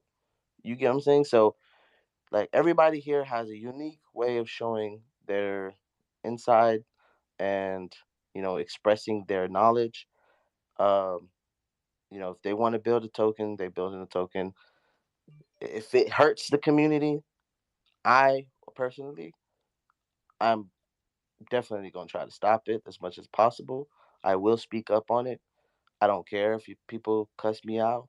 It is what it is. If it hurts the community, and when I say community, I mean post chain ecosystem. Um, then I will say something about it. But hey, um, to each its own. I just hope that those in power, or those in power and those in that have the knowledge, just can teach and provide the knowledge without gloating.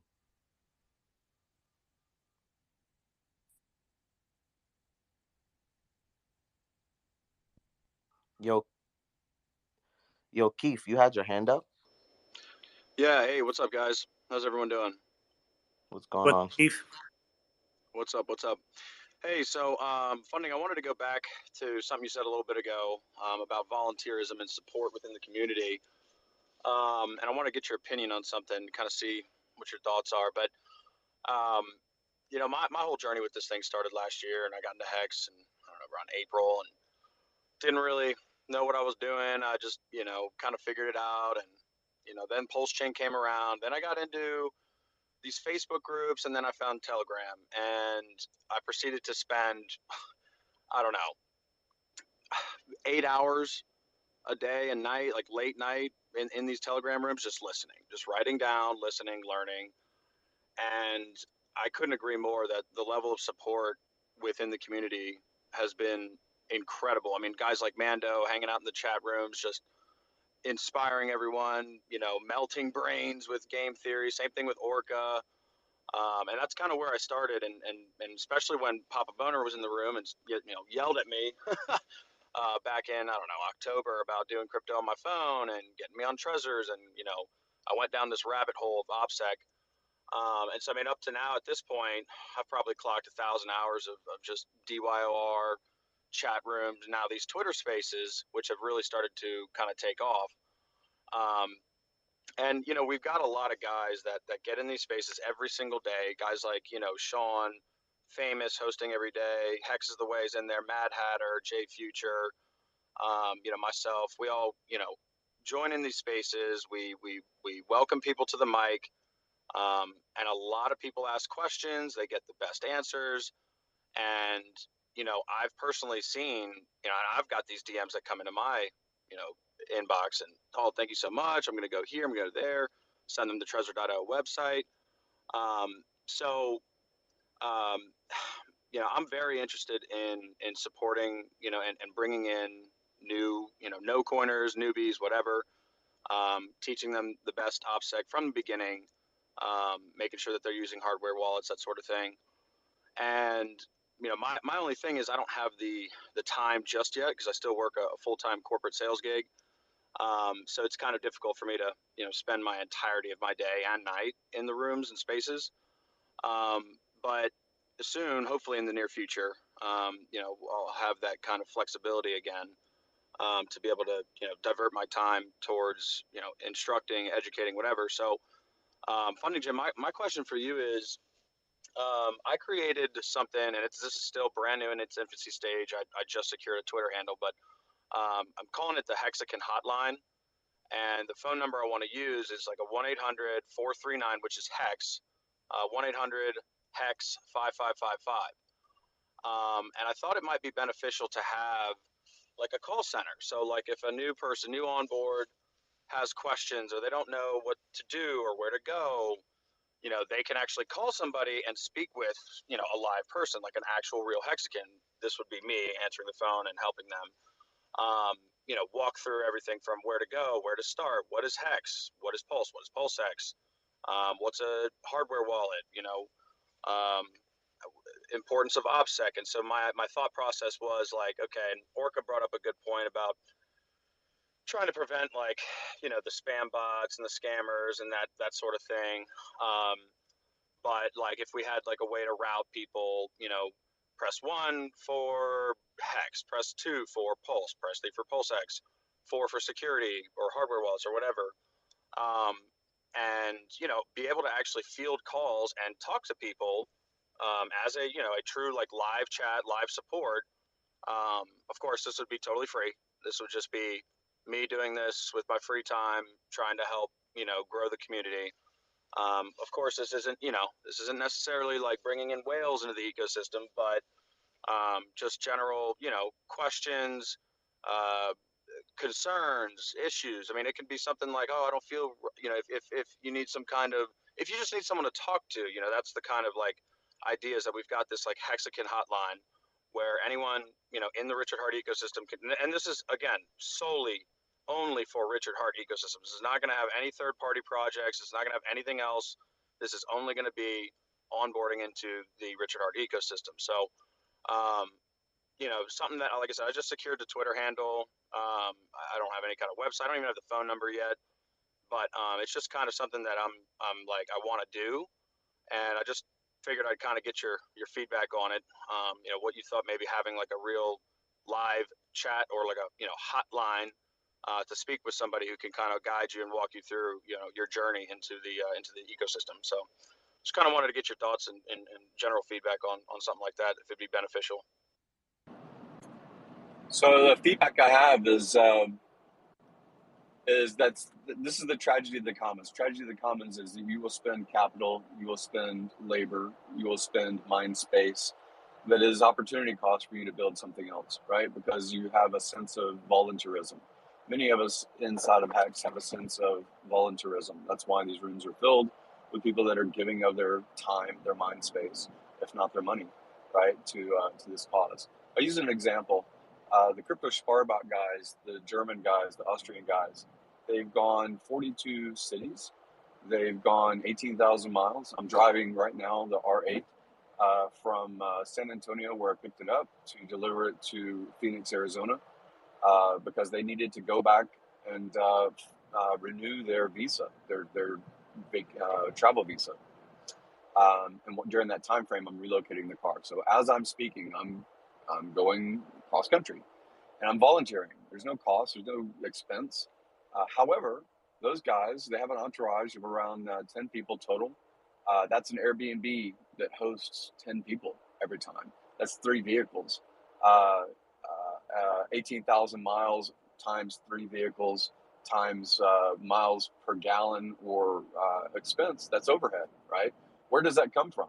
That comes from them spending down their bags, right? That's them taking their capital, their money, and putting it toward what they think is a greater cause of onboarding people, right? The general public, referrals. Hey, we're going to be in San Antonio. We're going to be in Charleston, South Carolina. We're going to be in New York City. We're going to be in Chicago, right? So you've seen this play out over the past 6 months. And I think that the number is around $400,000 that they've spent in 6 months.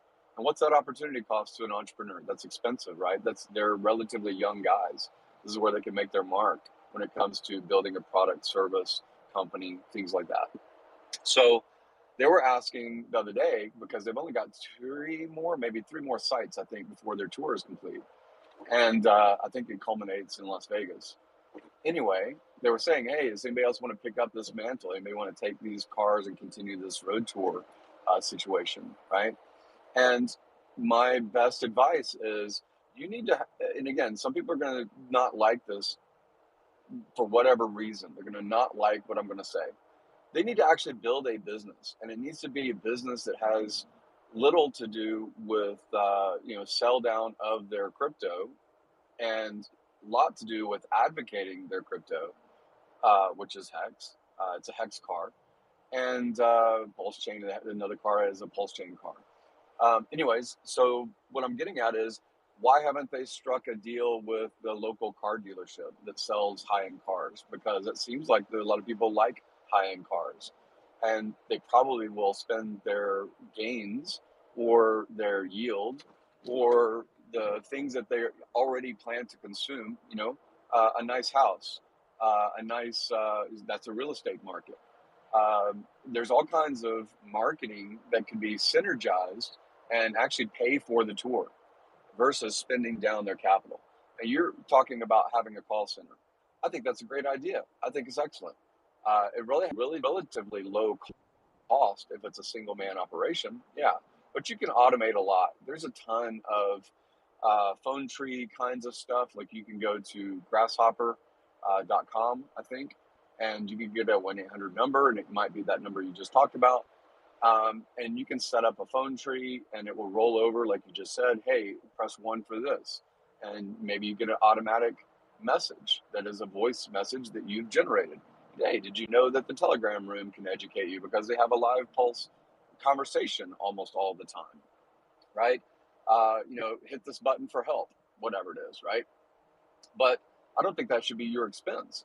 I think that it should be a entrepreneurial endeavor that has a profit for your time and has a profit for the structuring that you're going to put together, which is a car dealership, a realtor brand, Coldwell Banker, Wells Fargo. Even if it's a bank, they have products that they sell like mortgages. And there's a whole glut of people interested in real estate at this moment. Everyone in a super inflating and hyperinflating economy is looking for something to store value, whether it's diesel pickup trucks. I know people that have $400,000 worth of pickup trucks in warehouses, and they're like $7,000 trucks just because they want to hold against inflation. They know that the rust belt's going to rust out the truck, and they know that there's a market to basically have a margin even in inflation. So you can build a call center that has non-competing products that crypto people that do eventually have gain will spend their gain on, right? And you can synergize those things. Say, hey, it's a win-win. I'm advertising, I'm marketing, I'm bringing people into the fold, I'm educating, I'm doing it either through automatic technology kinds of products, to give them a walkthrough kinds of narrative, um, or you do other things. Again, I think that the community would help to advertise your call center if you're a public figure. If you're someone that's, hey, I'm on the YouTube with Discourse Syndicate and with Cabano Crypto Trivia Night, and I did this collaboration interview with My Life is Awesome or Crypto Heartbeat, right? So when you have the advocation by these people that know your intention and you're relatively public, right, you're going to have to give up some anonymity to run a business, in my opinion. But you have a lot of free advertising, free support for something that still generates yield and product and profit for you to put your own savings into the product you believe in, right? So I don't think it should just be volunteerism. I don't think it should be spin down. I don't think it should be hair pulling effort for you to onboard the average pleb that's just going to waste your time. Like 85% of your time will be wasted on people who will never buy the product. It's just Pareto's rule. So I think you should build a business if you're going to do so. Form an LLC, get it to where it's financed by other people, that is not selling down the crypto product you believe in. But I think that that's the best path, and that's what I'm telling the Crypto Sparbot guys. But that's kind of the same answer for anybody that's interested in volunteerism: is find a synergistic win-win situation. Richard did. Richard does. Why don't we? Yeah, no, I appreciate that. I agree. And again, like I said, this is something that it's in an extreme infancy stage. I wouldn't even have the personal time just yet to spend towards something like that. But with the amount of time being spent in the Twitter spaces and just the success that I've seen personally, being in these spaces since very early January, and getting these DMs and hearing from these folks that are just like, wow, like, you know, appreciate that, you know, the way you worded that, or, oh, thank you so much. I didn't know about the security and this, that. And, you know, I know that, like, I'm the type of person that I like to, like, talk to somebody about whatever I'm interested in. If I want, you know, help with something or researching something, you know, that's why I spent so much time in the Telegram rooms, and then now these Twitter spaces, because, you know, I wanted to talk to people, ask my questions, like, have somebody explain it to me. So I see there being a need for that. Um, and I agree. It ideally it would be a for-profit venture, you know, at some point, but um, you know, I do want to keep it that type of, you know, I don't want people to have to pay, you know, to get education or pay to get, you know, recommendations on best practices. I feel that, you know, that should be free alpha, right? Because I don't want to take their money. I want their money going directly into the ecosystem. I don't want, because I've had people that are, oh, can I just send you a couple thousand? You can put it in for me. I'm like, no, you're missing the whole point. That's counterparty risk. I don't want your money. You shouldn't trust anyone with your money. The end game here is go right onto the blockchain. You are a user interacting with the smart contract on the blockchain itself.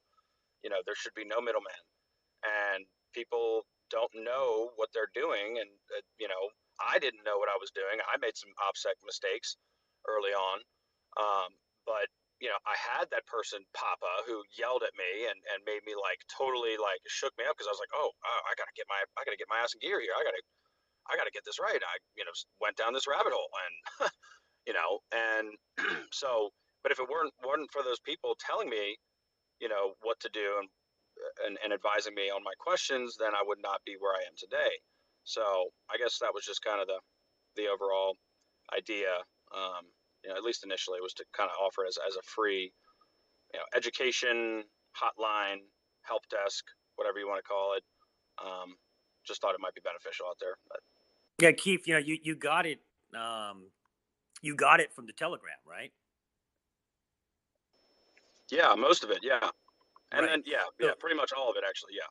yeah, so I agree with I agree with Funny Jim. I mean, the amount of hours that everyone's putting in from that volunteerism is amazing, and it's super commendable.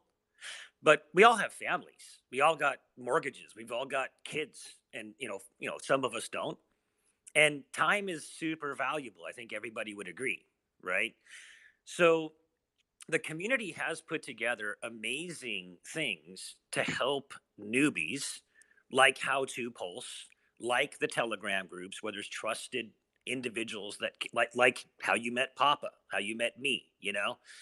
And I think as long as those things are in place, we can just direct people to the information. And you said you don't want to charge anybody for education.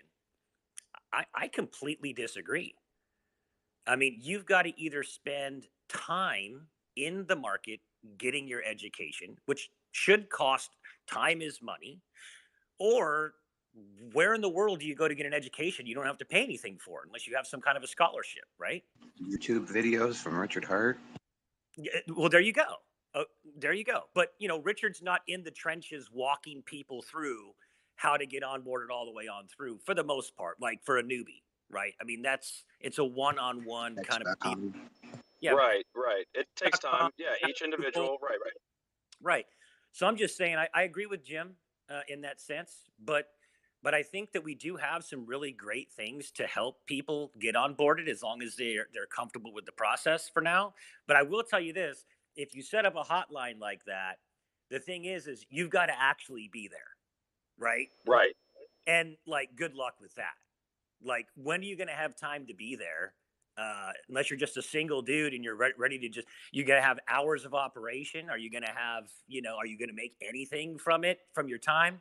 Because you could be doing other things to onboard people much faster than sitting there doing something like that when there's already things in place really to help newbies onboard. We've been doing it now for, almost a year.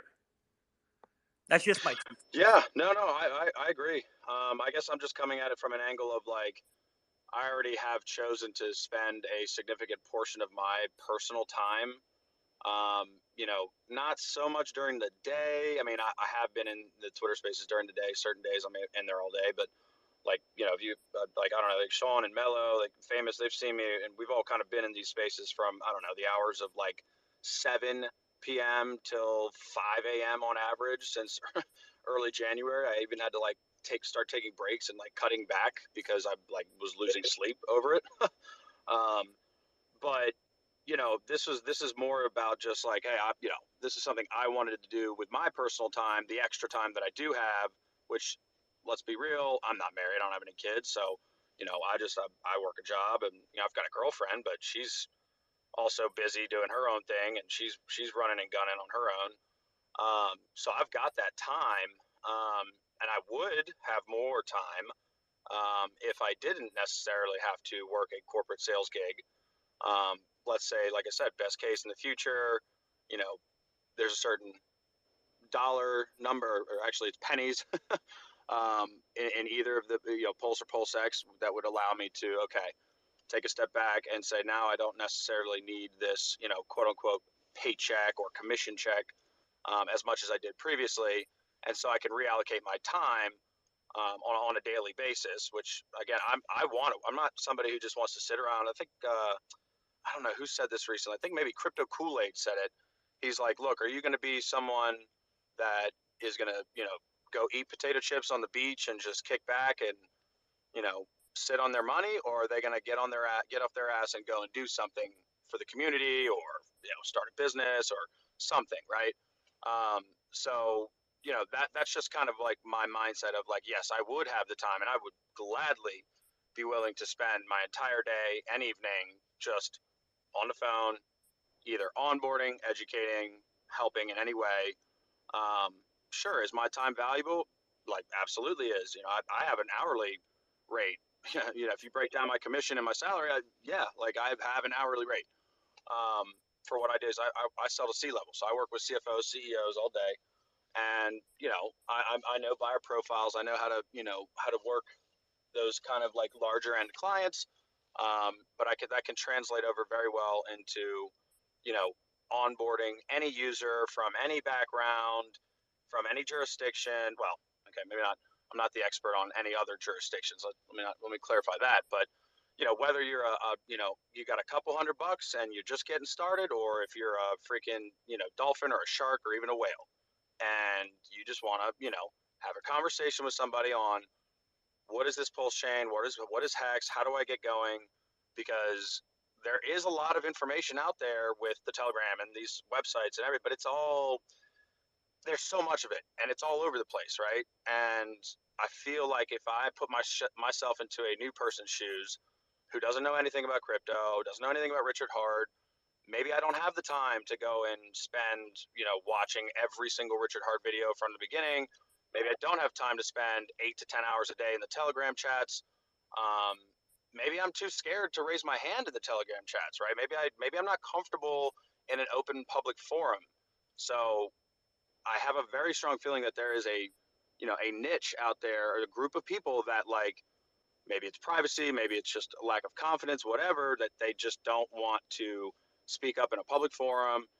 And there is no way, there's no real like email support, or there's no like, you know what I mean? Like, there's no customer support or service, or, a go-to, shop for, general education, information, onboarding, best practices, that sort of thing. So, um, this is, again, like I said, something that's in its early infancy stages. It's just like, I took the whole, okay, I'm spending all this time in Twitter Spaces helping people with security, and the ecosystem overall. Why not have a call center, a landing, one place to go, a phone number, call somebody. Yeah, look, it's going to take a lot of time, and I don't think from a financial aspect it would take too much. Just having a Grasshopper 1-800 number, and I could run it out of my house. Like, I could do, there are guys that I know that live off crypto yield, right? And I understand what you're saying, funding, about not having to sell your bags, and I totally understand that. But I think the flexibility, and availability of my time will be there in the future, because of these gains, right? So again, it's just a matter of, reallocating my personal time into something that I think would benefit others. Because I always hear people saying, "Oh, I just got my MetaMask and I just sacrificed." And I'm like, wait, hold on. Did you sacrifice from a 24 word seed, 24 word seed phrase that was initiated by a Trezor hardware or Ledger hardware device? No. Okay. Well, you need to start here. It's just so many people just don't have the best OPSEC. They don't have best practices, and they don't even know what they don't know, right?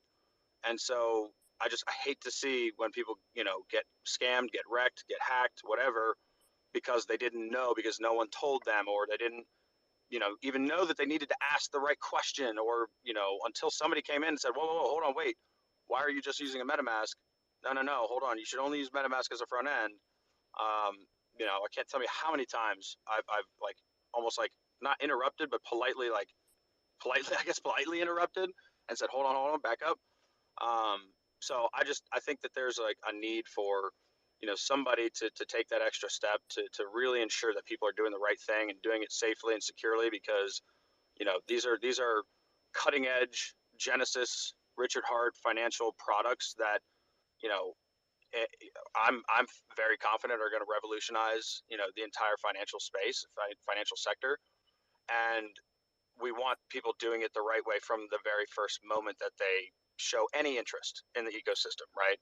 So, yeah, like I said, it's a work in progress. It's just something that, you know, I want to do. I'm going to do personally, and I'll be the person answering the phone initially, and then yeah, if it takes off and becomes very, popular, and we have good results from it, fantastic. Then, maybe I look at renting some space and hiring some folks. You know what I mean? Like, then I'm creating jobs, and of course, I'm only going to be like looking into some kind of, employment. Not going to even say employment, like I'd rather call it like a partnership opportunity for other Hexicans in the community who are knowledgeable, well versed, eloquent, able to break things down easily, concisely, simply for new boards, new on boards, no corners, whatever. So, it could be something that grows for sure, and absolutely, I'd like to be paid for my time at some point, but initially, this would all be just me offering personal time, no dollars, no strings attached. When it becomes a point where there is an overhead, and I have to come out of pocket for something, then I will, take that next step and, you know try to secure some kind of funding, or, look at that at some point. But, at least initially, I don't want to be billing anybody for my, quote unquote services, because that's not the way I view it personally right now. So that's just, again, Did you like I steal said, this just a work in idea from progress. the Bitcoin doctor? I've literally heard this exact same thing in Telegram. The No, man, Bitcoin this is doctor. just something I So just came up with the other day, man. Yeah, I think man. Philip was in the room too when I kind of pitched this initially a couple days ago. Yeah, so keep Keith. in mind, keep in mind, you need to actually look at what Richard also has said is most of the time when people try to build businesses, instead of to sell down their coin or whatever it is to build a business, they should have just held the coin. I understand what you're saying about your volunteerism, and you're like many of us when we first start, especially, is like, wow, this is amazing, and I just want to share it with the world, which is great.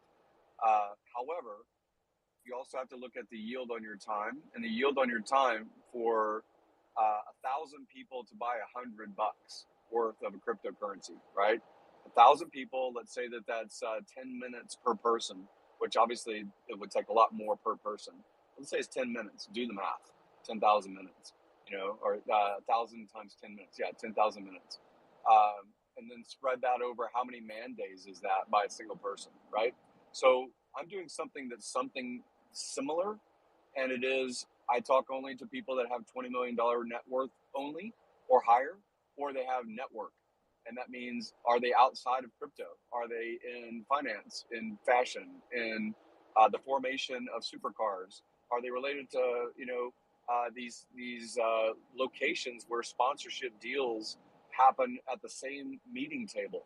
So I'm trying to get in front of Gary Vaynerchuk very soon in New York. And that's because he represents Pepsi and Coca-Cola and all these other kinds of companies, because I can get to their audience, right?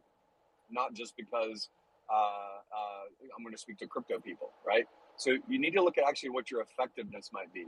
And when you're doing the volunteerism to help the guy, put $100 into crypto, that's wonderful. And that's the same, in my opinion, as my sister that's a school teacher. She feels great over teaching, 30 kids per class every day for 20 years. That's how she feels great. But that's not, that you have to get value out of it that's not financial in those reasons.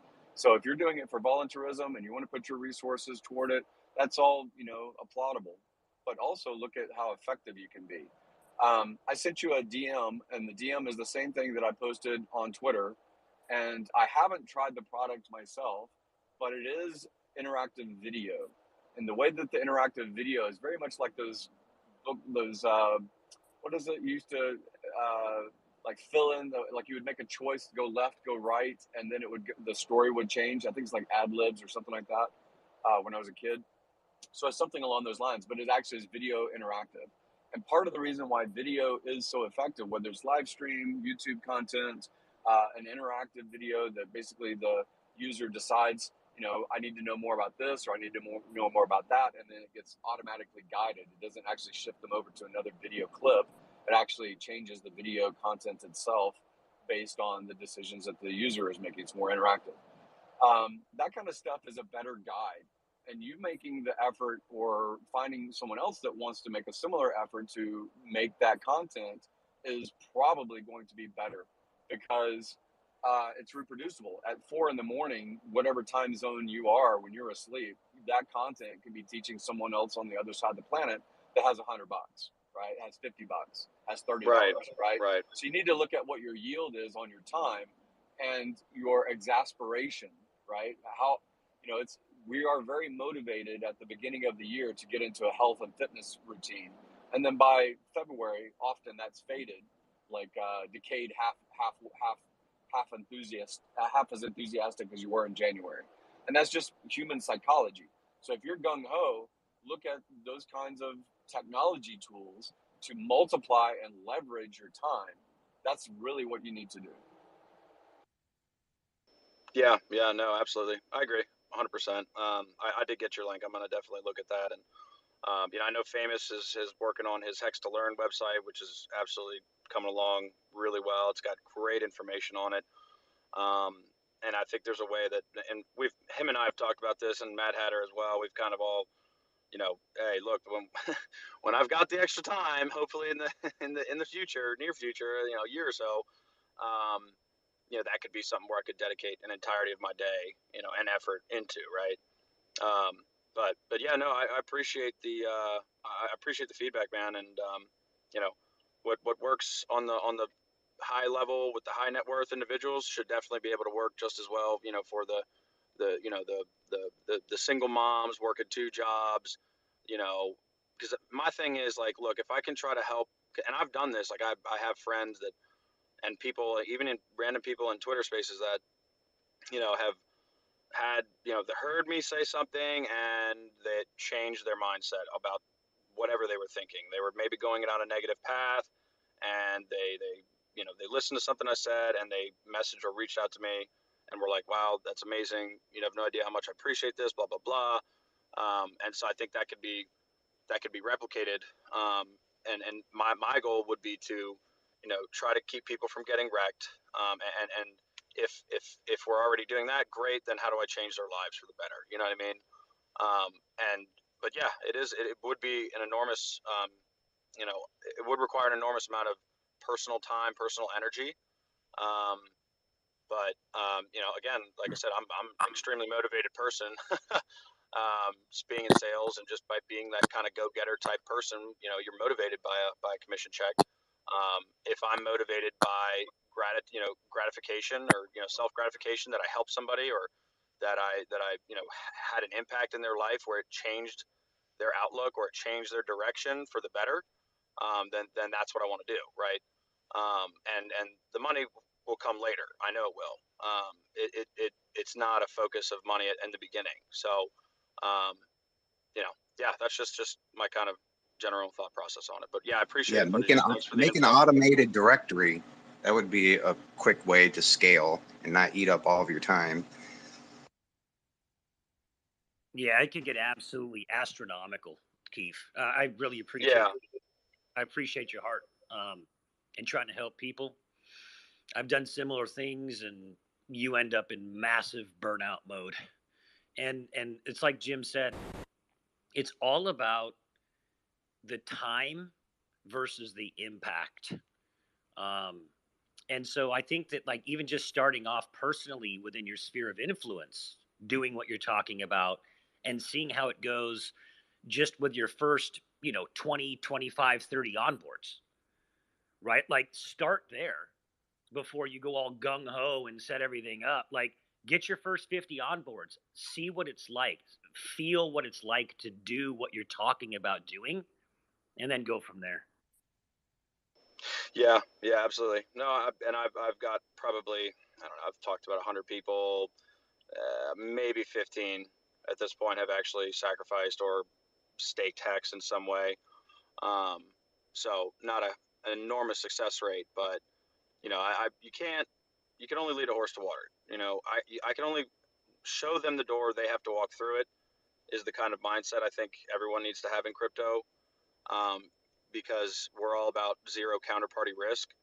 And, the minute that you start to, try to put your faith in somebody else entirely to get you into crypto now, getting out, off ramping is a totally separate conversation.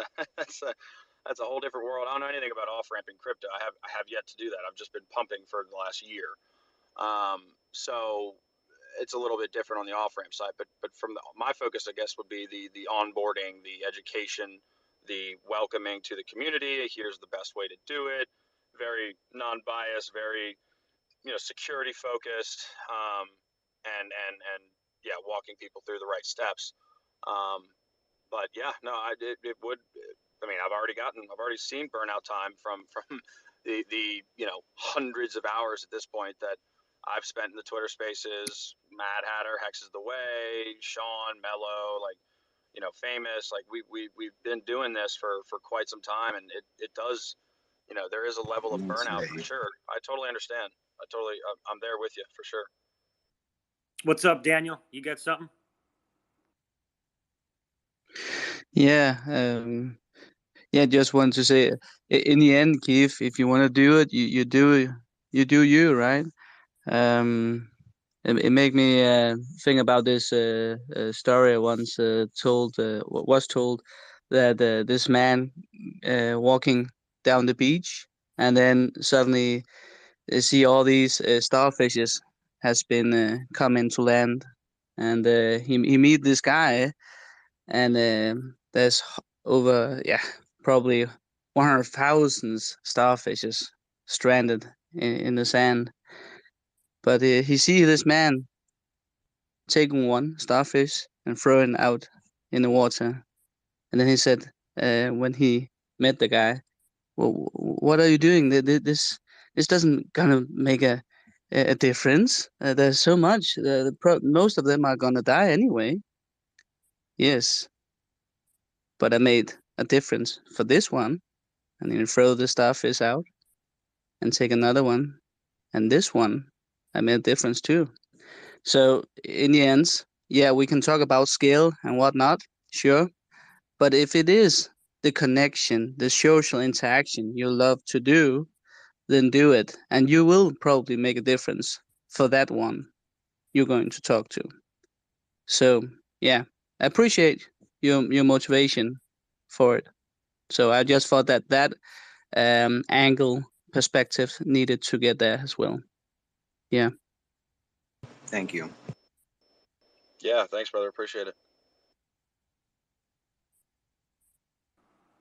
What up, Sean? Also, thanks to all the OGs and people like Funding Jim and Mando. Even though you guys are recommending that we scale this effort, you yourself, I've seen you guys on the chat and the voice chats as well, helping out time and again and addressing problems one at a time, going down to the ground. And I just want to say, on behalf of a lot of people out there, the beginners, the noobs, thank you very much. We really appreciate it. Yeah, thank you.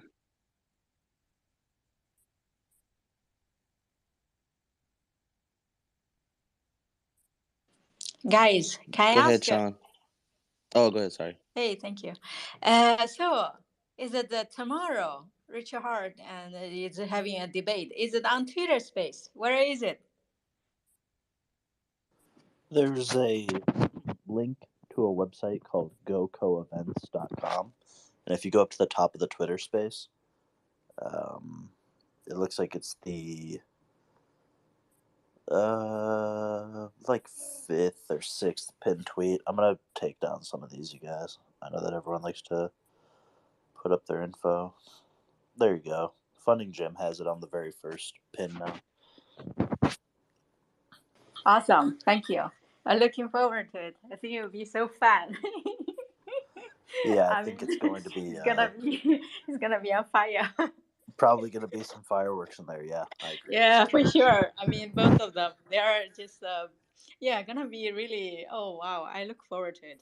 I actually like Richard Hart's tactic in debate. He's pretty aggressive. He's like, "I'm gonna get you." He likes to win. He likes to win. Yeah, exactly. On the topic, somebody just mentioned you do you, I do me. I love that saying. Exactly, you do you, I do me. That everybody should just remember because you should never do what the others do. You can't. We can't. We are not dumb. And I mean, you're here for you, and you have a purpose. You have a goal. You have a reason. You should stick to your reason. I think that's very, very important. We're all a bunch of snowflakes. Hello, everybody. I just wanted to drop into the space and thank everybody for being here, and the people that have come before me in the HEX project are really laying the foundation or digging the well. And I just caught the last couple of minutes of this conversation, and I wanted to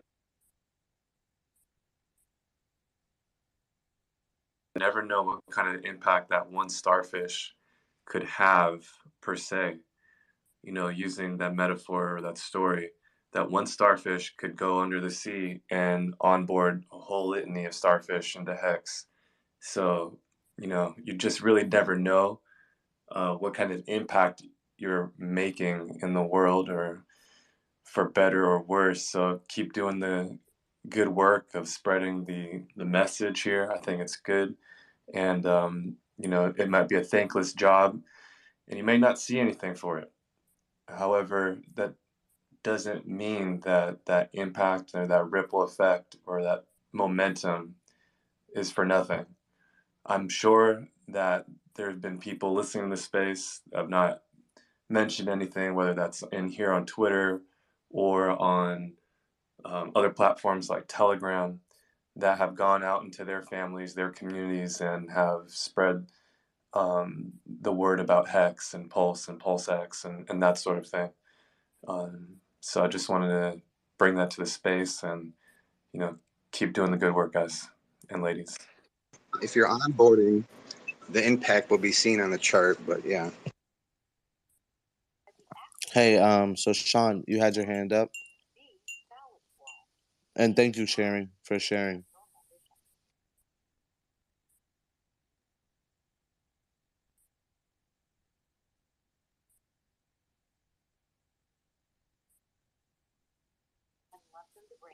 Hey, Sean. Sean. Or, okay, just another. How's everyone doing today? Awesome. Love to hear it. Happy Tuesday, everyone. Beautiful day for all twos. Sorry, guys. I had a I had a call in between. I couldn't get off the phone. My client kept asking me questions. Hey, why don't you go ahead, Sean? I'll put myself back on mute. I'll wait after you. All right. Sorry about that. Yeah, I just had to, say, I appreciate what you guys are saying, Keith. Just to kind of go back to what you were talking about. I totally support that. We just have to kind of look at the overall investment side of like how much it's going to cost to run some kind of operation, and also have people that know what they're talking about. And so, yeah, I guess there's a lot of operational costs in regards to that. Personally, like you guys know that I've been writing articles for about now 2 weeks now on What's Not on the News, and working on one as we speak. And it's because of these spaces. So I think the best thing everyone could do is really, take advantage of the ecosystems that we have and support each other. But yeah, that's what I was gonna say. And just another go for it, man. Yeah. Thanks, brother. We'll be. I know, you, me, Mad, a couple others. I think Mello, Famous. Like we're gonna be. We'll be coordinating, on a lot of this stuff in the near future, for sure. I will be honest. I did miss out a large chunk of this conversation since I was at work. I actually just found you guys while searching through my live space, and I was interested in seeing if anyone was aware of this of a cryptocurrency that's backed by gold, the PAX coin.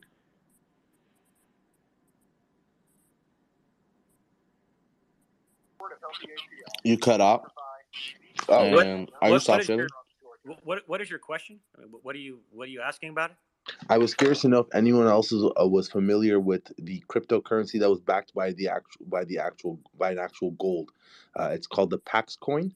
It's backed by the London Reserve, and they have other reserves in their in their in their entourage. But it's a it's a cryptocurrency that can be traded to other gold jewelers. They'll accept this cryptocurrency, and it's backed by an actual gold. And I was curious to know if anyone else was aware of this cryptocurrency. Peter Schiff probably loves that. Yeah, I'm aware of it. I mean, I ran a precious metals firm for 12 years, but to me, it's a moot point. We just don't need crypto to be backed by gold. No, so the reason why I was asking about it was because we've always used gold as a safe haven. So when bear markets go up, our gold will go up, but when we get back into the bull, our value of gold goes down. And I was kind of not hoping actually, I was kind of thinking about using a portion of my crypto portfolio to have a hedge, to have some kind of security, like a savings. And I was thinking of purchasing this coin, but I agree too. I don't think there's any utility behind actually. But Danae, the whole point about gold is to not have counterparty risk for the most part. And if you don't have it, you don't own it. It's the same as your keys, not your crypto. Not your keys, not your crypto. You own a PAX token that's backed by gold, but like something happens, how are you going to get it? Well, so what they do offer is there are legal tenders that would accept this coin at any given point in time. So you would just come in, give them a trade in the gold, these coins, and you can pick up physical gold if you ever wanted to. So that's kind of the main utility I see here. But currently, I live in Canada. I live in Montreal, to be more specific, and we don't have this. There are no gold stores here that would recognize this coin. But I was kind of thinking about, again, crypto kind of is boundless. There's no boundaries from where you are. As long as you have an address to share, you can send, receive, and so forth. And so I was just thinking about, with my current portfolio, if I should dilute some of my Ethereum and just kind of have a savings account of some sort, rather than having everything stored in Ethereum and kind of like a checking account, going up and down. Yeah, but the price goes up and down with gold, which is totally manipulated. So if you want gains, good luck with that. Well, it'd be less gains. I think it'd be more from a perspective of just having a hedge, just in case something does go wrong. I mean, I don't want to spook anyone, but I mean, personally, I've always kind of feared for a .com type bubble in the crypto space, especially back in the 2000s when we talk about when Amazon was valued at $100 back in the day, and it bubbled out to $1.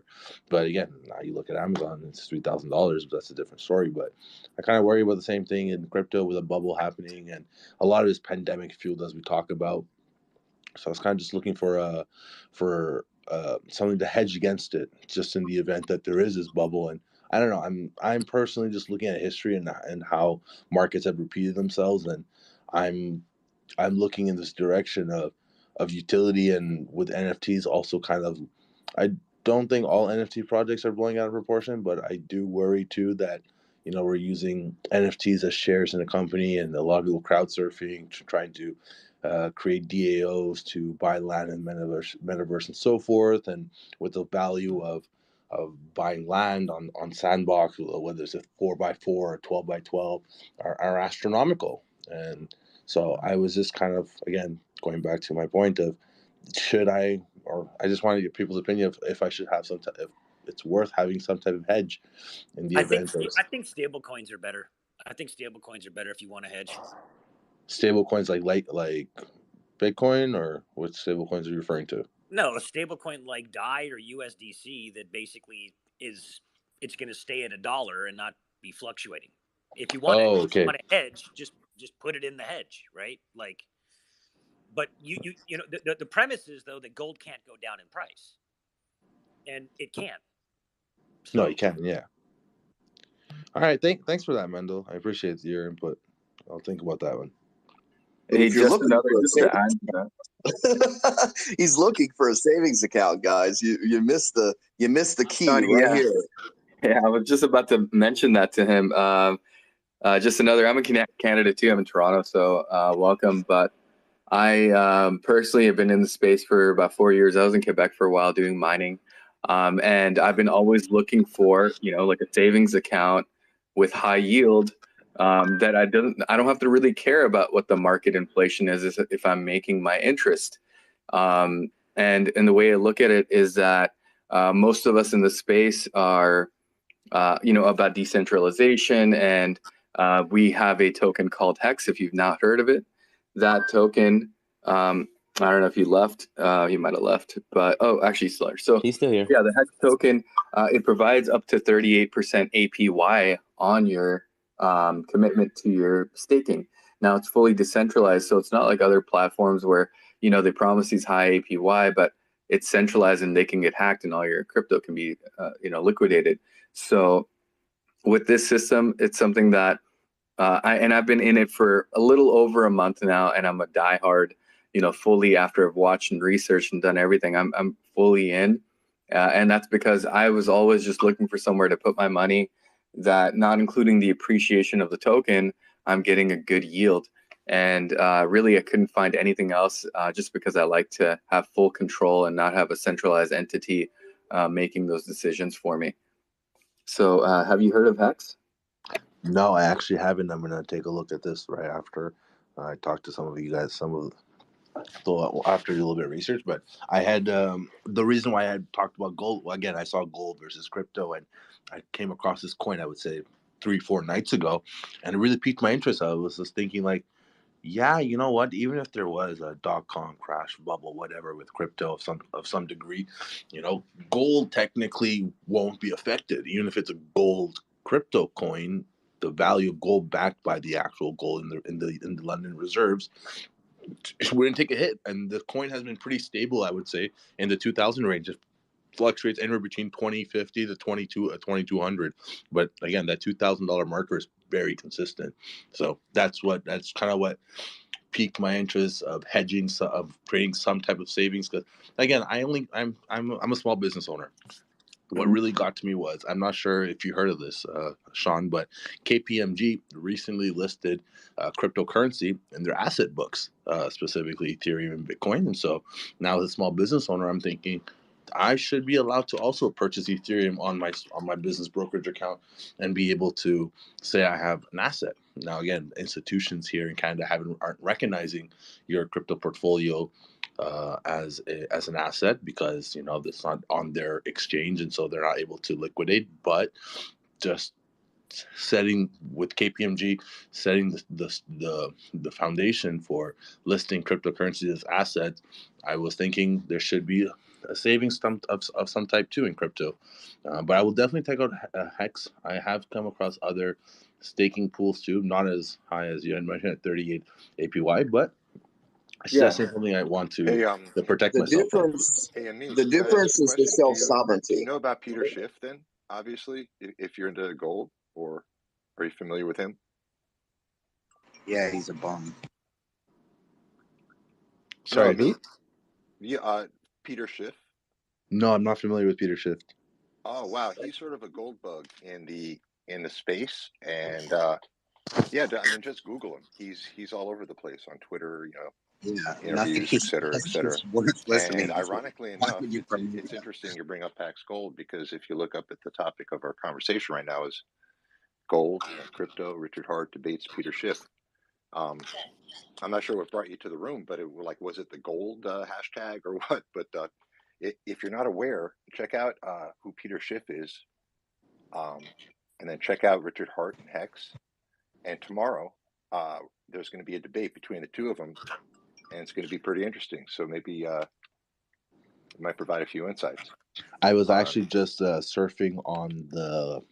I actually just got Twitter about a month ago, and I was just searching through spaces, and this discussion room came up, so definitely piqued my interest because I had been debating internally too about gold versus crypto, and I will definitely be definitely be looking into this debate tomorrow at 10 p.m. UTC. And also there's a links of HEX that you can go to is a site full of links of HEX that you can go to. It's called hexnoob.com. And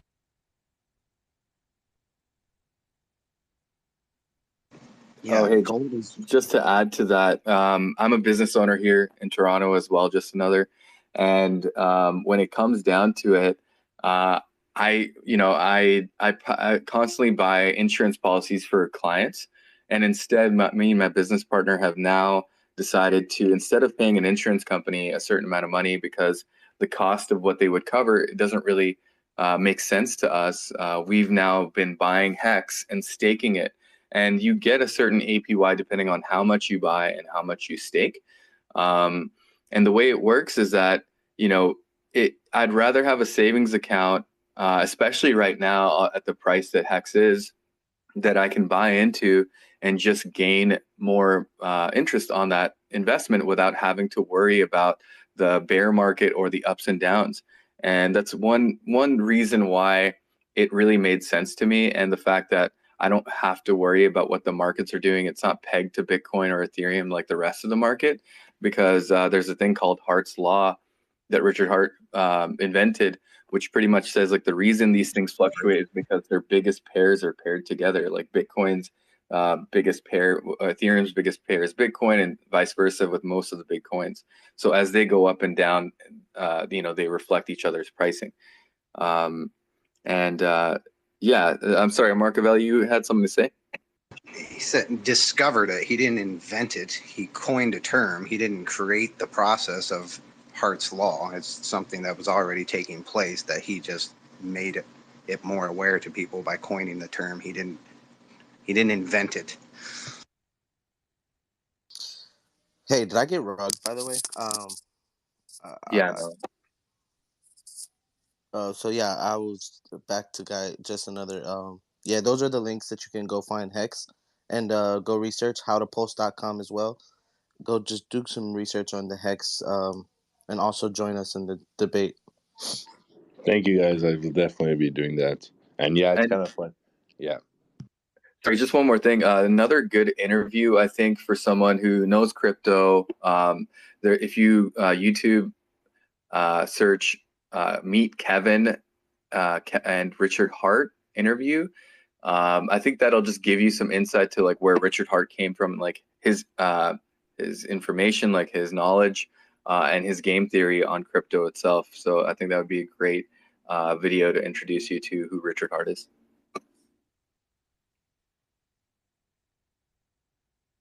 Thank you guys. I appreciate that. Is this a weekly space you guys hold, or is this something the first time you guys are just kind of coming out here? It's the first time I'm seeing you guys, so it's definitely very interesting. Most of these guys are here all the time. Yeah, we're usually on here daily, like helping people with security, helping people answer questions about crypto. But this specific space hosted by Hex Orca is the second attempt for the world's longest live Twitter space. We did one a month ago, and it was 98 hours straight.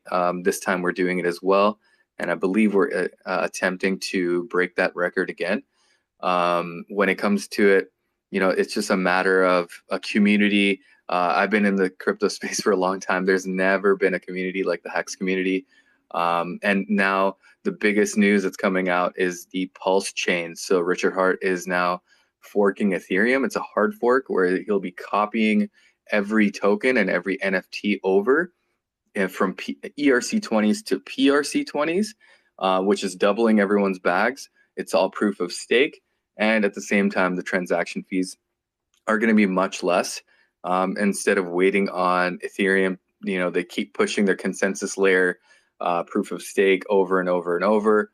We had a quick debate about it, how, Vitalik came on. He was in an interview and he said, hey, it's going to take about 6 years for us to do this. And that's just going to slow down and kill like DeFi and the revolution of people trying to join in crypto, because the average person really can't pay $60 to transact, if they're trying to send $20. And when it comes down to it, now, there's over $1 billion been raised for the Pulse X exchange that is still ongoing. The sacrifice for that. I mean, that it is a lot of information. So I think just to kind of dial it back a little, you should just start about looking into Richard Hart. As a billionaire philanthropist who created. He's the founder of HEX, and looking at some of his interviews and seeing his information, I think would be very beneficial for you. Thank you, Sean. And you know what? After I check out more of Richard Hart and Peter Schiff, I'm definitely gonna go explore your following and see how many of the thousand people I can also learn from. Awesome, Hey, man.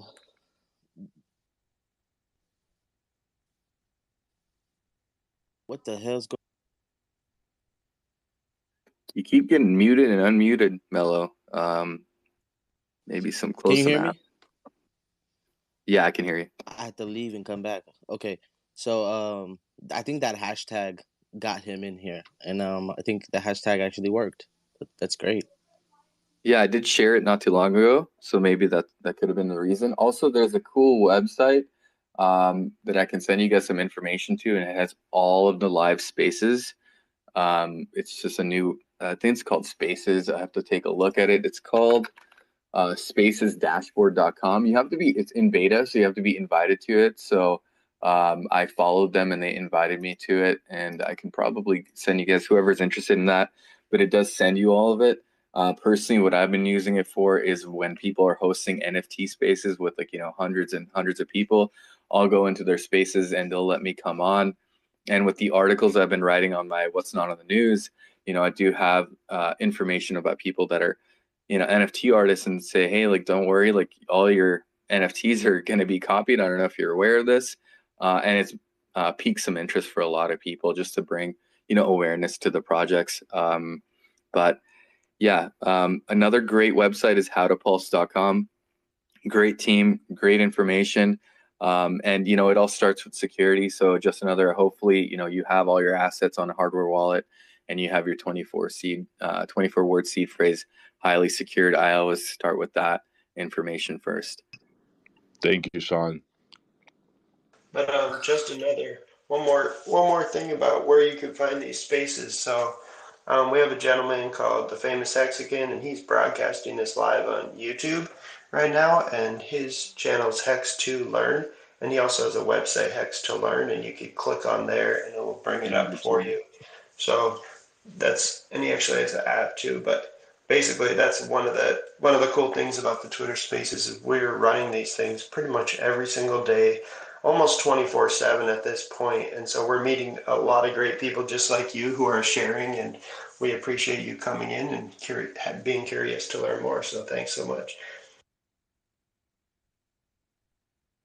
There's so much happening in the space right now. It's going to be a little overwhelming for people, especially with the NFTs being copied, and they're under the idea that these things are unique to them, and when they hear it's being copied, they've got to be kind of racking their brain. Well, how is that possible? Because they may not have the knowledge of the crypto space and understand what a fork is, or how these things could occur, and it might be a little scary for them. So how are you guys? Have you had any of that happen to you guys? I've been speaking to some big NFT spaces and big followings. Like I was in a spaces with the people that were running like the NFT LA conference, and a lot of them hadn't heard of it. Some of them were excited about it. Some were hexagons, so it was good to hear. But what the way I think it's been easier for me is because I've been writing these articles, and I've been going on without shilling anything. I'm just kind of like, hey guys, I just want to let you know that as the average NFT to mint, sell, bid on is enough electricity to power a refrigerator for a month. And think about how much NFTs are being sold right now. That's a huge detriment to our environment. I'm in the HVAC industry, and I see the government moving the heat pumps. So that means that there's going to be huge strain on the electrical grid, not to mention electric cars. So they're going to have to start cutting back on electricity. And with things like Bitcoin and Ethereum, the government come out tomorrow and say, no, we're banning it all. You can't mine anymore. And so that's going to end that. And, Richard Hart's taking the lead and not letting them, keep pushing us around and saying, hey, You let's can't create ban something much better. Bitcoin, bro. Governments can't ban Bitcoin. Well, I mean, they can stop mining though, right? They can say, hey, no more mining. Yeah, good luck. Well, yeah, I'm just saying, like, we don't know what's going to happen in the future. They could, but it's just more on like cutting off power or cutting the resources to mine, but physically can't stop mining. Well, Yeah, I agree with that. It's there not is China, a right? physical there is a physical point of failure though. They can mow down miners with steamrollers. They've done it, but yeah, they do pop up somewhere else. But there's also a cost with that. What's more interesting is the fact that as Bitcoin progresses, its power usage is becoming higher. As Ethereum progresses, its power usage is becoming higher. And at some point, like something like Bitcoin that has a cap, at some point the miners are no longer incentivized to pay those power bills to print those coins. I mean, that's way off in the future, but I mean, it's not really. At some point, they're going to have to switch to, a proof of work scenario or proof of stake scenario anyway. So mining was okay when everybody could participate, but mining has become centralized because now you have to have a large amount of money and a large amount of equipment and a large amount of upkeep in order to continue to produce, as where something that is proof of stake allows validators to just pop up randomly anywhere. If I could interrupt, Johnny, I would even say that while mining has become detrimental in cost, I think there is a green way of mining. And one thing that I came across, I want to say at least like a week and a half, 2 weeks ago, someone actually has a mining farm, but they use animal feces from their herd, and that's what generates their power. And it's actually zero waste. Everything they mine is pure. And I think if you're in the city and you're trying to mine, I think that's very difficult. But Again, that's reducing the amount of people that can mine, and the amount of power consumption in order to mine a coin is still going up. So you're reducing but I the think people. how you get your power source is also very important, right? If you're going to rely on like here in Quebec, we have Hydro Quebec. So Hydro Quebec is where I'm going to get my electricity. If I'm going to rely on Hydro Quebec to be able to mine and use their services, that's detrimental. That's a strain on their power grid, and that's when these monopolies are going to want to step up. But if you can create self-reliant sources for energy, and I think again, creating a mining farm and using renewable energy can be an alternative. But and again, it takes a lot of money. You're right, and this is how. So why is it necessary? This is the question. Why is mining necessary? Proof of stake networks have already proven to work. So why is mining actually necessary? It's security theater. It allows a select group that is able to mine, and they're in control. Why shouldn't the people that hold the currency be the ones receiving the new coins? Why is this action of mining necessary when that action can be substituted with something like, I don't know, holding? It's just an action. Yeah, it is an action. I honestly thought mining was a really good way of introducing and welcoming people into the space and creating incentives for participation. When you're, it used to be. again, if honestly, if I keep talking further, I think Johnny, you'd crush me in like 5 seconds. I don't really Just have another. much to share, but I was in Quebec for 6 months building mining facilities in 2018. And so I come from the space, and all I know is that not only is it like energy cost, but yeah, let's say we're creating this energy that's sustainable, that's still taking power from the grid that should be going to heat our homes and power our cars and things like that. So the grid issue there is still there. On top of that, the machines don't last forever. So you're constantly wasting natural resources building all these computers that are going to continue to break down and lose efficiency and then not be usable. Because if you look at like the ant miners, they keep evolving because they need faster hash rates to be profitable. And in No, the end, they keep evolving. They keep evolving because the Bitcoin miner companies that are selling the computers need to sell more computers. That's why.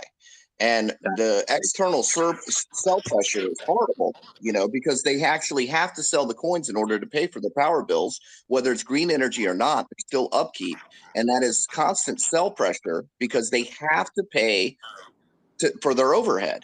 So those coins are immediately sold on the market. There's a limited amount of profit and a little limited amount of incentive for the miners to even do that because most of their money is going out to overhead anyway. We have to get over this idea that waste indicates value because you don't necessarily need waste to support value. Value is a consensus. Value is not proof of waste. I don't disagree with that. I think it's still too. I think we're still too new to really have. But see, the thing is, when Bitcoin first came out, everybody could mine it on their computer, and this was the right way to distribute it. You had to create some sort of action to assign the people the new coins that were being inflated into the supply. Okay, so this action of running this algorithm is how the distribution was done. And it was fine. It was decentralized. Everybody could participate. Where it went wrong was all of a sudden now you need these specific computers that are made by specific companies, and you have to pay them for the ability to mine. This is no longer decentralization. And then you had these large companies that would compete with each other, and they were getting the majority of the pool because you had to have these specific computers in order to do this, and you had to have a lot of them. So that changed the entry level. Your average person could no longer participate with their little computer in their little house and be part of the ecosystem. The people that are making the money are the ones that are able to throw in massive amounts of money.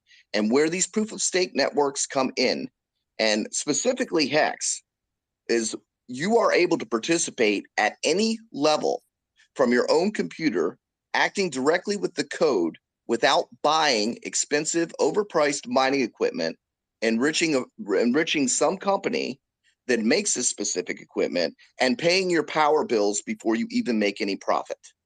If They you got just simply $600 to spend on gas fees. Yeah. Well, the gas fees. Ethereum has really wrecked us on that, and that's why we've got the Pulse network coming out, because this is the space is not acting towards adoption. The space is leaning towards centralization, where only the rich can participate, and that is why something like HEX is very important, because it allows participation at any level. It doesn't restrict you to have to function within these parameters or these rules that these people have created, that you have to do this certain thing in order to get the new coins. Now you act directly with the code from your own computer. Yes, we still do have mining, Marcavelli. We still have to pay through the Ethereum network right now, and they jacked us, and that's why we have Pulse. And that's what makes it difficult to onboard right now. Absolutely. Pulse Chain fixes this. Thank you, Johnny, for saving us. Jesus Christ. I'm going to just put myself on mute and continue listening. I'm going to go for a quick walk to school now, but I'm looking forward to hearing what people have to say now. Awesome, man. Thanks for joining us. Yeah, man. Follow and reach out if you have any questions. I'm more than happy to answer them for you. See, the thing is, people's reality bubble gets harshed when Richard likes to say, proof of waste or damage the environment.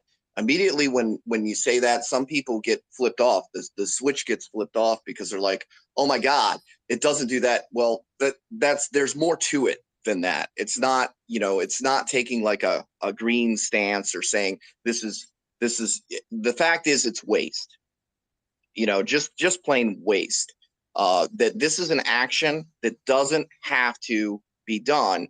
And the reason this action has to be done according to these particular networks is because it shifts the power to only the people that can.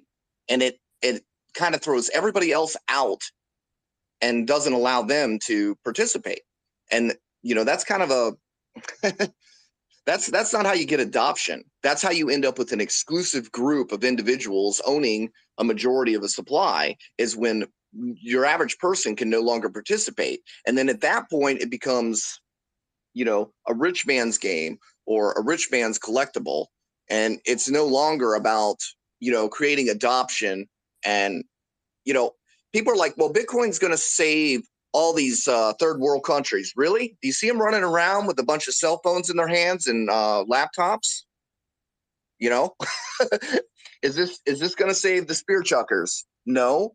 How do you explain to somebody with Ethereum right now, right? How do you explain to them a $40 fee every time they move their money? If you had a bank and it said $40 every time you went to the ATM, $40 every time you moved money from one account to another account, how do you explain that to a new user? Nobody would use that bank. That's insane. And these are systems that they're trying to say are supposed to replace the financial system. Well, that's impossible. Nobody can afford these kind of fees. Your average person can't. The only people that can are the people that are in those positions where they already have enough ETH that they're able to, pay the gas fees and pay their toll to operate on that network. And that's what Pulse is going to fix, because we're back to penny fees. We're back into a situation where everybody can move money for pennies and do what they need to do over there, whether it's mint the NFTs or whether it's to build their property on Mana or whatever they want to do, whatever games they want to play, whatever they want to do. The action's going to be on Pulse, because Ethereum has gotten to the point where they're creating this exclusivity. It's ran by the Ethereum Foundation. The Ethereum Foundation is making the decisions. They do not care about onboarding new people. They don't care about fixing it. Vitalik said, oh, well, maybe we'll be done in 6 years. They don't care. They made their money. Vitalik didn't even think Ethereum was ever going to go over $7. Okay? He might be a genius as far as coding, but as far as business, his business model sucks. You're not going to build adoption by overcharging people and creating an exclusivity. And that's what it is. It's bragging rights for overpaying for things. And that is not going to change anybody's financial future. Yeah, T-shares is similar to consolidating, the power among the few, but it's incentivizing delayed gratification rather than just all these other things that, aren't adding any value to any people's lives. Like, to incentivize good decision making is, I think, the biggest propaganda tool for anybody. I mean, yeah, you don't want to have waste and dumping on the price and Bitcoin, blah, blah, blah. No one cares, but it's making people make good decisions with their money and thinking long term. Like, that's going to save people's lives, because people are just like not thinking towards the future at all. People are just like not doing that as much. And like, it's cool people come in here, oh yeah, I want a savings account, but it's like, yeah, HEX is the ultimate savings account. Like, yeah. I mean, and then it's like, oh, I just found this guy a couple months ago or a week ago or blah, blah, blah. Now I got to do the research on this other token. Yeah, you can spend months and months learning about this gold thing that's somehow paired with a token, and hopefully you can get money out. But it's like, at the end of the day, who's in charge of that? It's like, we found the best founder, like, and people just need to wake up to that fact. Well, the other thing is, people seem to think that anonymity is a good thing. In what world? Are you going to buy something from somebody that you met on Craigslist? I know people that got jacked in the head for that. It's funny that people think anonymity is a good thing, and It's not. You want to know who's behind things. You want to know who's accountable. You want them to put their face out there. You want them to say, look, I'm proud of what I built. This is what I built. Here I am. I'm proud of it. And Richard gets a lot of crap because they're like, oh, he's a narcissist. He's proud. What? He's proud of what he built? There's something wrong with that? There's something wrong with being proud of what you built? You mean you'd rather have somebody hiding behind an icon or an avatar and saying, oh, look at this thing. It's going to change the world. No. I don't understand what kind of backwards world this is now, where the anonymous guy that pretends to be something that they're not, promoting a coin, could be a 12-year-old in a basement for all you know, or it could be a serial killer for all you know. But people promote like anonymity is a good thing, and being proud of what you built isn't. Yeah, there's no security in not knowing the person that's in charge of your money and who can rug pull. And it's like, HEX is the only finished product. It's the only thing that's immutable code. Like all these other things, there's admin keys. It's not just you in the contract. Like all these other tokens. Yeah. Website goes down and it's down. HEX is the only thing that is directly you interacting with the code. And they want to promote, well, this is that other myth, Marcovelli. It's the fact that people believe that if you want to make money on your money, you have to give it to somebody else. That's where they have it in their head. You got to give your money to somebody else in order to make money. Otherwise, it doesn't work, because they don't understand that how the creation of value actually happens. So they believe the myth that you have to give your money to somebody else in order to make money. And that's just not how it is. It's how you interact with the code in HEX. You are making the choices. You are making the decisions. You are interacting directly with the code. All these other centralized platforms with anonymous founders, man, I don't understand how people with a conscience can even direct people to those, because you know what's going to happen. They literally changed the first name of their finance coin, and the website goes down and people lose their money over and over and over again, because people have no self-sovereignty. They have no control. They're not interacting directly with the code. They are truly dependent on these platforms, these websites that can go down with a single switch. Yeah, people need a lot more fundamental understanding of sovereignty and how to interact with things. Like in general, the way people talk is just like absurd without that understanding core fundamental belief system. Yeah, I mean, they're hard concepts to understand. It takes a long time for you to understand that we've been living on a digital asset this whole time. If the money printers were fired up, like, they like to say the money is printing, no money is really being printed. What you're looking at is units of account. Before they added all this extra money, it would take 320 years to produce the amount of US dollars, running the presses full time, printing $100 bills in order to actually catch up to money that's actually in circulation. That money isn't printed. It's just a unit of account in the bank. And if you want to figure this out, go try to get $20,000 out of your bank. Go try that. See how that works for you. They sent me to 5 branches, and I had a cashier's check for $20,000. They sent me to 5 branches. Not a damn one of them had $20,000 cash to give me. And I said, okay, let me get this straight. So if I write a check and I don't have the money in my account, I'm going to jail. But you guys can write a check for $20,000 that's a certified cashier's check, and I show up and I say, hey, here's a cashier's check that you wrote. I would like my money, and they don't have it. So you tell me, what kind of bullshit is that? Rules for thee, not for me. Hey, one quick thing.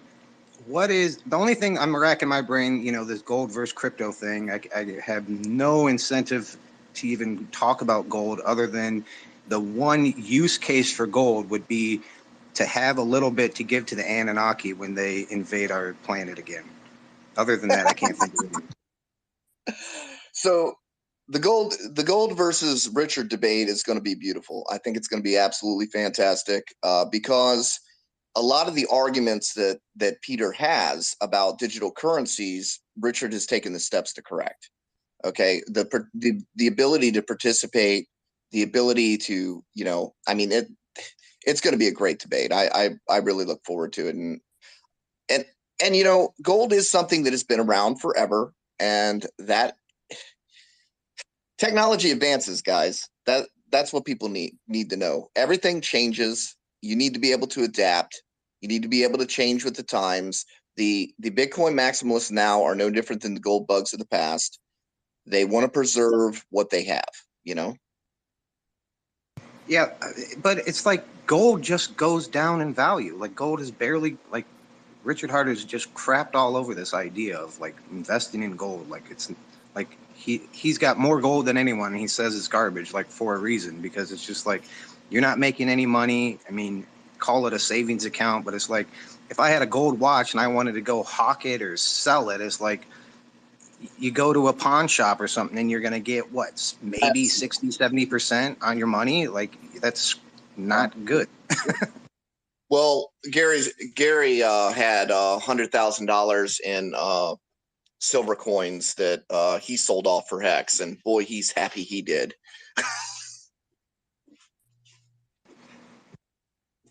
Absolutely. We got Daniel with his hand up there. I'm not a host. No, that's okay. I was just curious about does anybody know on what premise Peter has accepted this debate? I mean, what is the intention from his side, since this doesn't seem like happening every year? So, yeah, does anybody know that? I believe that, you know, it's great exposure for, you know, Richard Hart, just to, you know, educate people that listen that aren't normally finding us through channels or finding Richard Hart due to the Yeah, but gatekeeping what's and everything Peter that's happening. Schiff's? But What's it's more Peter Peter Schiff's? Schiff side. Yeah. I mean, that's Peter Schiff. He likes to, you know, get attention and say his, I guess, prove his, you know, points on why gold. And he's been a crypto hater from day one, and he's been saying it. You know, right now, like I have our Spaces live stream on YouTube, and one of my first videos I have on there is Peter Schiff and his son debating, because his son is a Bitcoin maxi. And it's pretty hilarious to see, because like Peter Schiff, all he does is just scream. He doesn't have any, like, doesn't seem like he has a full understanding of what it does, and he thinks it has no use case. So I think it's going to be a little different when he's talking to Richard Hart, that has a lot more knowledge than the average, you know, debater. And you know, even recently, I think Peter Schiff tweeted out some negative commentary about HEX. You know, he doesn't really know much about it. You know, he's just saying, oh, like he just said, you got to wait till you so you could pay others. It's like, in the end, that clearly lets you know that he doesn't have a full grasp of the technology. And yeah, that's my 2 cents on it. So, Sean, are you telling me that tomorrow's debate is just a screaming match versus an illiterate guy versus a super sophisticated guy? No, I wouldn't. there's going to be a moderator, and I think you're gonna see who has the valid arguments and who doesn't really quick, because it is moderated. I'm super excited for tomorrow. Oh, it's gonna be epic, because this is just well, what it's gonna look like is a MMA fighter fighting a kindergartner. It's gonna be about that. A lopsided is probably how it's gonna be. Is Peter McCormick the moderator? No. That would be like the presidential election debate. That's the thing, guys. You got to keep in mind, Peter Schiff has gone up against people like Peter McCormick, right? Like Andreas Opten, whatever. He's not going up against the people of the level of Richard's level that actually really have an understanding, because owning a thing does not make you an expert of a thing. And there are a lot of people out there that are shilling things, and they're not experts of it, because there's really not much to be an expert of. If it's got a send and receive function, how much expertise do you freaking need to cover something that is, you know, a send and receive function? What HEX has done is actually built a whole entire, you know, ecosystem. You've got the truth engine, you've got the T-share rate, you've got the 3 pools of I mean, it's utilizing Ethereum's coding to its best capacity, to what its capabilities actually are. And it has all these features where most people are just defending a send and receive coin with a nice story. And, they don't even know what it is that they hold. They just know that they own it and it's great. And they're going to talk good things about it because it's great, but they don't really necessarily have an understanding of it. You don't have to have an understanding of anything to own it. You can just buy it because you like it, and those are generally the people that Peter Schiff debates, because they don't have the knowledge. They weren't mining 50 Bitcoin blocks back in the day from their own computer running an exe file. Okay, this is who Richard is. Richard understands Bitcoin intimately, and he understands crypto intimately, and he is going to be able to just mop the floor with him. Fadi. Yeah, thanks, Hex. Thanks, Johnny. First, I'd just like to thank Hex, Orca, and all the moderator, and Johnny for valuable information. I'm new to crypto and new to Hex. I did sacrifice to Pulse X, and I am educating myself, and your guys helping into that cause as well. Just back to Daniel, what I suspect Peter accepted that debate. I think he anticipate to be part of that documentaries that Richard's going to be on Netflix. I think that's a big part of it. He's looking for exposure. But on return for us, I think it's going to be a great value for Richard and all of us. I just have two questions. Maybe Johnny or one of the moderators can answer. Now, once Pulse Chain launches, what is going to do to the Ethereum network blockchain? Is it going to stabilize their gas fee prices? Do you think it's going to continue skyrocketing, or they have to adjust to stay competing with the Pulse chain? And the second question, as far as the Pulse X, it's a fork of Uniswap. Now, once Pulse X is up, would you be able to use it if you have ERC20 to swap it on the Pulse X, or it's going to be exclusively only for the Pulse chain network? That's all. Thanks. So as far as the network and the PulseX thing, there will eventually be a bridge to allow you to bridge over your Ethereum to the Pulse side, but initially no. So your ERC20 tokens will be copied onto the Pulse network. So you'll get a 1-to-1 ratio for all your ERC20s, and those will be immediately able to be traded on the other chain onto the Pulse network, because when Pulse network launches, you get that immediate copy. So you will have money on the Pulse chain if you have your crypto held in your self-sovereign wallet. Now, if you're holding it on exchanges, you don't get a copy because you don't own those wallets. So it's important to have your ERC20 tokens in a wallet that you hold the keys to before this copy happens. Dang it. Now I went with the second question instead of the first one. What was the first one again? Yeah, John, I got all that. Now, my question is, I do have my own MetaMask, and it's on hardware wallet. I got all that set up. But let's say I still have ERC20. I know I'm going to get a copy of them on the Pulse chain. But if I leave it on the Ethereum network, which is most likely we'll be swapping it over, but let's say I want to swap it on the Ethereum network with another ERC20. Can I use Pulse X, or I have to be using Uniswap or PancakeSwap or whatever? Your ERC20s, if you would wrap them to send them over to the Pulse network, but your it doesn't affect your ERC20s. And it's the gas rate was the other thing you were talking about. What I believe is that Ethereum has to address their gas situation in order to compete with Pulse, because if they don't fix it, they're basically signing their own death warrant.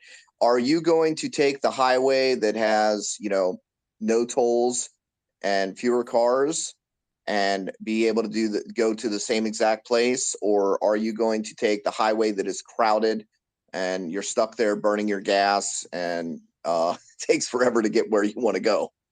Yeah, well, I think some of that concept is that Pulse Chain is going to relieve some of the pressure off of the Ethereum network. That's what Richard Hart has talked about. Like, it might reduce some of the fees by taking some of the transactions away from the network. Yeah, it'll relieve some of the load, certainly. So initially you'll have some of the load relieved, but again, they're going to have to address, because people are going to take the most affordable route to do what it is that they want to do. And you should be able to do everything that you want to do on Ethereum on the Pulse network. That's the whole point of forking everything, the whole network, because it's not a ghost chain. Everything you can and do on Ethereum, you'll be able to do also on Pulse for a cheaper rate and at faster speeds.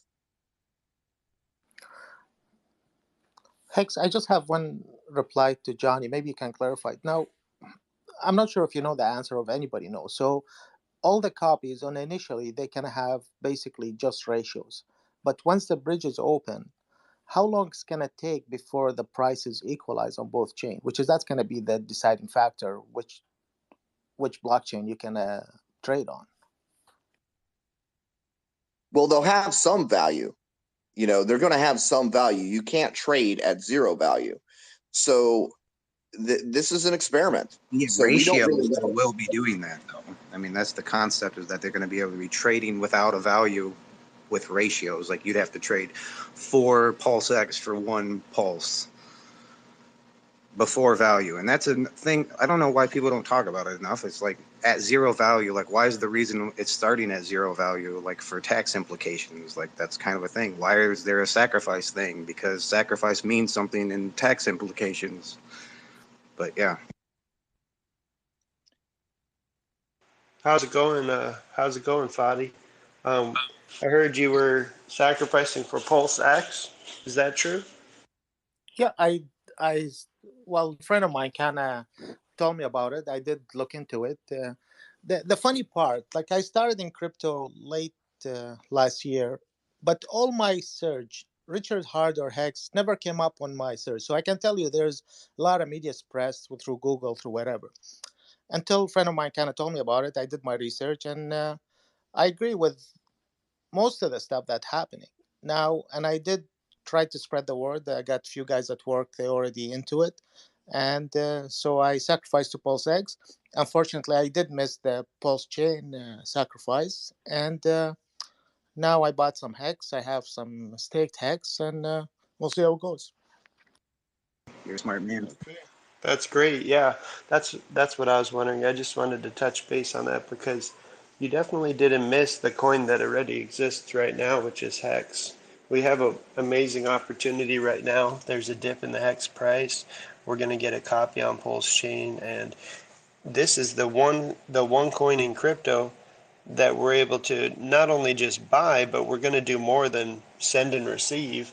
We're going to be able to purchase our T shares, and that's the biggest utility in Hex, is purchasing T shares or shares in the system. And if it sounds like you have some knowledge of that already, I just wanted to make sure. So it sounds like you're on the right path. You're sharing with people at work, and for me personally, I've never stopped accumulating Hex ever since I found it. I just keep purchasing more because when you understand the power behind it, we're so early in the share system that you can, over the course of time, you're paying in Hex for the shares and you're also paying in time. So even if you start and Hex has been around for 2 years, you can become massive in the system if you start today. If you're able to bring a little bit of economic mass into the, right? You don't just put in $1, but you put in a little bit of economic mass. And you said you had some other coins. Personally, I used to have tons of coins, and the more I realized the power of the simulated compounding effect and the shares paying me every single day, and that payout just doesn't stay the same or decrease like most DeFi, where you get less and less yield over time. But actually in the T-share system, if you're longer than average, especially if you go out maybe 10 or 15 years, your payouts are going to increase over time, which is the reverse of the Bitcoin or Ethereum mining effect. It's actually, Richard Hart saw what they did, and he actually reversed it, where we're actually getting more. So our difficulty basically is not hindering us, and we don't have all those costs and equipment. So it sounds like you're on the right track. The one thing I would recommend is, now that you're into Pulse X, and I wouldn't get discouraged that you don't have Pulse Chain. We're going to have a lot of opportunities to pick up some of those through the faucets, and I would just encourage you to think about the long term. If you have other coins, maybe you rotate some more into HEX before this Pulse chain comes out, because we're getting this copy, which is, it could be once in a lifetime that you're going to double your HEX bag, basically. So you can't really do that sacrificing Pulse X. You just get one of them, right, for everything you buy. But yeah, sounds like you're doing great, and I look forward to being in the community with you. The benefit of staking for a long term is we're going to be together, right? So I'm staked for 15 years. And guess what? In 6 months, I'm going to stake for 15 years again. So we're actually going to be in a community together. And I hope you can be part of that and share and grow with us. And just welcome. Oh, thanks, Hex. Definitely, 100% agree everything you said. And I do have couple stake for 10 years. I mean, each one have their age limit and need, but mainly I'm doing it for the future for my children as well. Um, one thing I did do, I did have a lot of shitcoin, which is I already swapped him to Hex. And matter of fact, I did buy some Hex today, and I staked him already. So thanks, and very grateful finding this community, and we'll look forward growing together and learning, and hopefully we'll make this world a better place to live in. It's not just about money, but about freedom and our voice, and keeping the path right for our children. Peter Schiff's I going to be love mad that. he didn't buy gold. Yeah, you're a legend, Fadi. I love that. I always like to think about setting up our family in the future. It's your legacy. Whether you're 60 or 70 or 80 years old, you could still stake for 15 years, and you could leave that to anybody you want, and they could remember you. If you have a ladder, they might have a beautiful present every year, even if you pass on. It's just, that's the gift that'll keep on giving for them. Um, and hopefully they'll remember you fondly, right? So it's just another concept that I really love, that you can take care of the people you love with the HEX staking system over the long term. I'm so glad you're with us, and I do have to step down as a speaker, but I really appreciate all the hosts and co-hosts and everybody speaking and representing these great opportunities in crypto, because I think they are few and far between. Thanks so much, guys. Appreciate having you here. I'm gonna roll out of here too, guys. Thanks for having me, and it's been fun. I do just want to throw one more thing out there for everybody that's new, that is just learning about HEX and happened to stroll along here. We don't have a white paper. We've got a user's manual, okay? Because we've got a finished product. It's not a white paper. It's a user's manual. HEX does have function, and you need to understand those functions. It takes a little bit more work for you. So it's not a picture and a promise. It has a user's manual. So read the instructions. You can Google HEX Layman's Guide, okay? And that should pull you up your instructions right there. Or there's also a book on Amazon that's out there right now that you can Google HEX, see something about DeFi. But for free, you can Google HEX Layman's Guide, and that'll give you a rundown of the functionality of HEX, how it works, and how it's you and the code, not a centralized platform. And that's very important to know. Take care, guys. Thanks for doing this. It's awesome.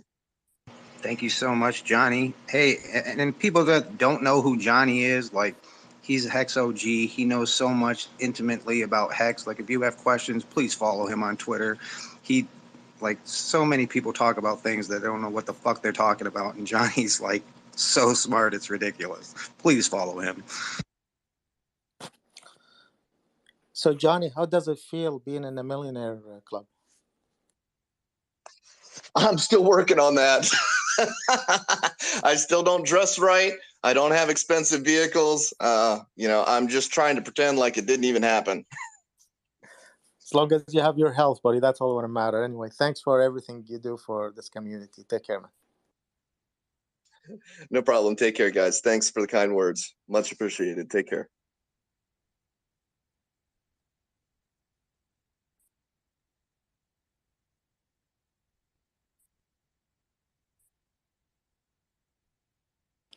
Just take a second to remind everybody that this is a totally open space. So if you do feel like getting up here to chat, you don't have to stick to the topics up at the top of the space. But obviously, if you're interested in kind of finance discussions, check out the links pinned up at the top of the space, you'll find a sign up link to gocoevents.com. It's a free sign up, just needs an email address. And that'll give you a link to the live debate on the 23rd, tomorrow, between Richard Hart and Peter Schiff. Should be really exciting. So, highly recommend checking that out.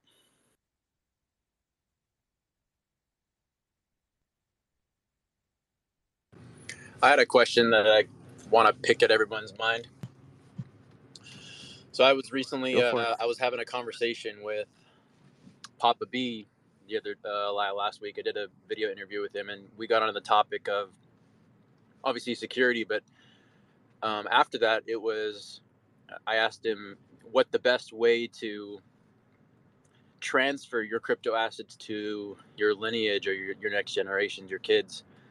Because he talks about different strategies of how to secure your crypto, making sure your seed phrases are Shamir secret shared and split up in different locations and things. And so at some point, he also mentioned that you got to trust somebody, right? Like with your seeds, and if you want to pass it on specifically, how to do that. So my question is to anybody is, what is your opinion on the best way to, if something were to happen to you, the best way to pass on your assets and your, I guess, so to speak, your legacy to your children, and specifically in situations where maybe you may not expect to pass, right, or something happen. Maybe like what kinds of triggers do you have in place that trigger that type of event? And we also got on the topic of like not making sure you're not trusting attorneys. So I want to get that out of the way. It's like, obviously don't trust attorneys, but I kind of wanted to get into the territory of maybe like trust funds, or if anybody else has any strategies on ways that they've triggered their crypto to be passed on to the next generations.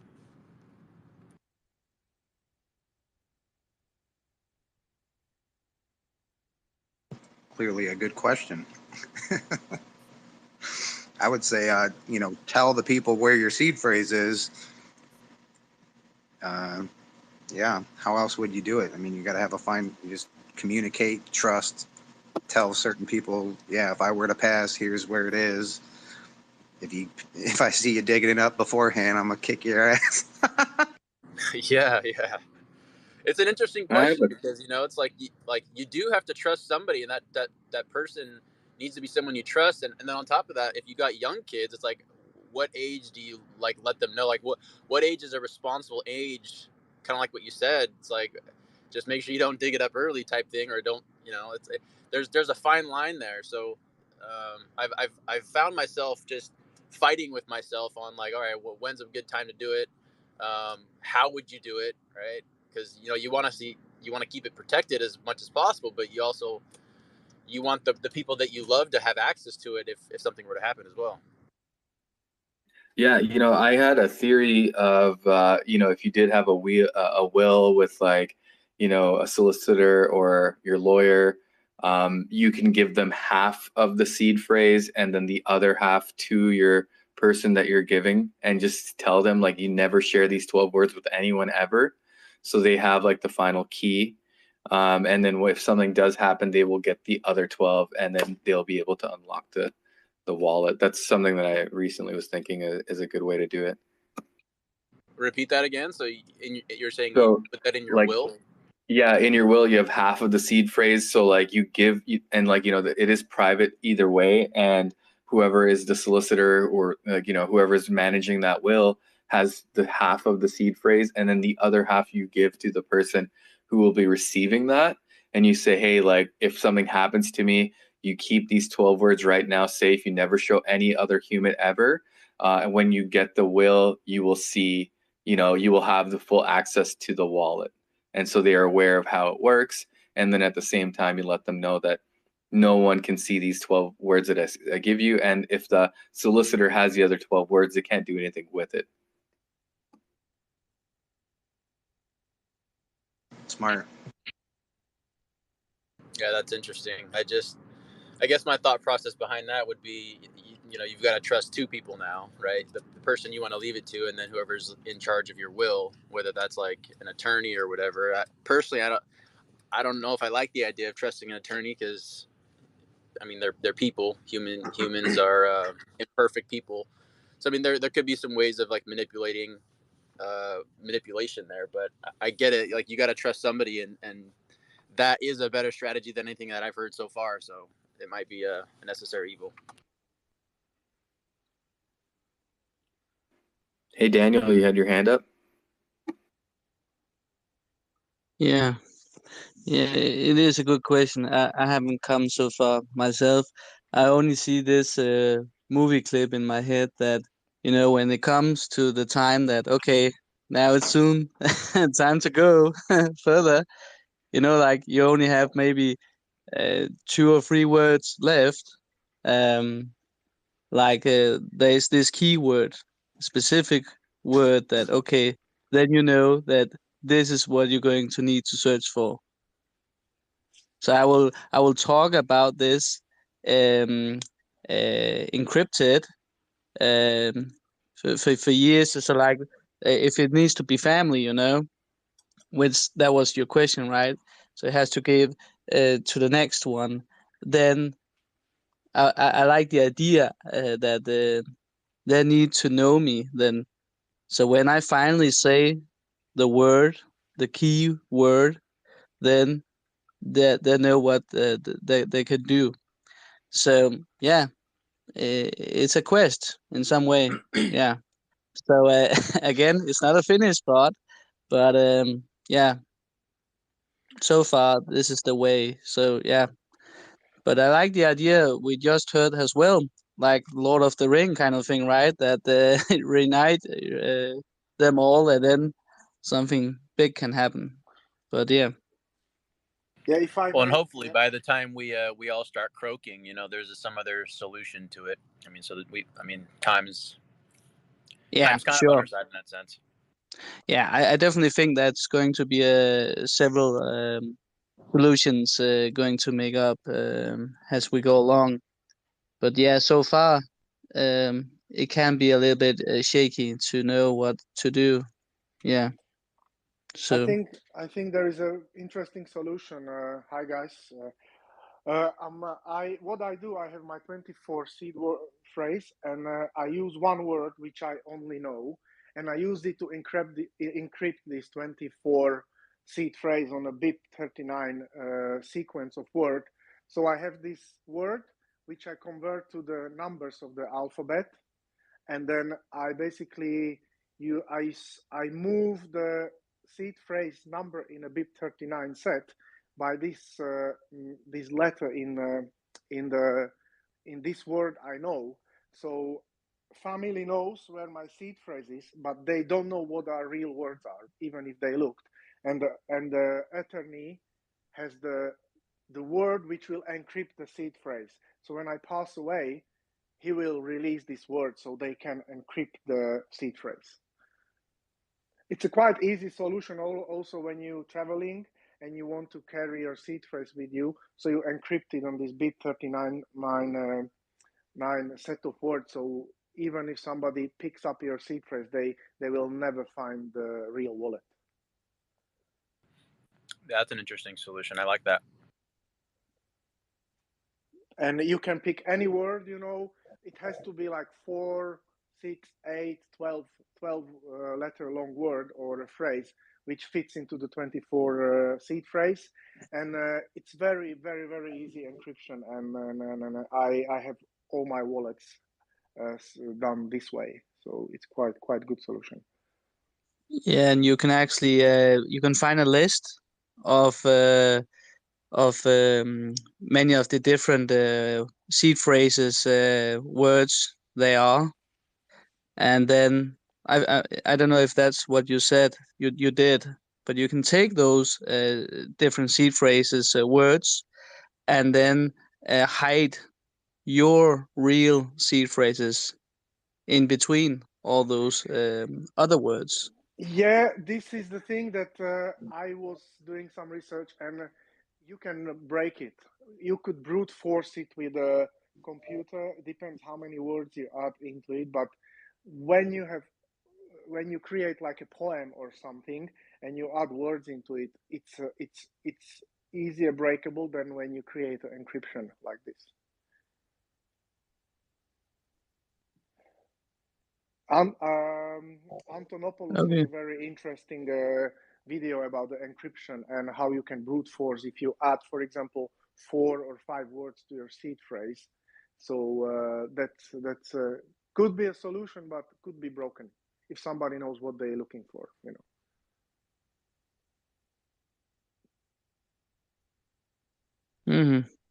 Okay. Yeah. Good to know.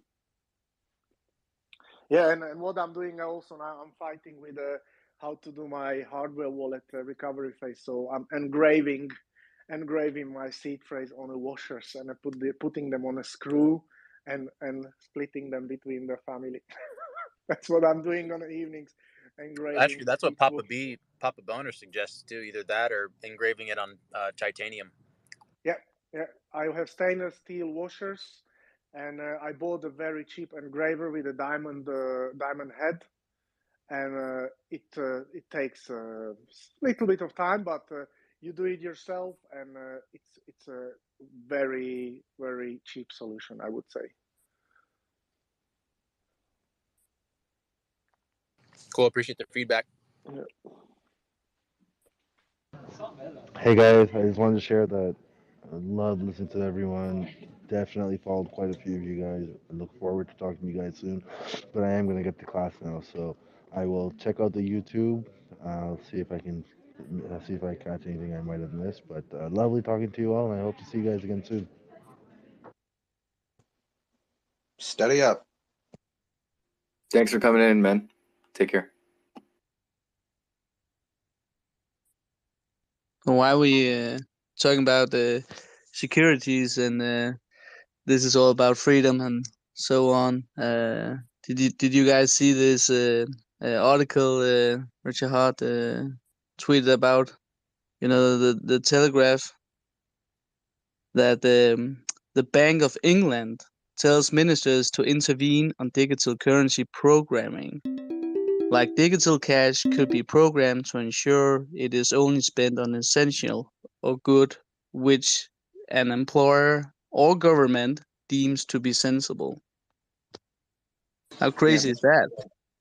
Yeah, that's programmable money. That's like the worst case scenario, that they get total Indeed. access to your digital money and then they can Lost tell you. freedom and justice in any way.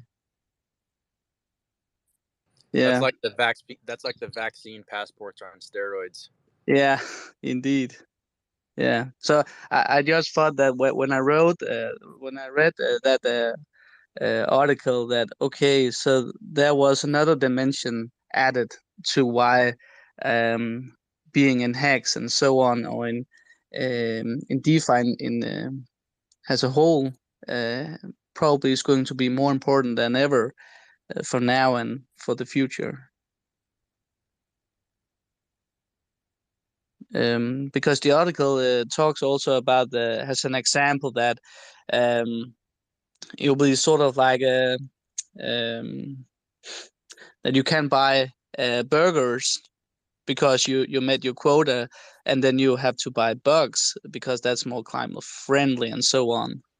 So I saw the podcast where they talked more about it in the Joe Rogan show. Exactly, I was gonna say, yeah. Yeah, that was really crazy. Wow, he was really It's on the going to be nail. like a social scoring in China. Based Yeah, on yeah, your social scoring, you'll be able to yeah. purchase stuff, you know. So, oh, it's mind blowing, yeah. It was really scary in many ways, but it makes me hopeful when I see this crypto suddenly expanding like wildfire, and it's just keeping doing so. So yeah, it's definitely a war on money and power and control in many ways. 24-piece McCricket sandwich. Yeah, yeah, yeah.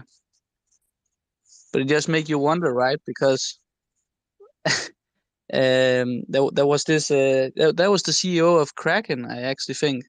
He said that he actually said that the people should move some of their money, because if the governments said that they have to freeze some of the accounts or whatnot, there will be um, needed to obey, and there will be nothing to do. Yep, definitely get your money off exchanges, not your whatever, not your crypto, not Yeah, your seed phrase. yes, indeed. Yeah.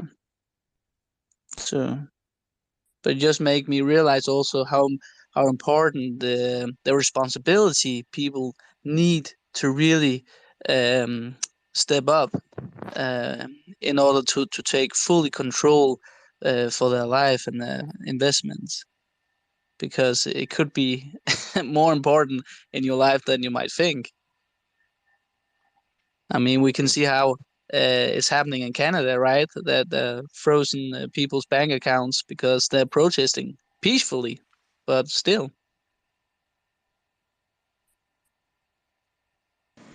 Yeah. it's scary shit, man. Yeah.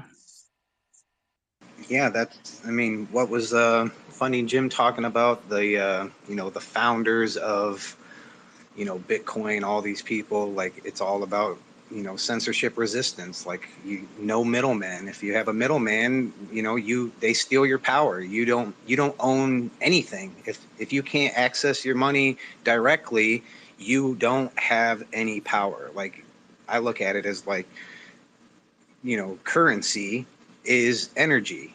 And if you are not fully in charge of your own energy, you're being sucked on by parasites. And like for people to actually have total control over their currency and energy is the only way to free themselves. And I love Nikola Tesla's here to explain that. Yeah, personally, I'm in Canada and I see what's happening here. I mean, it's pretty unnerving to know that, um, that the powers, like what they're doing right now, it's very scary to me. Personally, like I do speak out about unjust tyranny, and I feel like now I should be a little concerned, because if they just do some Google or Facebook searching, they might say, oh, hey, like you were encouraging this and therefore we're going to freeze your bank accounts. I mean, there's no saying that they can't do that. Yeah, it's ludicrous mode. Yeah, so firstly, I'm pretty happy that I've decentralized everything, and I have nothing on exchanges unless it's very temporarily to fiat on ramp and buy some ETH so I can buy some more HEX. That's the only time I'm really transacting. And then also with like my business and how to get paid, I do need to keep my banks going. So I did tone down and delete some posts just in case. Wow. Yeah. But what are the daily motivation and hope in as a citizen in Canada? Would you like to share some of your thoughts about that? Yeah, I feel like most people in Canada are very easy going in the sense that they just do what they're told. And they're very quick to believe anything they hear on the media. And the amount of, even with like family members, people I respect, I'm just kind of like, how are you guys not questioning anything about what they're told? And how is it that there's never any recourse when the media lies to you or made a mistake, quote unquote, about the information they said? They don't have to retract it. They don't have to say anything. They'll just say the science changed, or this is different now, and life will go on. But hopefully, if things, if more and more people start, not even abiding by like the QR code system, it's not like, hey, don't get your vaccine. It's more like, hey, this is a infringement on your rights. When they scan that barcode, it tells them your police history. It's like the social credit system being implemented, and people aren't aware of that. So it all ties into like how, the freedom of speech, freedom of movement that Pulse Chain and PulseX are kind of centered around is it's very mind opening to me. And I think for me, like the take I can see is that more and more people are getting tired of being lied to or manipulated. So I feel just like the amount of stakers in HEX is around 9%. Once we reach that 10 or 11% mark, I feel like it'll be enough for the rest of people to start staking more. And I feel like that's how change happens, is when 10% of the population has fully understood the truth and has to convince the rest of the 90%. But until that 10% hasn't reached, we're still going to be going down that same path of instant obedience from the public.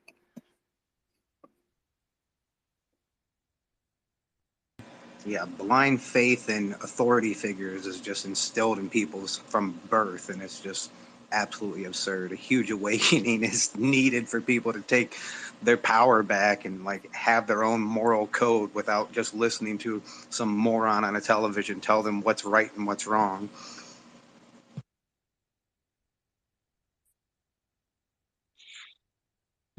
Yeah, indeed. And starting to be observant of not what's going on in their own city or in their own country, because there's a parallel actions across the world, which is very suspicious in many ways, if you just take a look. So yeah, sure, if you don't just see your own television, your local television, you will be in it for quite a shock. Yeah. And you don't have to do a lot of research about it. It's very right in front of you if you just open your horizon a little bit. Yeah, yeah. Especially that the WEF, the World Economic Forum, they're quite open about it as well. They're not even hiding it. I saw this post the other day. This is an official post from a Twitter post from the World Economic Forum. Welcome to 2030. I own nothing, have no privacy, and life has never been better. Yeah, the communist psychopaths, they suck real bad. People need to get a clue. Schwab himself basically calls everyone useless feeders, and like they look at us as peasants, absolute like cricket eating peasants. They don't look at us as human beings. Like, people need to understand what a human being is and what human rights are. And like, they don't even understand like how to even think. Like, it's just like, give all your power away. And that's where DeFi comes in. Is like, you have no power if you don't have your money. If you don't have power over your money, you don't have power over anything. And like, this is so fundamental for people to get on board with the idea of owning your own money, being your own bank. Like, that's everything. That's all of your energy. You give it away to, these maniacs. They're just going to use it against you and further enslave us. It's terrible. Indeed. But we could potentially use it as a leverage to really open some people's eyes. I mean, Steve Jobs did it in the 80s. No matter what, he normally talked about it back in the days, how the big blue was the enemy, and how there were the solution. The personal PC and so on. And yeah, there is something about it that sometimes if you have an enemy, it's easier to come together, right? And then go in that direction. There is actually an opposition. It matters. The contrast is getting bigger, and the colors is getting more vivid, because you can see the darkness and you can see the light just side by side. So yeah, the Yeah. centralized and the DeFi, yeah, the contrast is getting more and more big. Yeah, well, is the absolute epitome of what you don't want, which is to own nothing. Like, you can't be more blatant than that. Like, you own nothing, meaning you don't own your body, you don't own your money, you don't own your choices. Just follow orders and you're a Exactly. cog in the machine. It can't get more obvious. Like, it's insane that people just, oh yeah, and it, like, it's just insane. Like, people like Biden or whatever, they all go and hang out with this guy and stuff, and it's just Yeah. like, They're literally just trying to take away everything. Not even most or some or a lot of it, like everything. You will own fucking nothing. Like, how more obvious can it get? It's ridiculous. Yeah, it is quite wild. Also because they can focus so much about that. Okay, you're allowed to use your gender, your sexuality, and so on. But on the other hand, you're slowly getting pushed that you don't need to, like you also pointed out. What about my body? What I put into my body? Okay, that's not so important. But your sexuality, all the the subjective subjects, that's okay. You can, yeah. But the physical raw thing that really can also make a difference on how you're experiencing the world. Yeah. Again, the contrast. Yeah. So again, observe what's going on, not just around you, but in a larger um, aspect. Really helps sometimes to get um, the clue of what's going on, because typically it's not just one place, it's many places at once. So yeah. So I know it's a little bit of a rabbit hole, but yeah, I just found it interesting, especially with that the Telegraph article that Richard Hart also posted.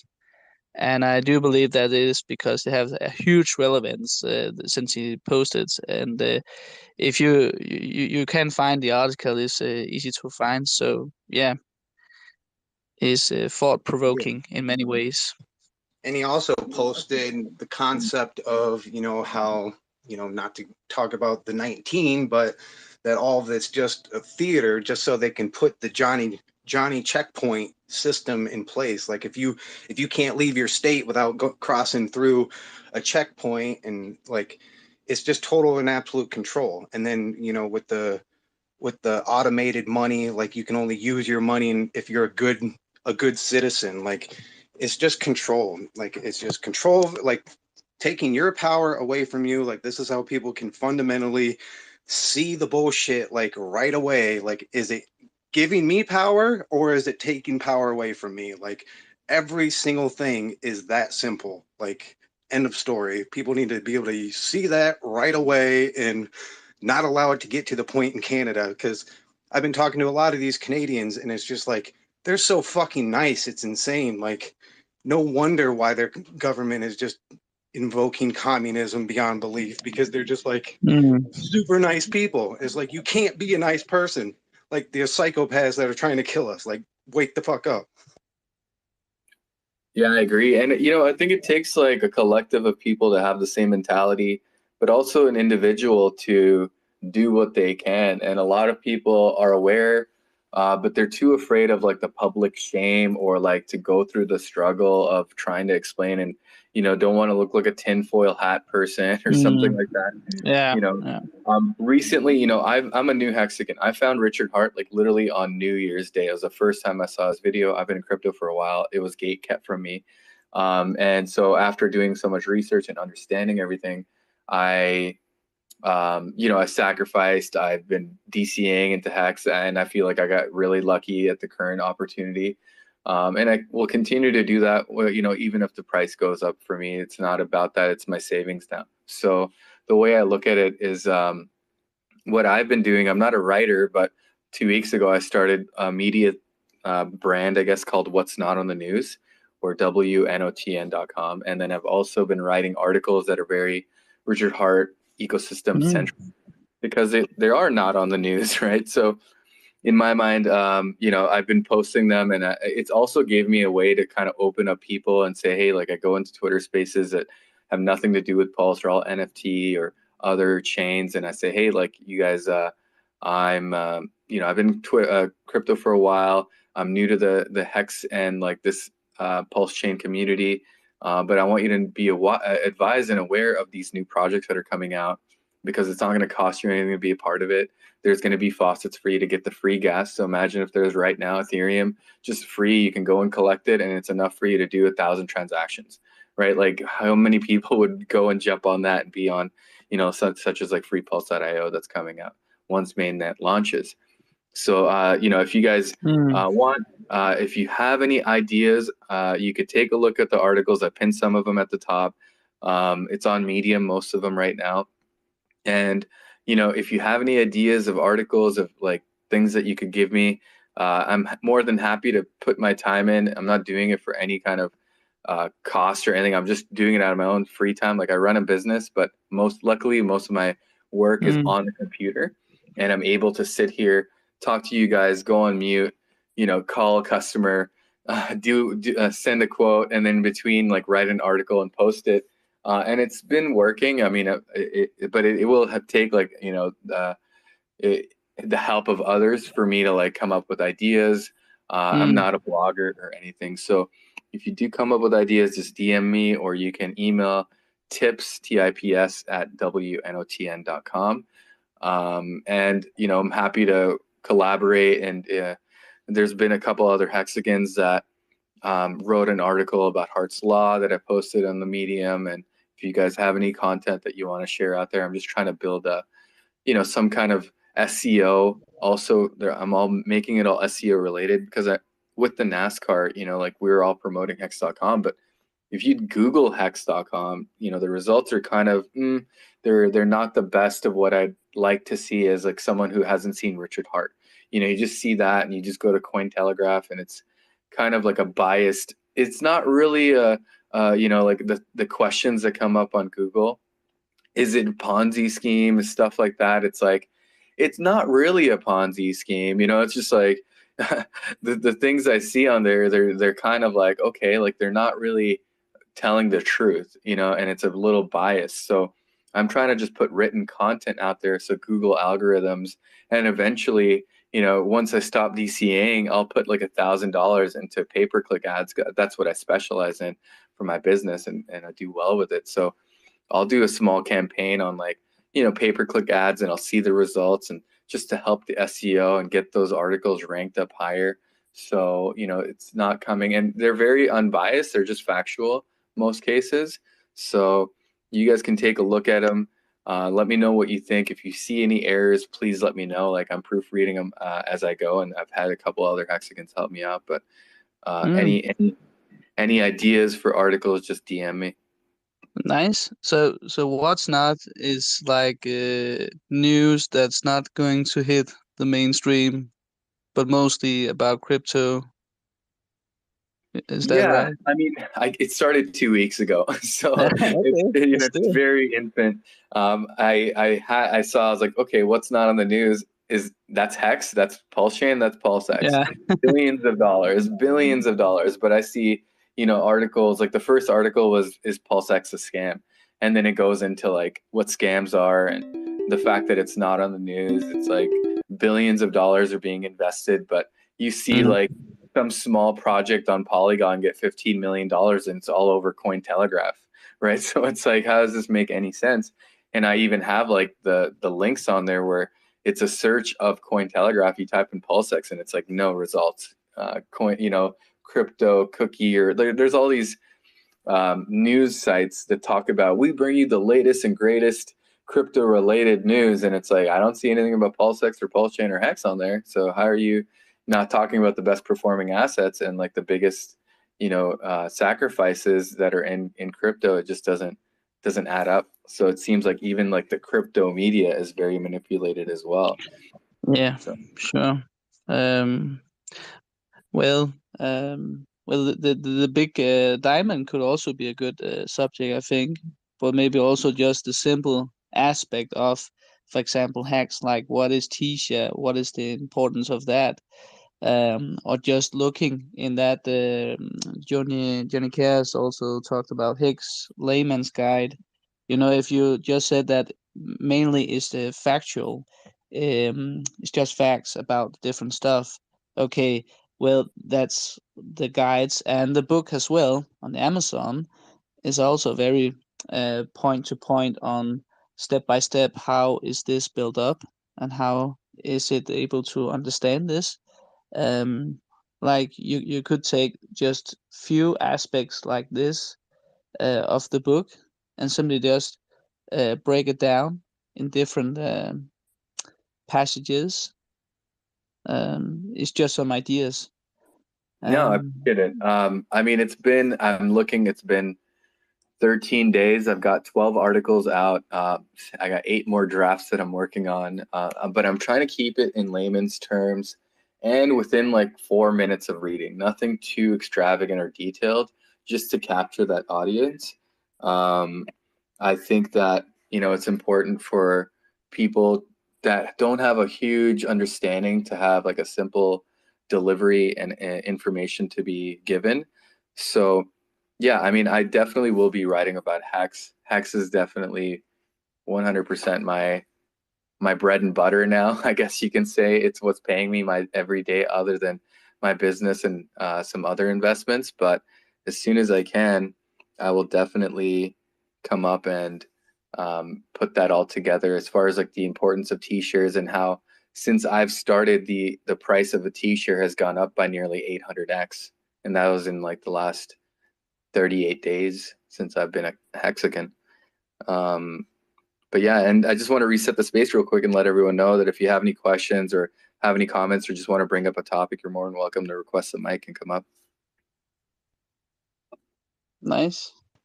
Yeah, And two things, if I could say. I mean, okay. One, if someone's using Google to search, like they're almost a lost cause because everything on Google is, manipulated and garbage. Like, and then, the other thing is, making something to make money is like education is your money. It's like the more people that are educated, the more they're going to invest in HEX, and your payout per T-share is going up. So it's like you don't have to make money on the side. You're making the money through the T-shares by educating people. Like, you don't need to charge people for information. You need to give people information, and the more information they have, the sooner they're going to buy HEX and push the price up. So it's like, I don't understand all this concept of like, oh yeah, we need to start other businesses to make money so we can buy HEX. It's like, no, that money's going, like, yeah, if you're buying HEX, maybe eventually it's going into HEX or whatever, but why wouldn't you just educate people to buy HEX? Like, why do you need them to pay for a service to be educated? Like, there's so much educational, like there's live streams, like basically nonstop, these spaces. It's like education, education, education. It's like, why do we need so many different facets of, pay me to, do something for you? It's like, no, the education is already out here. But yeah, I mean, Richard Hart has definitely spoken about having, printed words.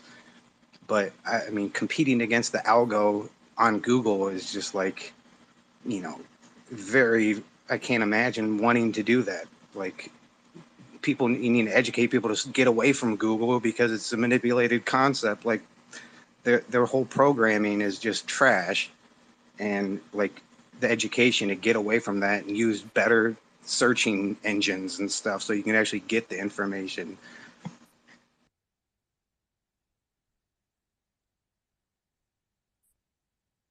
Yeah, sure. But it does seem like most of the people who give these different forms of information and on different platforms is primarily by personal motivation for giving this out.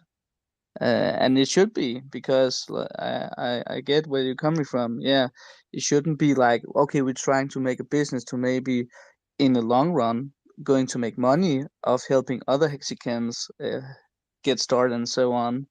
It should be the focus, like you said, that yeah, you will get the return because a lot of people will get this information and then take action on that, buy that. I mean that El Hexicanda, what was his name? The guy on TikTok, which actually made this a lot of small video clips. Some YouTubers also do this. It's just interesting to see that those are some people who are going to get that little soundbite of information, and that was enough for them to take action. But I don't think they're going to make an entire business just because of that. They maybe just did it because, okay, that could be fun. I could do that. Yeah, that could be my way of trying to give the message further, like the movie, Pay It Forward, right? If I help free people and then say to them, you will help free people, and so on. It kind of, in my experience, feel like that's how the hacks seem to affect people in some way. I know I did, for example. I didn't thought of onboarding people just to onboard people, to help you guys, even though it is a nice community. Indeed, it is. But in the long run, we're still here to get man gains, of course, and to have a beautiful future. Sure. But eventually, yeah, I start onboarding people, but mostly because I actually like to help some of the people I've been talking to. People get curious, but most of all, people get interest and then they want to take action. And then I will gladly helping people to take that action. What is the next step? But in many ways, this is a cooperation um, between people. Get inspired and getting conscious raised, and thereby taking new actions. Yeah, I totally agree. I mean, I don't really see the point in trying to monetize, I guess, building a community when people, I see people see the opportunity in that. But in my case, like the reason I started writing this stuff, like I said, I'm a sales guy. I run a company, and when it comes down to it, I did best when it came to doing sales, teaching others how to sell and writing my script down and going over those details. So me doing this research and writing these quick articles is really for myself to understand everything and break it all down, and it makes it exciting because I feel like a lot of other people are appreciating it. And so that's like the motivation that pushes me. And who knows, like it should be a discipline where I'm like, hey, I'm going to write 3 articles a week and just call it a day. I don't have to be like, oh, today I don't feel like writing. It should just be like, throw it out. Don't care about how perfect the article is. Just put content out there for people to read. And in the end, I feel others would be motivated by that too, because like I said, I'm not a writer. So I'm just also trying to encourage others to take, some initiative and say, hey, like, what can I put out there? Because there's going to be articles that I write that can relate to people, but there's a lot of people it won't relate to, where there's some articles that you might put into that you might be a little more detailed in that others will relate to. So I think the more out there, Exactly. the better. With no expectation of profit from writing these articles, obviously. Sure. Yeah. But it's nice that to confirm that pattern I have been observed that also with you, that okay, the motivation is primarily because it gives you something, and it's just lucky if if it does give some value to us others also. So yeah, but I appreciate your enthusiasm and your creativity, and it just seems like a lot of people are doing that, and that's just amazing how that's what Crips also can give you inspiration to do stuff. Yeah, 100%. And I totally feel that over time, it could be something that people look back on and be like, man, this guy was telling us before, he was telling us to look into this stuff we never did. But the main reason I've been actually writing it is just so I can also kind of get a little more validity when I go into other spaces that are not hex related. I feel like there's an echo chamber on Twitter where hexagons just kind of corral around each other, where I feel a little more open with the discomfort of going into vulnerable spaces where I'm not part of that community, but I'm coming in with like an open mind and saying, hey guys, I really like what you're talking about. I just want to open your mind to this. And this is an article I wrote about that you can quickly read and understand about Pulse Chain. And it's been working really well for me. And now I wrote the other article about, crypto for your rights and, projects that support your freedoms. So I can go into like the Canadian spaces of people that are talking about the movements and, people talking politically and say, hey, look, this is another thing you should look at, because crypto is a way for you to be free, not be tied down. As you can see, the way they're controlling everyone is through finances. Once they take that away, you can't even talk to anyone. So, no one's going to listen to you if you can't help and you're just asking for a handout. Fix the money, fix the world. Heck yeah. Awesome. Yeah. Yeah. Yeah. There are some good examples, and what you're doing there is also you're relating your information, making that relatable to those communities you're trying to make in contact with. That's a good perspective. That's what I also thought that when Richard Hart also talked about, with the marketing theme. At one point, he said that he did like those stickers at the ATMs because, as I was talking previously about the Steve Jobs and the Big Blue, like the enemy, Richard Hart also said that that's the main enemy, right? For the main guy, that will be the obvious, the main enemy in many ways. So it got me thinking that I'm just like to share this idea that the sticker could actually, instead of just have the hex.com, it could be like the question below, be your own bank, question mark. Or what if you were your own bank, or what if there were no middlemen? Something, again, to touch the relatable part. They're standing there, they're a draw, they're hard earning money, and there were probably a fee connected to the withdrawal, maybe. Yeah, you probably get where I'm getting at. Yeah. I got a quick question. What's the difference between like the written word, like doing that where you have these articles that people can search online compared to like, I mean, are you doing YouTube? Like I take my information in through videos because it's like a picture's worth 1,000 words. Like if I can look at somebody's face and I can tell pretty much in their tone of voice and their cadence of speaking, the way they look when they're saying it, their hand gestures, like I can tell within like moments if the person's full of shit.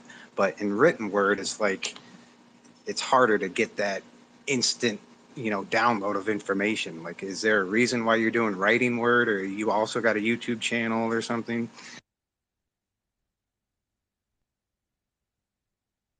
It's harder to get that instant.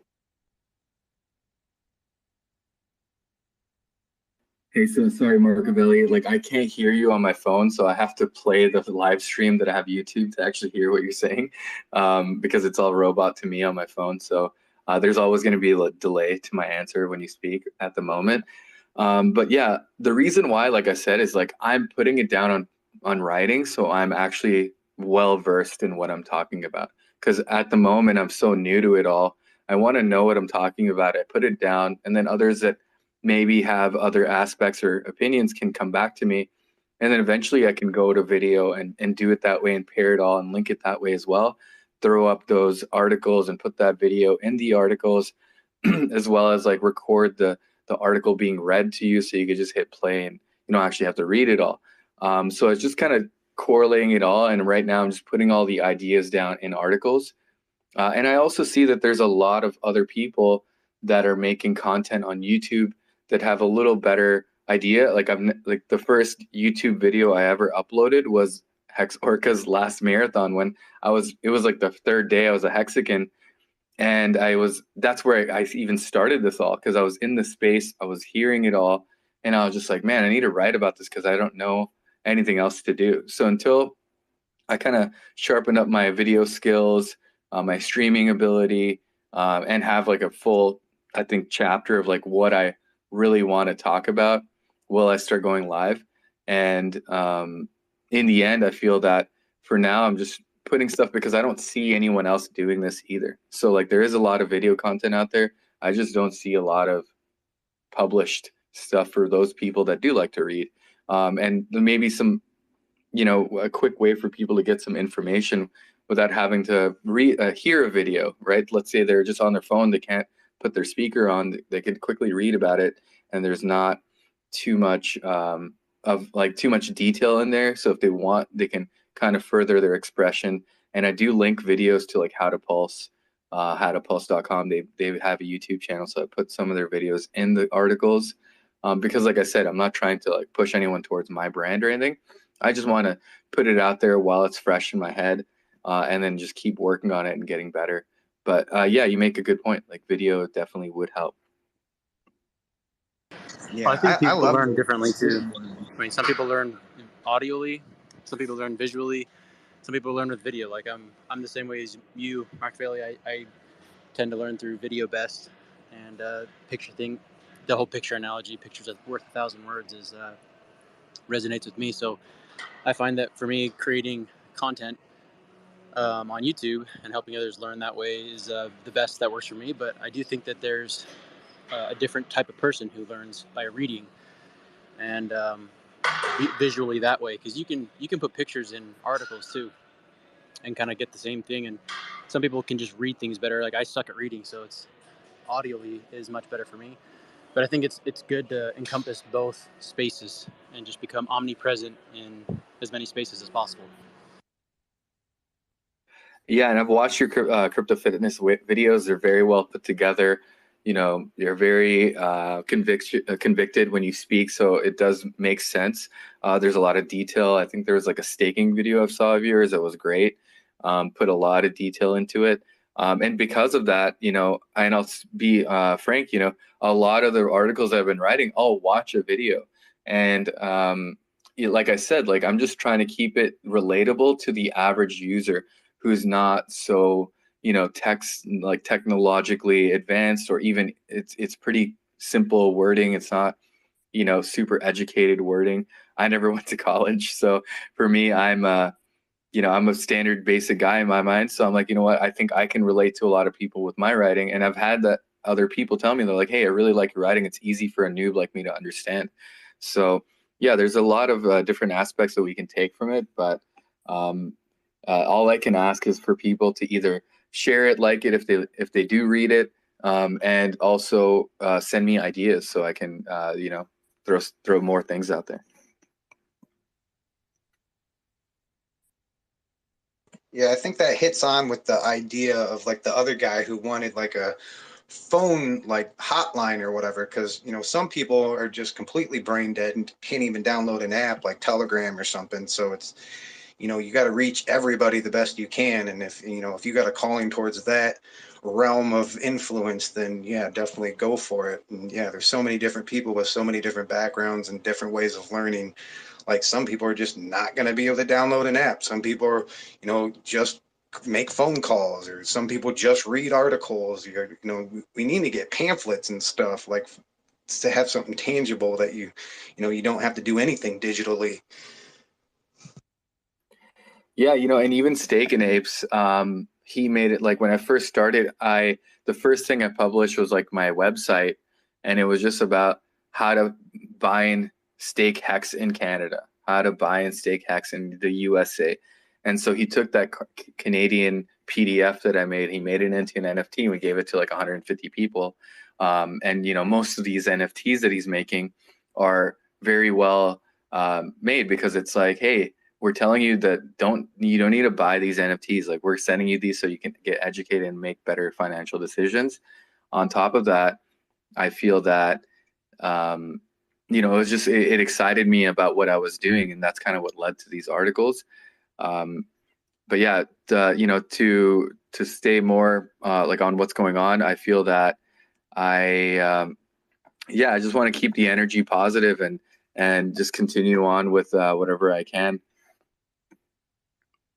Yeah, follow your joy, follow your inspiration. That's all we can Oh, do. sorry. Actually, I was gonna say to your point, it's like, but right now I feel like my focus on onboarding is more towards the NFT side, just because all of those people, there's millions of them that have wallets, they have their MetaMask, everything is already there. So they're just kind of a much easier crowd to educate, because half of the battle is just telling them what blockchain is for like non-coiners. So I feel like the focus should be more for the people that are in the NFT space that are not really in crypto. They know how to get Ethereum. They know how to go buy NFTs. And, you know, a lot of them are getting wrecked, and they think they're just going to get wealthy or rich off of buying these art pieces, you can say.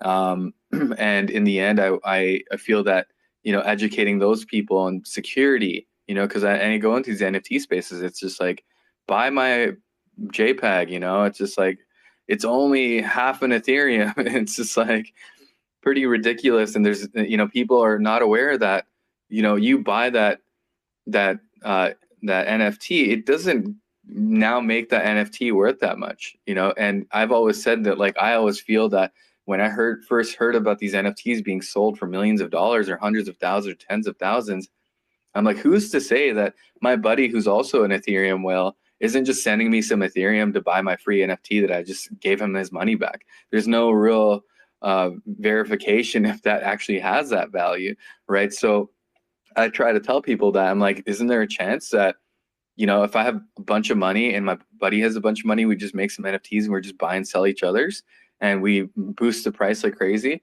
Now, how do you know that's going to continue on, and who's going to buy that from you? So it's better to put your money, if you're not already a wealthy person who, and the only reason I suggest people buy NFTs is so they support the artist without any expectation to make money, right? Like, that's what you should be buying NFTs for, is to support the artist, not to hope that you get wealthy off of it. Yeah, that's a noble cause. Speculation on, you know, something other than supporting art, like, is not not good.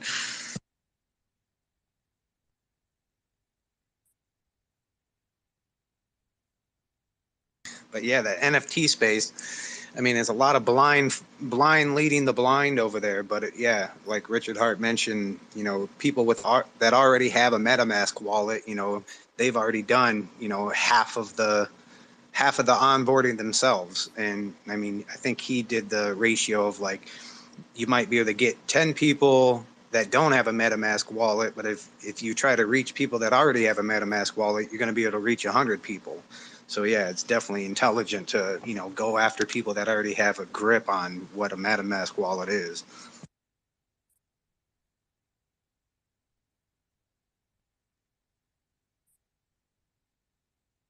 Intelligent.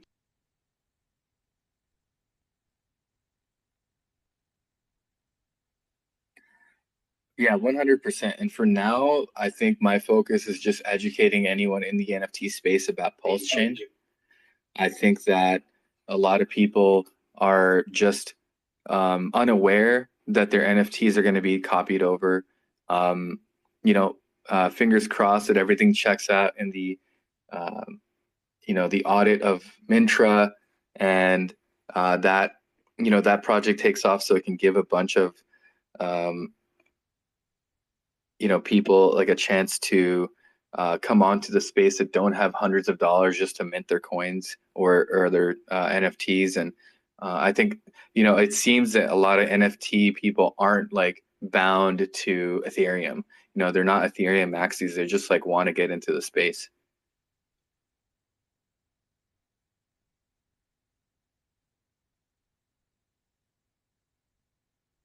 Word. Ethereum maxis, they just like want to get into the space.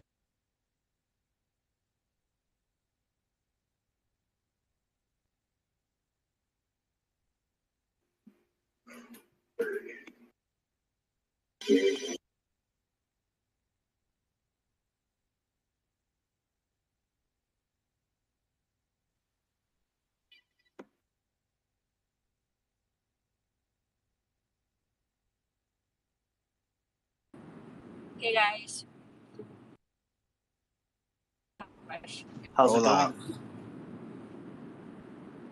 I'm just interested. How do you think what future expects NFTs?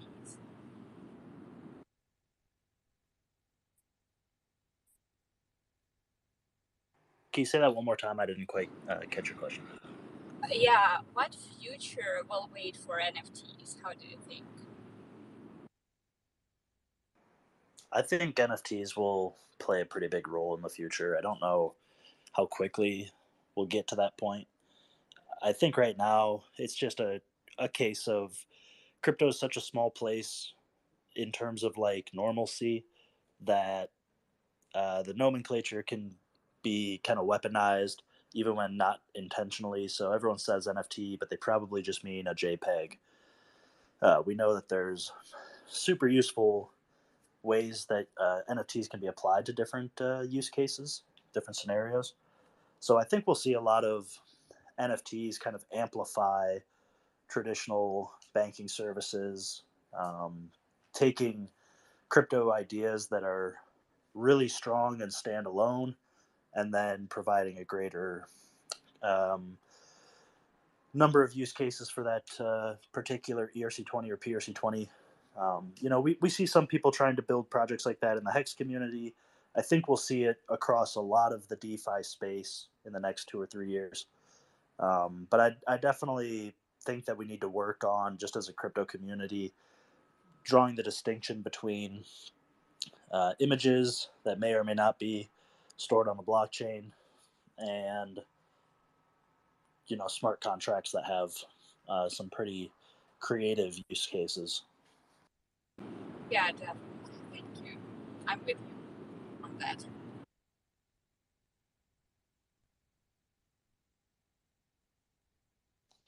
Orca, my man, you're out of hibernation. Hey man, I've been listening. I know. Had that cup of coffee in there, huh? Yeah, I got some ice. I made some iced coffee. It's feeling fancy. Oh, you got your pinky up too? Mm-hmm. As I drink it out of like a 30-ounce jug, just inject it in my neck if I could. Oh man, what? Like Trump said, man, you might as well inject bleach too. Man, you inject coffee, you start getting things done, or at least shaking while you get things done slowly. Yeah, almost hard to believe that you're drinking coffee. A lot of people in here, it sounds like they're just on antidepressants or slow. Like people just talk so fucking slow in here. It blows my mind. Yeah, I can be guilty of talking slow sometimes, like when my brain's super melted. But no, I hear you. It can be a bit of a drag when the tempo slows down and you're ready to talk crypto. It's like, whew. Yeah, that's why I like your comment of like people raising their hand. It's like, no, you just get in there, add value to the conversation. Like, get in with the rhythm of the conversation. Like, right. Yeah, as long as everyone's respectful, it's like just chop it up, just keep it going. The last thing we need is to turn this into school, and have everybody wait to present their shoebox thing. Yeah, I don't do the whole hand raising thing. Raise your hand, they said. Stand in line, they said. Yeah. You're ridiculous, Mama. Follow all the rules, they said. Wear a mask, they said. Speak when only need to be spoken to.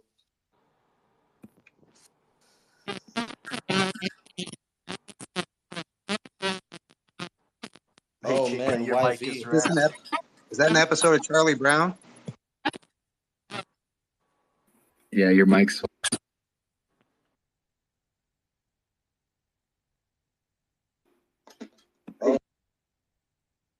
That's that Russian firewall. That's when you know that he's getting ready to share some awesome crypto info. Still wrecked, Chica.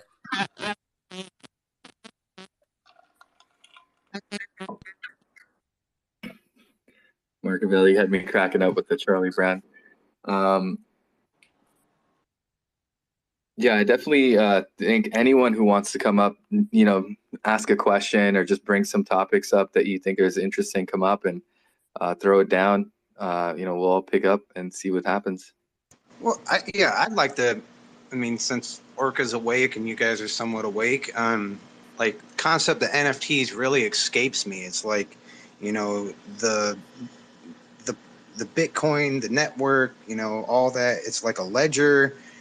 Yet NFTs is like, it's just like, you have proof that you have ownership of like an address on the blockchain. Like, other than that, I don't like the picture and the art. Like, yeah, that's like, support the artist, but it's like you're really just paying for the proof that you paid for something. It's like you're just paying for a receipt.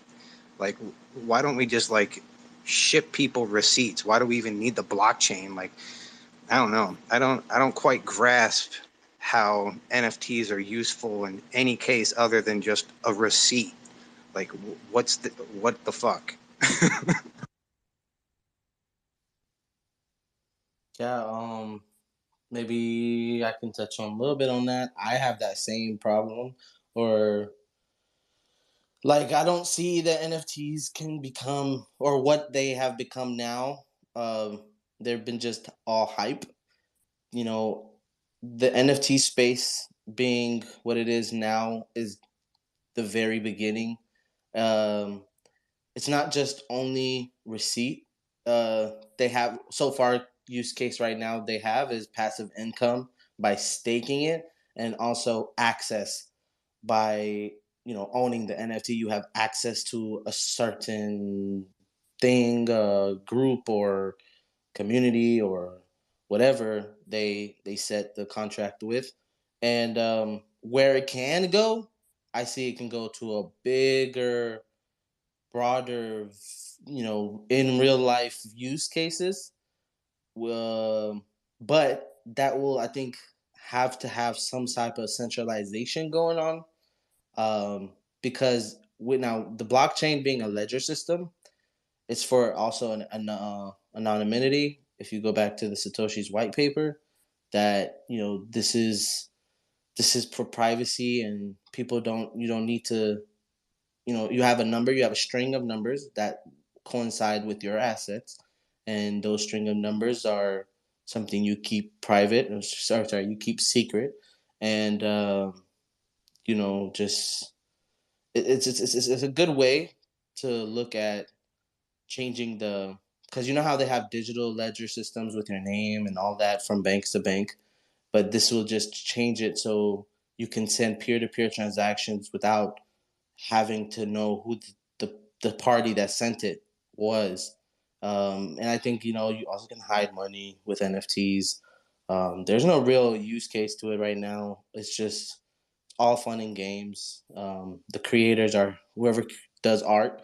They're just expanding their art to get it in front of people's eyes, just like how any artist in real life will draw a picture and have it, publicize it all over, and give it opportunity. It's one of one, so they give it opportunity to go and put it in a museum, and someone to sell it. I mean, someone to buy it and put it up in their own house and things like that. But this one is just giving opportunity to the masses, as I see it. Yeah, I didn't know you could stake NFTs. That's interesting. Amen. What up?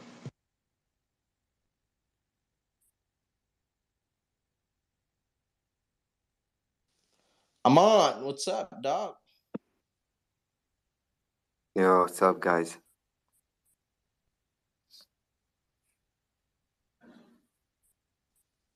Not much. You had your hand up. Yeah, since we're looking for a new topic, and I had a question that I wanted to see your guys' opinion on. So I just wanted to know what you guys thought would be the next industry that would be like popular through crypto. So like, think of the internet, and then so far, let's say people only used it for music and then streaming and stuff like that, or they only used it for email. Like in crypto, we used it as a financial tool, as DeFi became popular lately, and then we have the whole NFT narrative slash video game kind of metaverse, play to earn. All those things are becoming popular. So does anyone have any idea of what industry could crypto, or that could get popular in crypto in the next few years? Something new, like not just like a development of an existing field in crypto, but something totally new. If you guys had any idea, like, I'd love to hear that. I'd like to say just one thing on that topic. Like, I feel like I don't think there needs to be industry built into the blockchain. I think the blockchain is just so you can take personal authority over your currency. And once you own your own energy and your own I can't time, hear you. Either your mic or maybe I'm having some issues. Can anyone confirm?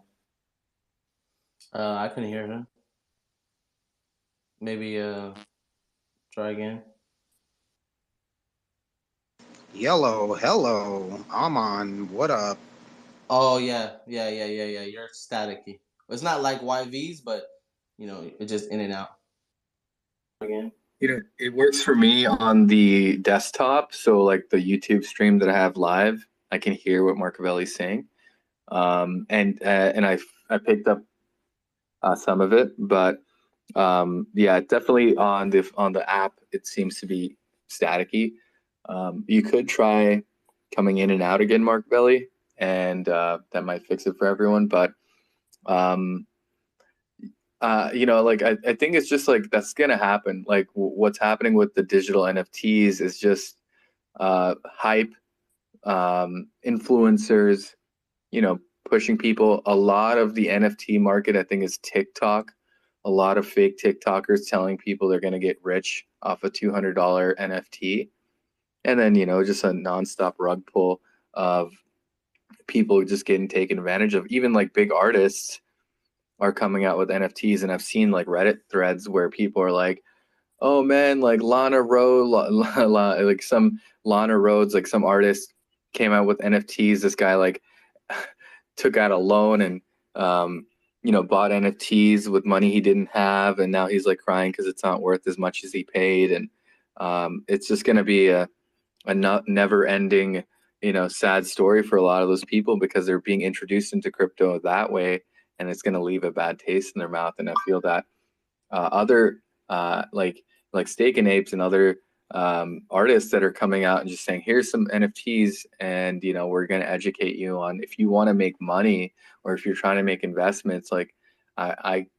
you can't assume that this is one of one, and you know, it can't be a right-click download. And then there's all these promises being made to people saying, hey, if you buy this NFT, you'll get this later. But once you buy that product, that blockchain transaction is done. There's nothing tying you to that NFT that says the artist has to deliver that thing. So back to what Aman was saying, like where I see technology changing is maybe getting some sort of you know, like when real assets are tied to the blockchain somehow. So, but yeah, for me, it's going to be hard to think of like an actual new project coming up. I think it's a real misconception on the concept of finance. Like, art and finance don't necessarily go hand in hand. Like, you create art because you love doing it. Like, yeah, you could get paid doing it, but what if you were already, you know, self wealthy and then you just created art for fun? Like, you didn't need to make money and then you can just create because you don't have to worry about finances. Like, that